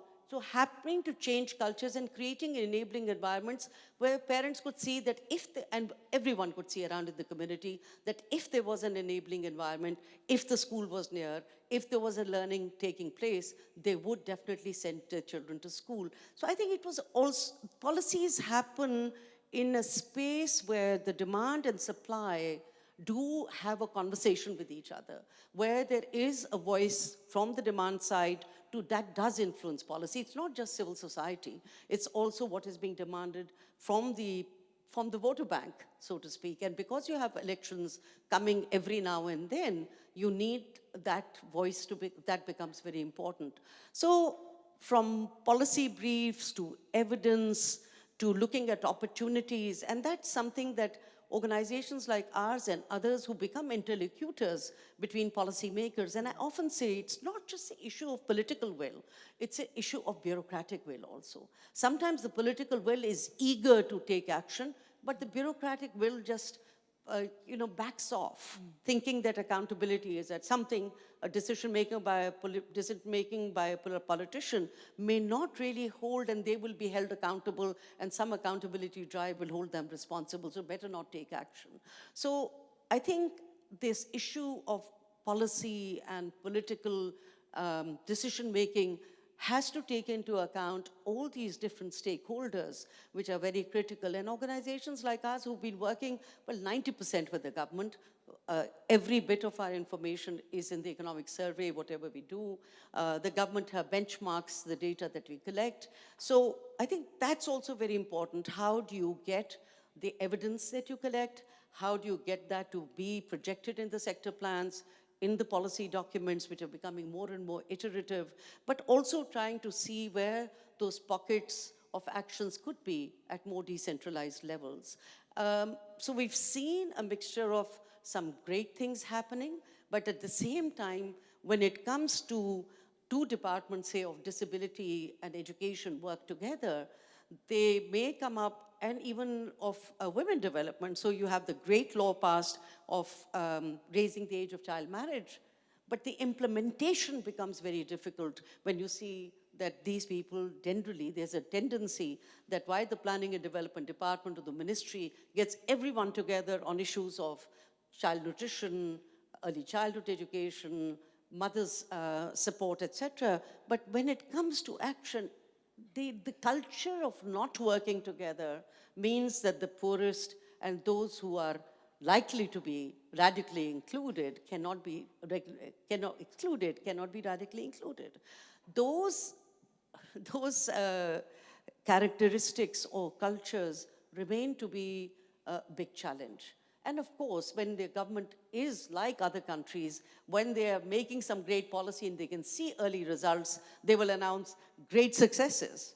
But at the same time, do they have the capacity to sustain those successes? Do we see that become a part of their planning and budgeting process? So all of us, I think many organizations, including what Rukmini said earlier, that when it comes to data, the evidence, we follow the budget cycle, we follow the planning cycle, we let the data come out when it should be coming out, but we do not know in the complexity of the political instability of the country and the challenges that we face, whether in fact they will actually be factored into the next budget or the next planning process. So it remains a very jittery process. Mm-hmm. And at the same time, we are seeing some data moves. We are seeing things happen.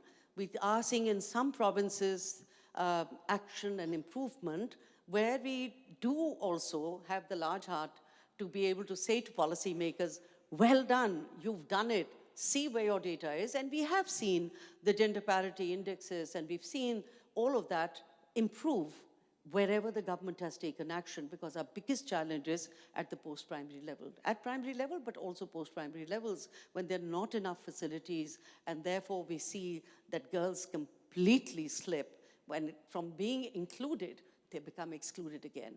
That aspect of this vulnerability, even though you think you've made it, you have, as I think, you've reached some level of equality, but you've not reached equity. And I think those are very big challenges for us. And we continue to work, but I think we can safely say that we are seeing policymakers and parliamentarians becoming more savvy at looking at data, at looking at evidence, provided the data sheet is short, it's to the point, they can make a position or statement, it can get them some votes, which is just perfectly fine by us, that, you know, the best votes can be coming from education. But when it comes to working together on something like this, as an existential crisis, as COVID was, we are still not seeing that, but we know that the capability exists to come together and to do something as fine as they did during the COVID emergency. But we see that in the climate change emergency, where 60% of the schools were damaged and learning really took a back seat in the province of Sindh, you know, that energy does not sustain. What do we do with that? And that, for people like us who are sitting in the government offices, I think 50% of the time, trying to make that, making our influence and evidence felt, I think the glass is still half full. Thanks, Bela. And I want to pick up with you, Ruth, on some of the points that Bela has just raised there about the democratic demand, but the bureaucratic hurdles and the incentive around people coming together, achieving alignment. What would be your reflections on how to achieve that, how to bring people together around that call to action for radical inclusion? Thank you. Before I respond to that, and I will, I would like us to sort of remember that most of the people in this room are educators, some of whom who have had very long and rich experiences in the education sector. And I would like for a moment for us to focus on the classroom. What is not happening in the classroom to bring us the kind of data we are seeing where 80%, 90% of 10-year-olds cannot read a simple text. Something is not right. We have achieved inclusion without achieving inclusion. So what should change in the classroom to reduce that number?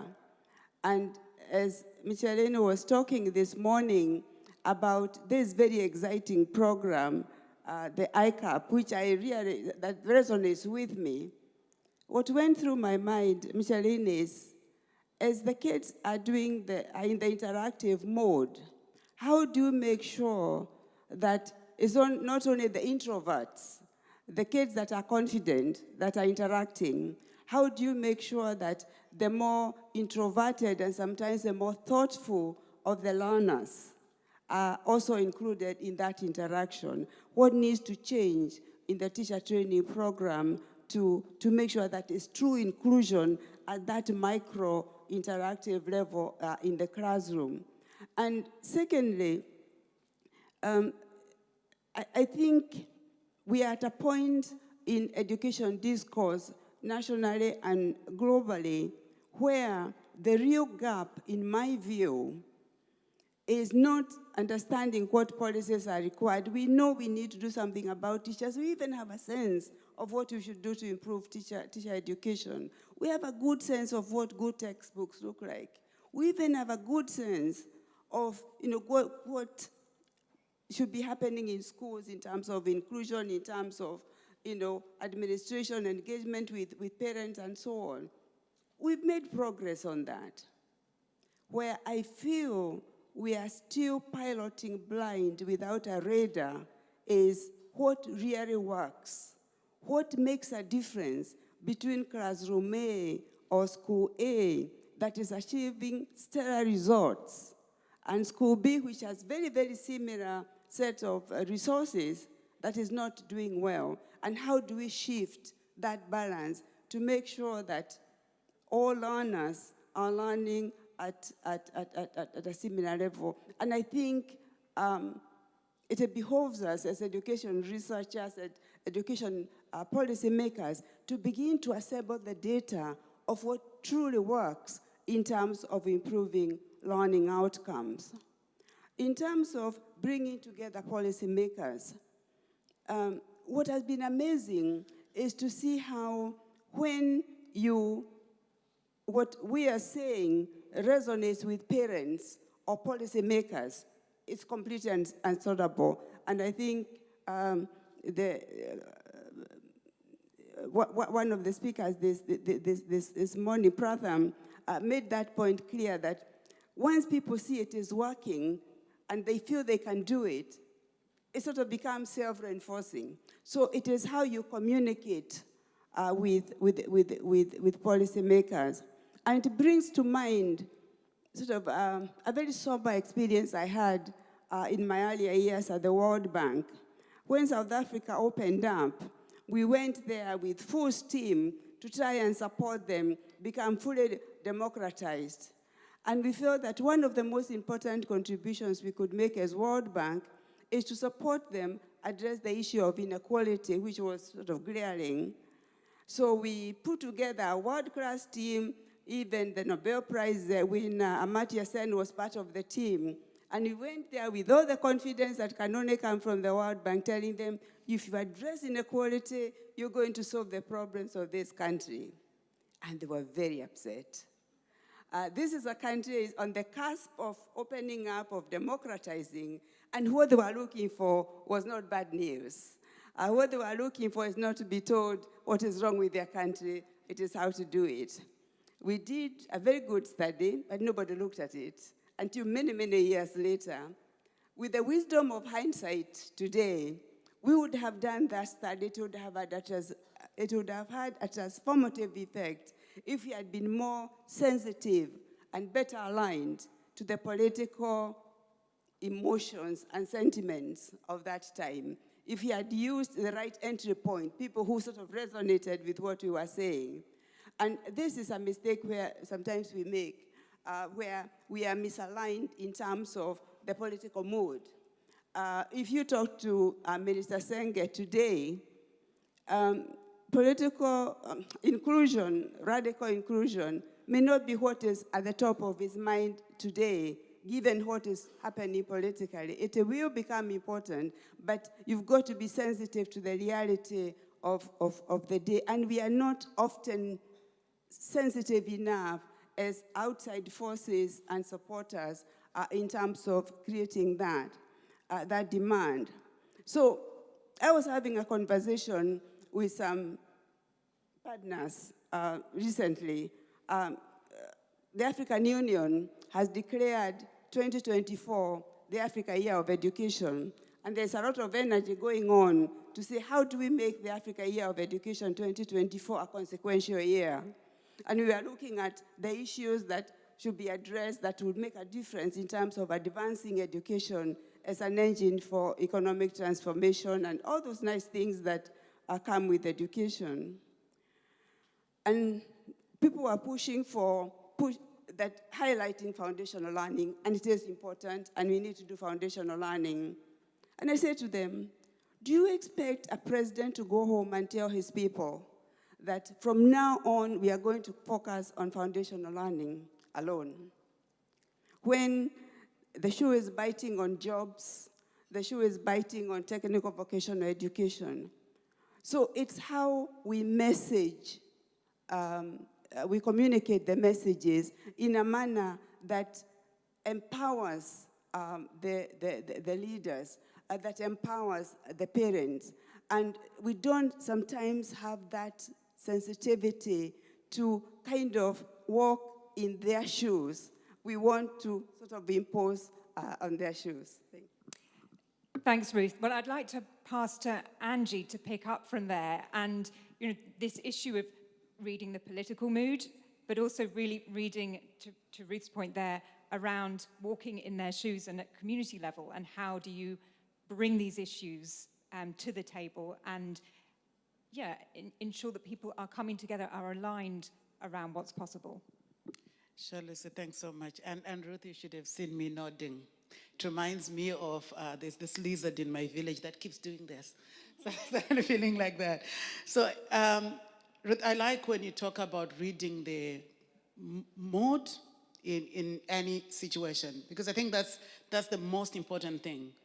Social and emotional intelligence as you collaborate and engage for radical inclusion. It's not stupidity. It's not, for lack of a better word, compromising. It doesn't mean that you're not driving for radical inclusion. It means that you care so much to set it up for success. That's crucial and that's critical. And just to say bottom line, for all those words around social emotional reading is respect. It's respect for where people are at, what they understand, what they need, what they prioritize, what they are trying to deliver, and build on from that, rather than assuming they don't know. And I just want to say this is one of the areas as an organization we have greatly benefited from, but also greatly leveraged, to the point that we have got respect from the very communities that we work with, the parents who, when you start working with them, they themselves feel so intimidated and so ashamed of the fact that they can't afford the school-going costs of their children, to the, like topmost people in government and everybody. The most important thing is respect, is to respect the vision that they've got for themselves, the struggles that they've got, and to be able to say, as we say at Camfed, pamoja tunaweza, which is together we can solve this. We are not coming here with a solution. We're not coming to tell you how badly you are doing or what you should do. The issue is, how do we work together to do this? So I just want to be able to say collaboration is non-negotiable. And collaboration doesn't mean getting buy-in. It means collaborating. Collaborating with people from the design of understanding the problems, of setting the agenda, of what to measure, who to involve, when to involve them, what to do, and all of that. It's collaboration. It's not once in a while trip to the village to tell them what they need. It's not, I can go on and on. Collaboration, right? And it's collaboration both for practitioners, for policymakers, for researchers, for everybody. It's collaboration with one North Star. Do you agree on where you are trying to go to? How do you collaborate to get there? It means that there will be confusions. There will be some who will be coming and saying, can you please prove that it's cost effective? Some will be coming and say, what is the ethical dilemma here? Some will come and say, our culture doesn't allow this. You need to look for that sweet, beautiful spot that allows for radical inclusion. Because at times, you're just speaking in different languages, but you're all talking about the same thing. And if I can just point to other things that I think are essential as well, is to be able to put the most marginalized child at the center. The challenge we've got with national averages is they hide some of the blind spots and some of the corners. Some of you might be shocked that for the most marginalized children in Africa, 95% never make it through secondary school. I'll say that again. 95% of children from the most marginalized families, from the resource-poor families in sub-Saharan Africa, never make it through secondary school. But when you look at the national averages and the national statistics, they look more positive. So as you program, as you design, as you do all this, can you think about that particular child who is invisible, who is forgotten, who is not being seen, who is not on the table? If you design for them, it will work for any other child. Because it is those children that continue to be left behind because their story is considered too complex, they've got too many needs, and all of that. So always program for the most marginalized child. And finally, radical inclusion is radical. It's not apologetic, it's bold. And don't settle for anything less. And as you go for it, remember respect. You get more with honey than vinegar. Together we can. Thanks, Angie. We're going to pick up some of the questions that are coming through from the room, and please do keep them coming. And one of those relates to the anecdote that Minister Senge shared, which was around the use of technology in sharing information with parents and leapfrogging some of the challenges around ensuring that they have data on their children's performance. And I wonder, this is open to any of you, what role do you see for technology in promoting radical inclusion, particularly for those who are the most marginalized and excluded? And do you feel there's a role for technology? I would add that. I just wanted to quickly come up on that. During emergencies, suddenly we know that technology leapfrogged. And from very simple technology like SMS and WhatsApp all the way up. Well, one of the very exciting pieces of policy was that almost all the social safety nets would go via the females in the households. And that meant that even where there were shared telephones, or mobile phones or smartphones, that it would have to be the woman who would have to look at it and to see whether her NIC, the identity card was there and she'd got the message or not. And I think that became a great moment, not only for us who were also exploring and working with SMSs and WhatsApp on learning, but also to get the possibilities of getting their social safety nets because it was coming to women. And it certainly meant that your status had been elevated. Now, that, I think one of our biggest success stories has been the CNIC, the Nadra cards, where the ID cards are so powerful, and that's why when there is a birth registration gap and so on and so forth, that worries us, and that's it. But technology not only did that, but it also meant when 4 months after, during COVID, after COVID, the government said, get all the WhatsApp numbers of the parents. For the first time, the school and the home was being bridged. Otherwise, they were two separate entities. Nobody really knew the other. The kid went to school, the kid came back. So it changed that whole culture of teaching learning on the one hand, on the other hand, providing support to the most excluded, and the possibilities of technology, which were already happening earlier, really got accelerated. Organizations like ours and many others who worked in this space use then the SMS, the WhatsApp, for ensuring continuity of learning. And we did take measures to see how actually some of the learning was sustained. Not only that, but when the schools did open, you again saw a big demand from kids who were not staying at home. We saw for early childhood some slipping, but for primary age children, we saw actually a lot more children returning when the schools had properly opened. So I think technology in its, with, not the most complicated one, but certainly SMSs, WhatsApp, and of course, the government use of technology in being able to show their trackers, etc., that also came in handy. Suddenly, the society has become more savvy in technology and knows actually how to have their voices heard. The unheard voices, which we had never heard, they suddenly found a voice. Even in the most remote village, you would be hearing stories. And of course, we had other concerns of digital safety, etc. But we saw that technology did give space, voice, agency. But at the same time, a huge note of caution that didn't mean that we were reaching everyone. Those who were most excluded perhaps remained excluded. And we need to be able to think how to work with technology on those particular measures. But we've seen a huge boom in Pakistan for lots of technology providers who are not looking at enterprise with profit, but those who are looking at technology as a way for public service and public goods. And did you want to comment on that? And then I'll pass to Ruth for another question that's come in related to policy. Sure, and I'll keep it very short because Bela, you covered, I think all the key essentials. What I just wanted to build on from, which Ruth said earlier on, is that needs to be done with a lot of social and emotional intelligence and with understanding of the local context.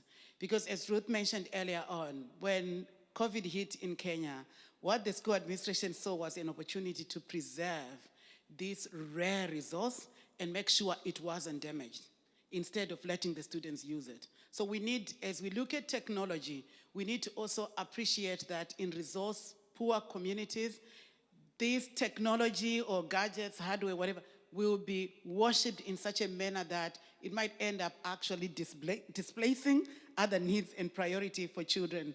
I've got a great example in one of the countries where we work in, where schools started taking resources away from what they used to give students to actually trying to have the fuel for the generator for the computers, to build a stronger computer room which will not be broken into. So by the time they were finished, 3/4 of their budget was gone. It wasn't the students, it was important. So, and also another thing is, technology is a tool. It will reinforce your key organizing principles. If you don't use it, if you don't have a design that's radically inclusive, it will be a weapon for exclusion. So you need to be very careful and cautious about that. If you're not aware of gender dynamics within a community, within a family, and you give technology, it can actually fuel gender dynamics. So technology on its own as a standalone will not be adequate. It needs to be introduced with an understanding around the context it is. We have used it as an organization amazingly for connecting our activists and our network, for ensuring they've got the information and resources and support that they need. But remember, technology is a tool. It doesn't work on its own. So you need to continue to design intelligently. I just wanted to say that the number of storytelling and stories that we collected during this period was also enormous. In terms of social emotional learning and so on, it was almost a great healer, but that meant the simplest of the technologies and how it came back to us. Thanks, and I think, Andrew, you touched on the issue of cost, and the final question to you, Ruth, is that radical inclusion, achieving radical inclusion, is often seen as very costly because those who are most marginalized may need that additional support. So given the squeeze in public funding available for education, what would you prioritize as a policymaker in achieving radical inclusion?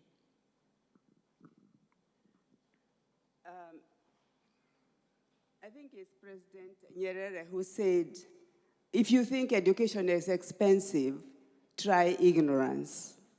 I don't think we should be worried about that. As Angie rightly said, if you focus on the most marginalized, the most in need, then you include everybody. This is where I'm challenging us as an education community to begin to document and to disseminate what works, not just in terms of improving learning outcomes, but doing so in a cost-effective manner. And we are seeing a lot of that happening. You know, some of the presentations this morning, some of the work Pratham is doing, what Michelin is doing, is beginning to get at that. You're beginning to improve learning outcomes. You're beginning to improve inclusion in a cost-effective manner. That is the key word. On technology, I'm actually a big believer in technology. I believe it is as close to a silver bullet. I know somebody this morning said, don't look for silver bullets. But it is a tool that we have not fully harnessed. Much as we need to harness it wisely, I agree, it is a tool that we have not harnessed. And I actually commend the Yidan Prize Foundation for having awarded the science PhD program. Anecdotally, when I learned about it, I called my grandchildren. The older one, they had been using it on off. He was, nothing home to write about. The younger one hadn't heard about it. He said, well, but it must be very expensive. I said, no, it is free. Half an hour later, he calls me and he said, this thing is so exciting. I just launched a little girl into space. Yeah. And, what was exciting about that response is how it releases the imagination. It enables the child to basically let go, basically see the possibilities, and I think there's scope there. The risk, of course, is that not every child has a computer in front of them that they can access this, but I've been impressed at what that program is doing to try and make offline programs and make them more accessible. Secondly, technology can be the great leveler, particularly for teachers who are not very well trained. You prepare the materials in a central manner, in a central place, and then disseminate them for them to use them in schools. You help to close some of the gaps in skills and capacity in schools. Finally, as the ecosystem, the technological ecosystem improves, you also make it more accessible. I don't think using the telephones as they are now is good enough. You can't download even a 2-minute video, let alone a 10-minute video with the telephones that they have. And to Angela's point, we discovered during COVID that when fathers who have the better phones came home, they would give them to the boys to do their homework with. So, it introduces a whole range of issues. But that can be overcome by improving the footprint, the technology footprint. And once you do that, then the hard gadgets become invaluable tools for sharing information, for reducing intellectual isolation, even for university students, as we found. And finally, I was reviewing some proposals. It was really a competition by a tech hub to see what innovations can improve education. And we had about 89 submissions, and we were supposed to select 10. And I was impressed at the range of opportunities for innovation through technology. A small technology that helps to translate language, making it much easier to bridge the gap between local language and English or French. It's absolutely revolutionary. A small program that enables teachers to communicate with parents, and so on and so forth. Very simple, but addressing real-life issues in the classroom. So used well, technology can provide the great leap forward that we seek, but it should not be done sort of as a matter of course. It needs to be sensitively applied, and this is the team that can take that forward. Thanks, Ruth. I think ending on that note of going from radical inclusion to releasing possibility, I think is a great note to end on. I just want to leave the last word with Minister Senge, our absent panelist, from his book. He said that part of radical inclusion involves the ability to identify and then establish a coalition, which is essential, whether you're a leader of an organization or an institution, or just an ordinary citizen with a desire to change your community in any way and at any scale. Even if you have the power to push through change, a strong, broad-based coalition is almost always necessary for the change to be sustainable. And I would pay tribute to Dr. Charles Chen Yidan and the Yidan Prize Foundation, because I think this is all about building a coalition that can come together, that can achieve radical inclusion and radical results in education. So thank you to our panelists for sharing your reflections. Thank you very much again to Ruth, Baylor, and Angie for your very interesting discussion on the importance of radical inclusion, and thank you, Lucy, for leading those discussions. Thank you to the audience for your questions. Well, we hope you've enjoyed all 4 of our panels today. To conclude today's summit, please join me in welcoming Mr. Bernard Charnwut Chan, the chairman of Our Hong Kong Foundation, to share some closing remarks with us. Bernard, please.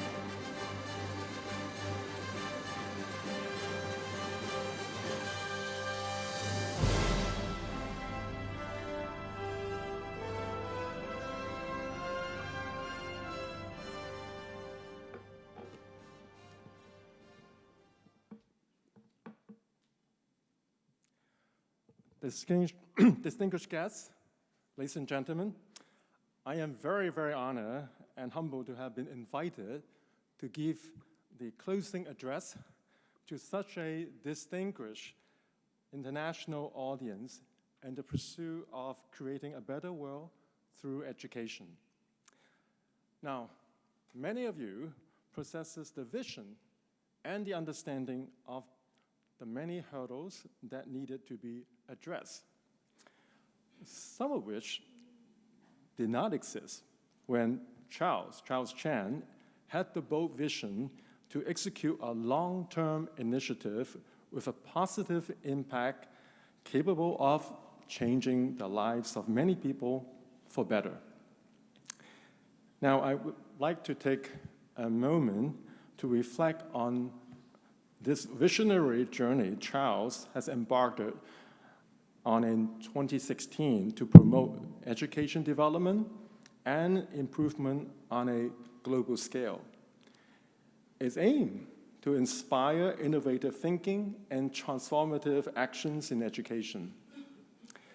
Recognizing and supporting the exceptional individuals and organizations seeks to create a positive and lasting global impact on education. Now, today's speakers from across the spectrum of academia have addressed many of the increasingly complex issues facing us today in such an unstable world due to poverty, conflict, climate change, or natural disasters, and a growing divide between those with the primary access to education and those without. These may result from access, poverty, race, gender, and other reasons. But as everyone here today understands, education is crucial and critical to empowering people and creating an inclusive, sustainable world. Never in my lifetime have I witnessed the conflict, the carnage, and the trauma that is the everyday norm for many people, young and old. Therefore, it is beholden on everyone here today to redouble our efforts and do what is needed to provide access to education to all. What is apparent from today is that education needs to change to meet the future needs of an equitable society. Teachers have to prepare students for a world that doesn't exist yet.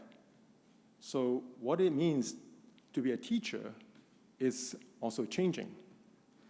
Education is more than passing on information in a world where knowledge quickly becomes outdated. It is about instilling students with the skills and qualities to help them throughout their lives. Teachers are more than ever important now. Yet they are more often than not underpaid and undervalued, and the schools they work in are under-resourced. Education may be changing, but one thing remains true. Teachers are crucial for students to thrive academically and emotionally. Now, as we learned at last year's event, according to the United Nations, teachers are the single most influential variables in a child's education. As research revealed, the link between good mental health in youth and success in later life, there's a growing awareness that well-being and academic outcomes go hand in hand. Teachers need support from all sides to adapt to the future's requirements and challenges. So we must bridge the gap between the education theory and practice and encourage more public-private sector support. And we must place teachers at the forefront of education to set a generation up for a world forever more rapid change. But the responsibilities does not rest with educators alone. Families and communities have an essential role. We now live in the era of technological advances, changing our world and providing the new opportunities to deliver education through previously unavailable channels, such as social media. Artificial intelligence role in determining the quality and delivery of education raises essential ethical and other questions. but we have tremendous potential to enhance the learning outcomes worldwide. Inclusivity is paramount, especially for the learners facing limited resources and access. I want to thank everyone for being here today, for their unselfish contributions now and in the future. I want to conclude by emphasizing the quality of education is paramount, as is education for all, and to reflect the mission of the Yidan Prize. That is, where learning flourishes, so does society. Ladies and gentlemen, that ends my official closing remark, but I thought I just want to use this occasion to say a few things. First, I really want to thank Charles for the Yidan Prize Summit to bring so many of you back to Hong Kong. I was told by Charles that we have many of you from overseas here today. Now, Hong Kong has been through a very tough 3-4 years.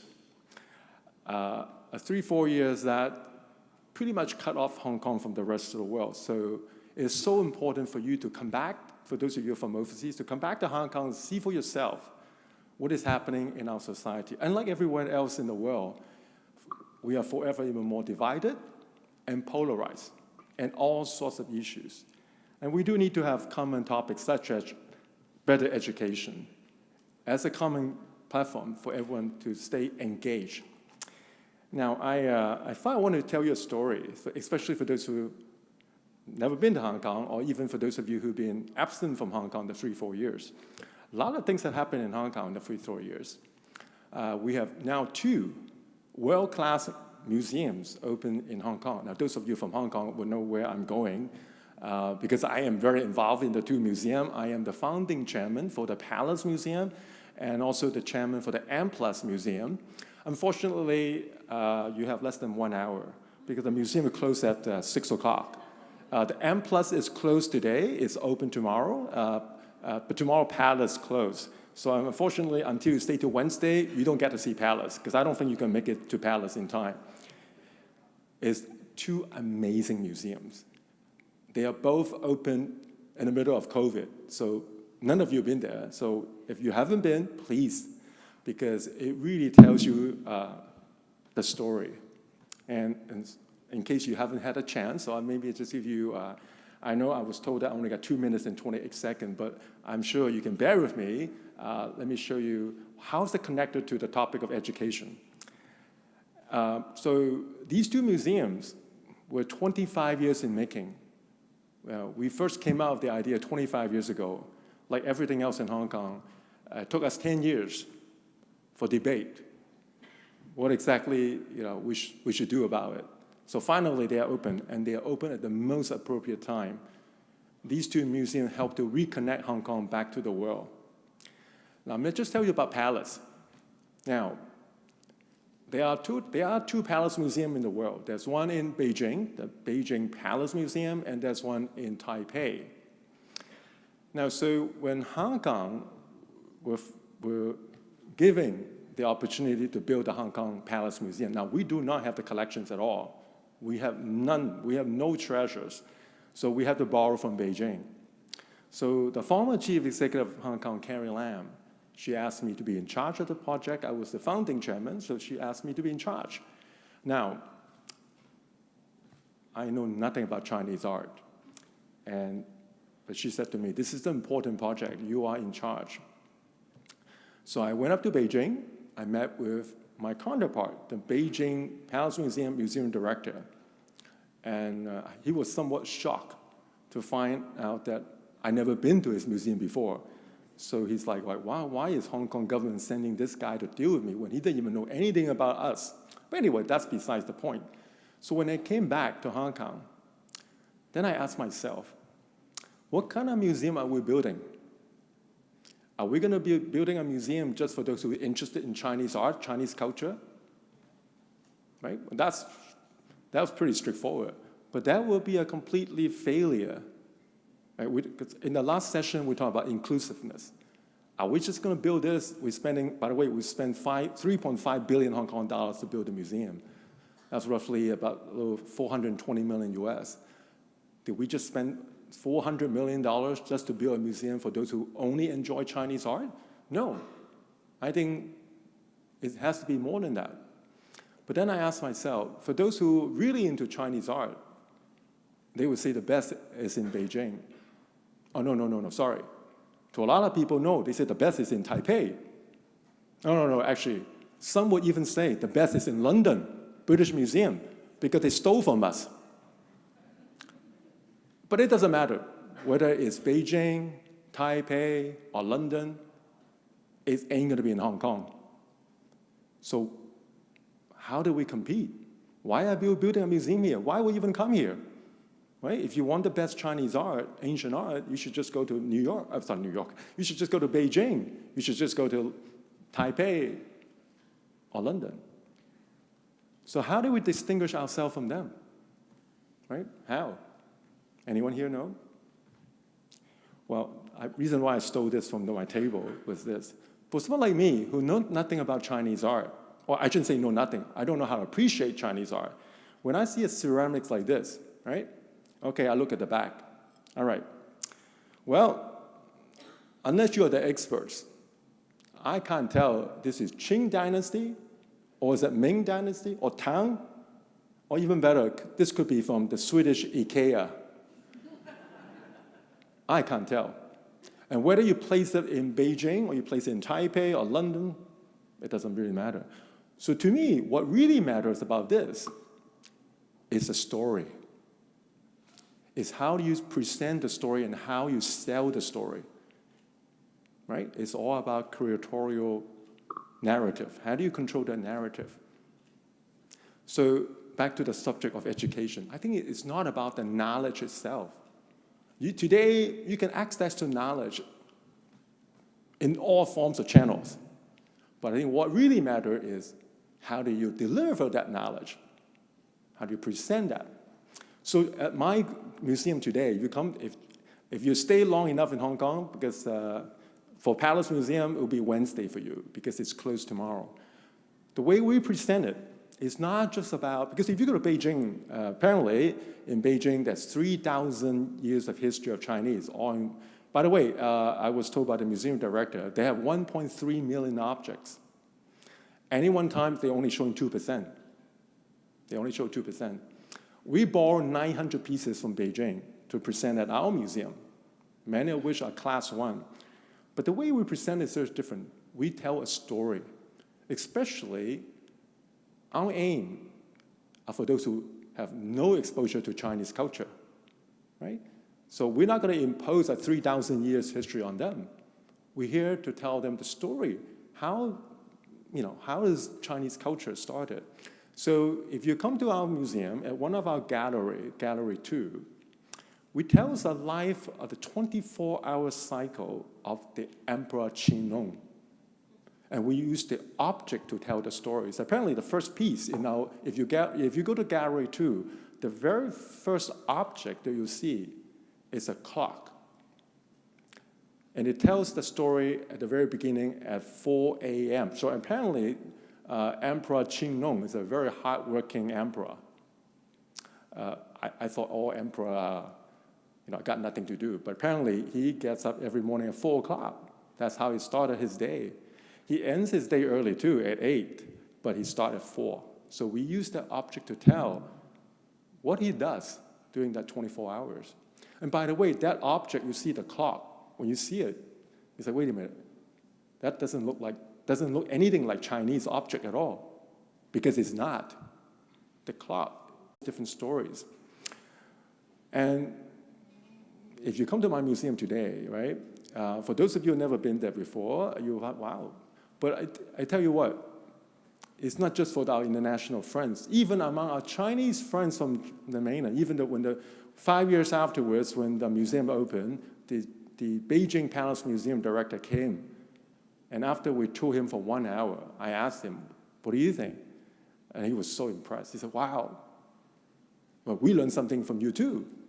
Yeah, we hadn't thought about using this way to sell that story, to tell that story. So there you are. I think, and I hope this is what the role of Hong Kong. You know, so some of you may know that, you know, one of the main messages that we've been selling everybody is that we're the East meet West. But what exactly is East meet West means? The way I look at it is by understanding the different perspective. We cannot always just see it from our perspective, but we also have to see the perspective from the others. And to me, that's called inclusiveness. You cannot just simply come from where we are and impose those values on others. We need to respect each other's different religion, different culture differences. And I really very thankful to Charles for providing this summit, and obviously providing the prize, to allow this to happen. The world is forever even more needed for such engagement and dialogue. So I want to thank Charles for providing this opportunity. I know for 7 years, uninterrupted, even throughout the COVID time, but this is even better. For the first time, everyone's back here in Hong Kong, and we look forward to welcome you back again for more dialogue, more engagement. And if you don't have the time this time to visit the museum, please come back again next year. And Charles, you can count on me. I can be their personal guy to walk through our museum, because it's amazing. We have the best contemporary Chinese art and international art at the M+ Museum, because the M+ is a contemporary art museum. Palace Museum is ancient art. So these are the two museums, but we have other culture facilities as well. Hong Kong government already have invested, guess what? $5 billion into these cultural offerings, and it's only 45% built. I'm the vice chairman of the district, and we still need to raise more money to finish the rest of the district, maybe another 15, 20 years, because we still have to build the music center, the Broadway theater, and so on and so on. But by having that $5 billion invested already, is really putting Hong Kong in the cultural map. And this is where it's most needed right now, where the world is continuing to be equally, I mean, even more increasingly divided. We need something that can actually bring someone together, have a proper dialogue, whether it's sustainability or in the forms of arts and culture, and this today is education. So thank you, everyone, and I hope you have an enjoyable day today so far. And again, for those planning to stay an extra day, please go to visit our museum. Thank you very much. Thank you very much, Bernard, for that very fitting and humorous close to our summit. Well, ladies and gentlemen, that wraps up the 2023 Yidan Prize Summit. Thank you again for coming today. We hope you found our discussions interesting and engaging. Now, fitting into our theme this year, of course, we hope that the discussions today will spark further change. So if you identify more solutions related to education and change makers who have positively transformed the lives of individuals and societies, please share with us by submitting a nomination for the 2024 Yidan Prize. Nominations will close in March. Now, once again, thank you for being a part of the 2023 Yidan Prize Summit. A reminder, if you're going to post on social media, please include our hashtag, which is hashtag 2023 Yidan Prize Summit, and also tag us using @YidanPrize. Also, we have a short survey. There's going to be a QR code coming up behind me right now. We value your feedback, so please take a moment to fill in the survey and to give us feedback. Once again, ladies and gentlemen, thank you very much for coming. May I take this opportunity to wish you happy holidays. We look forward to seeing you again next year. Good afternoon.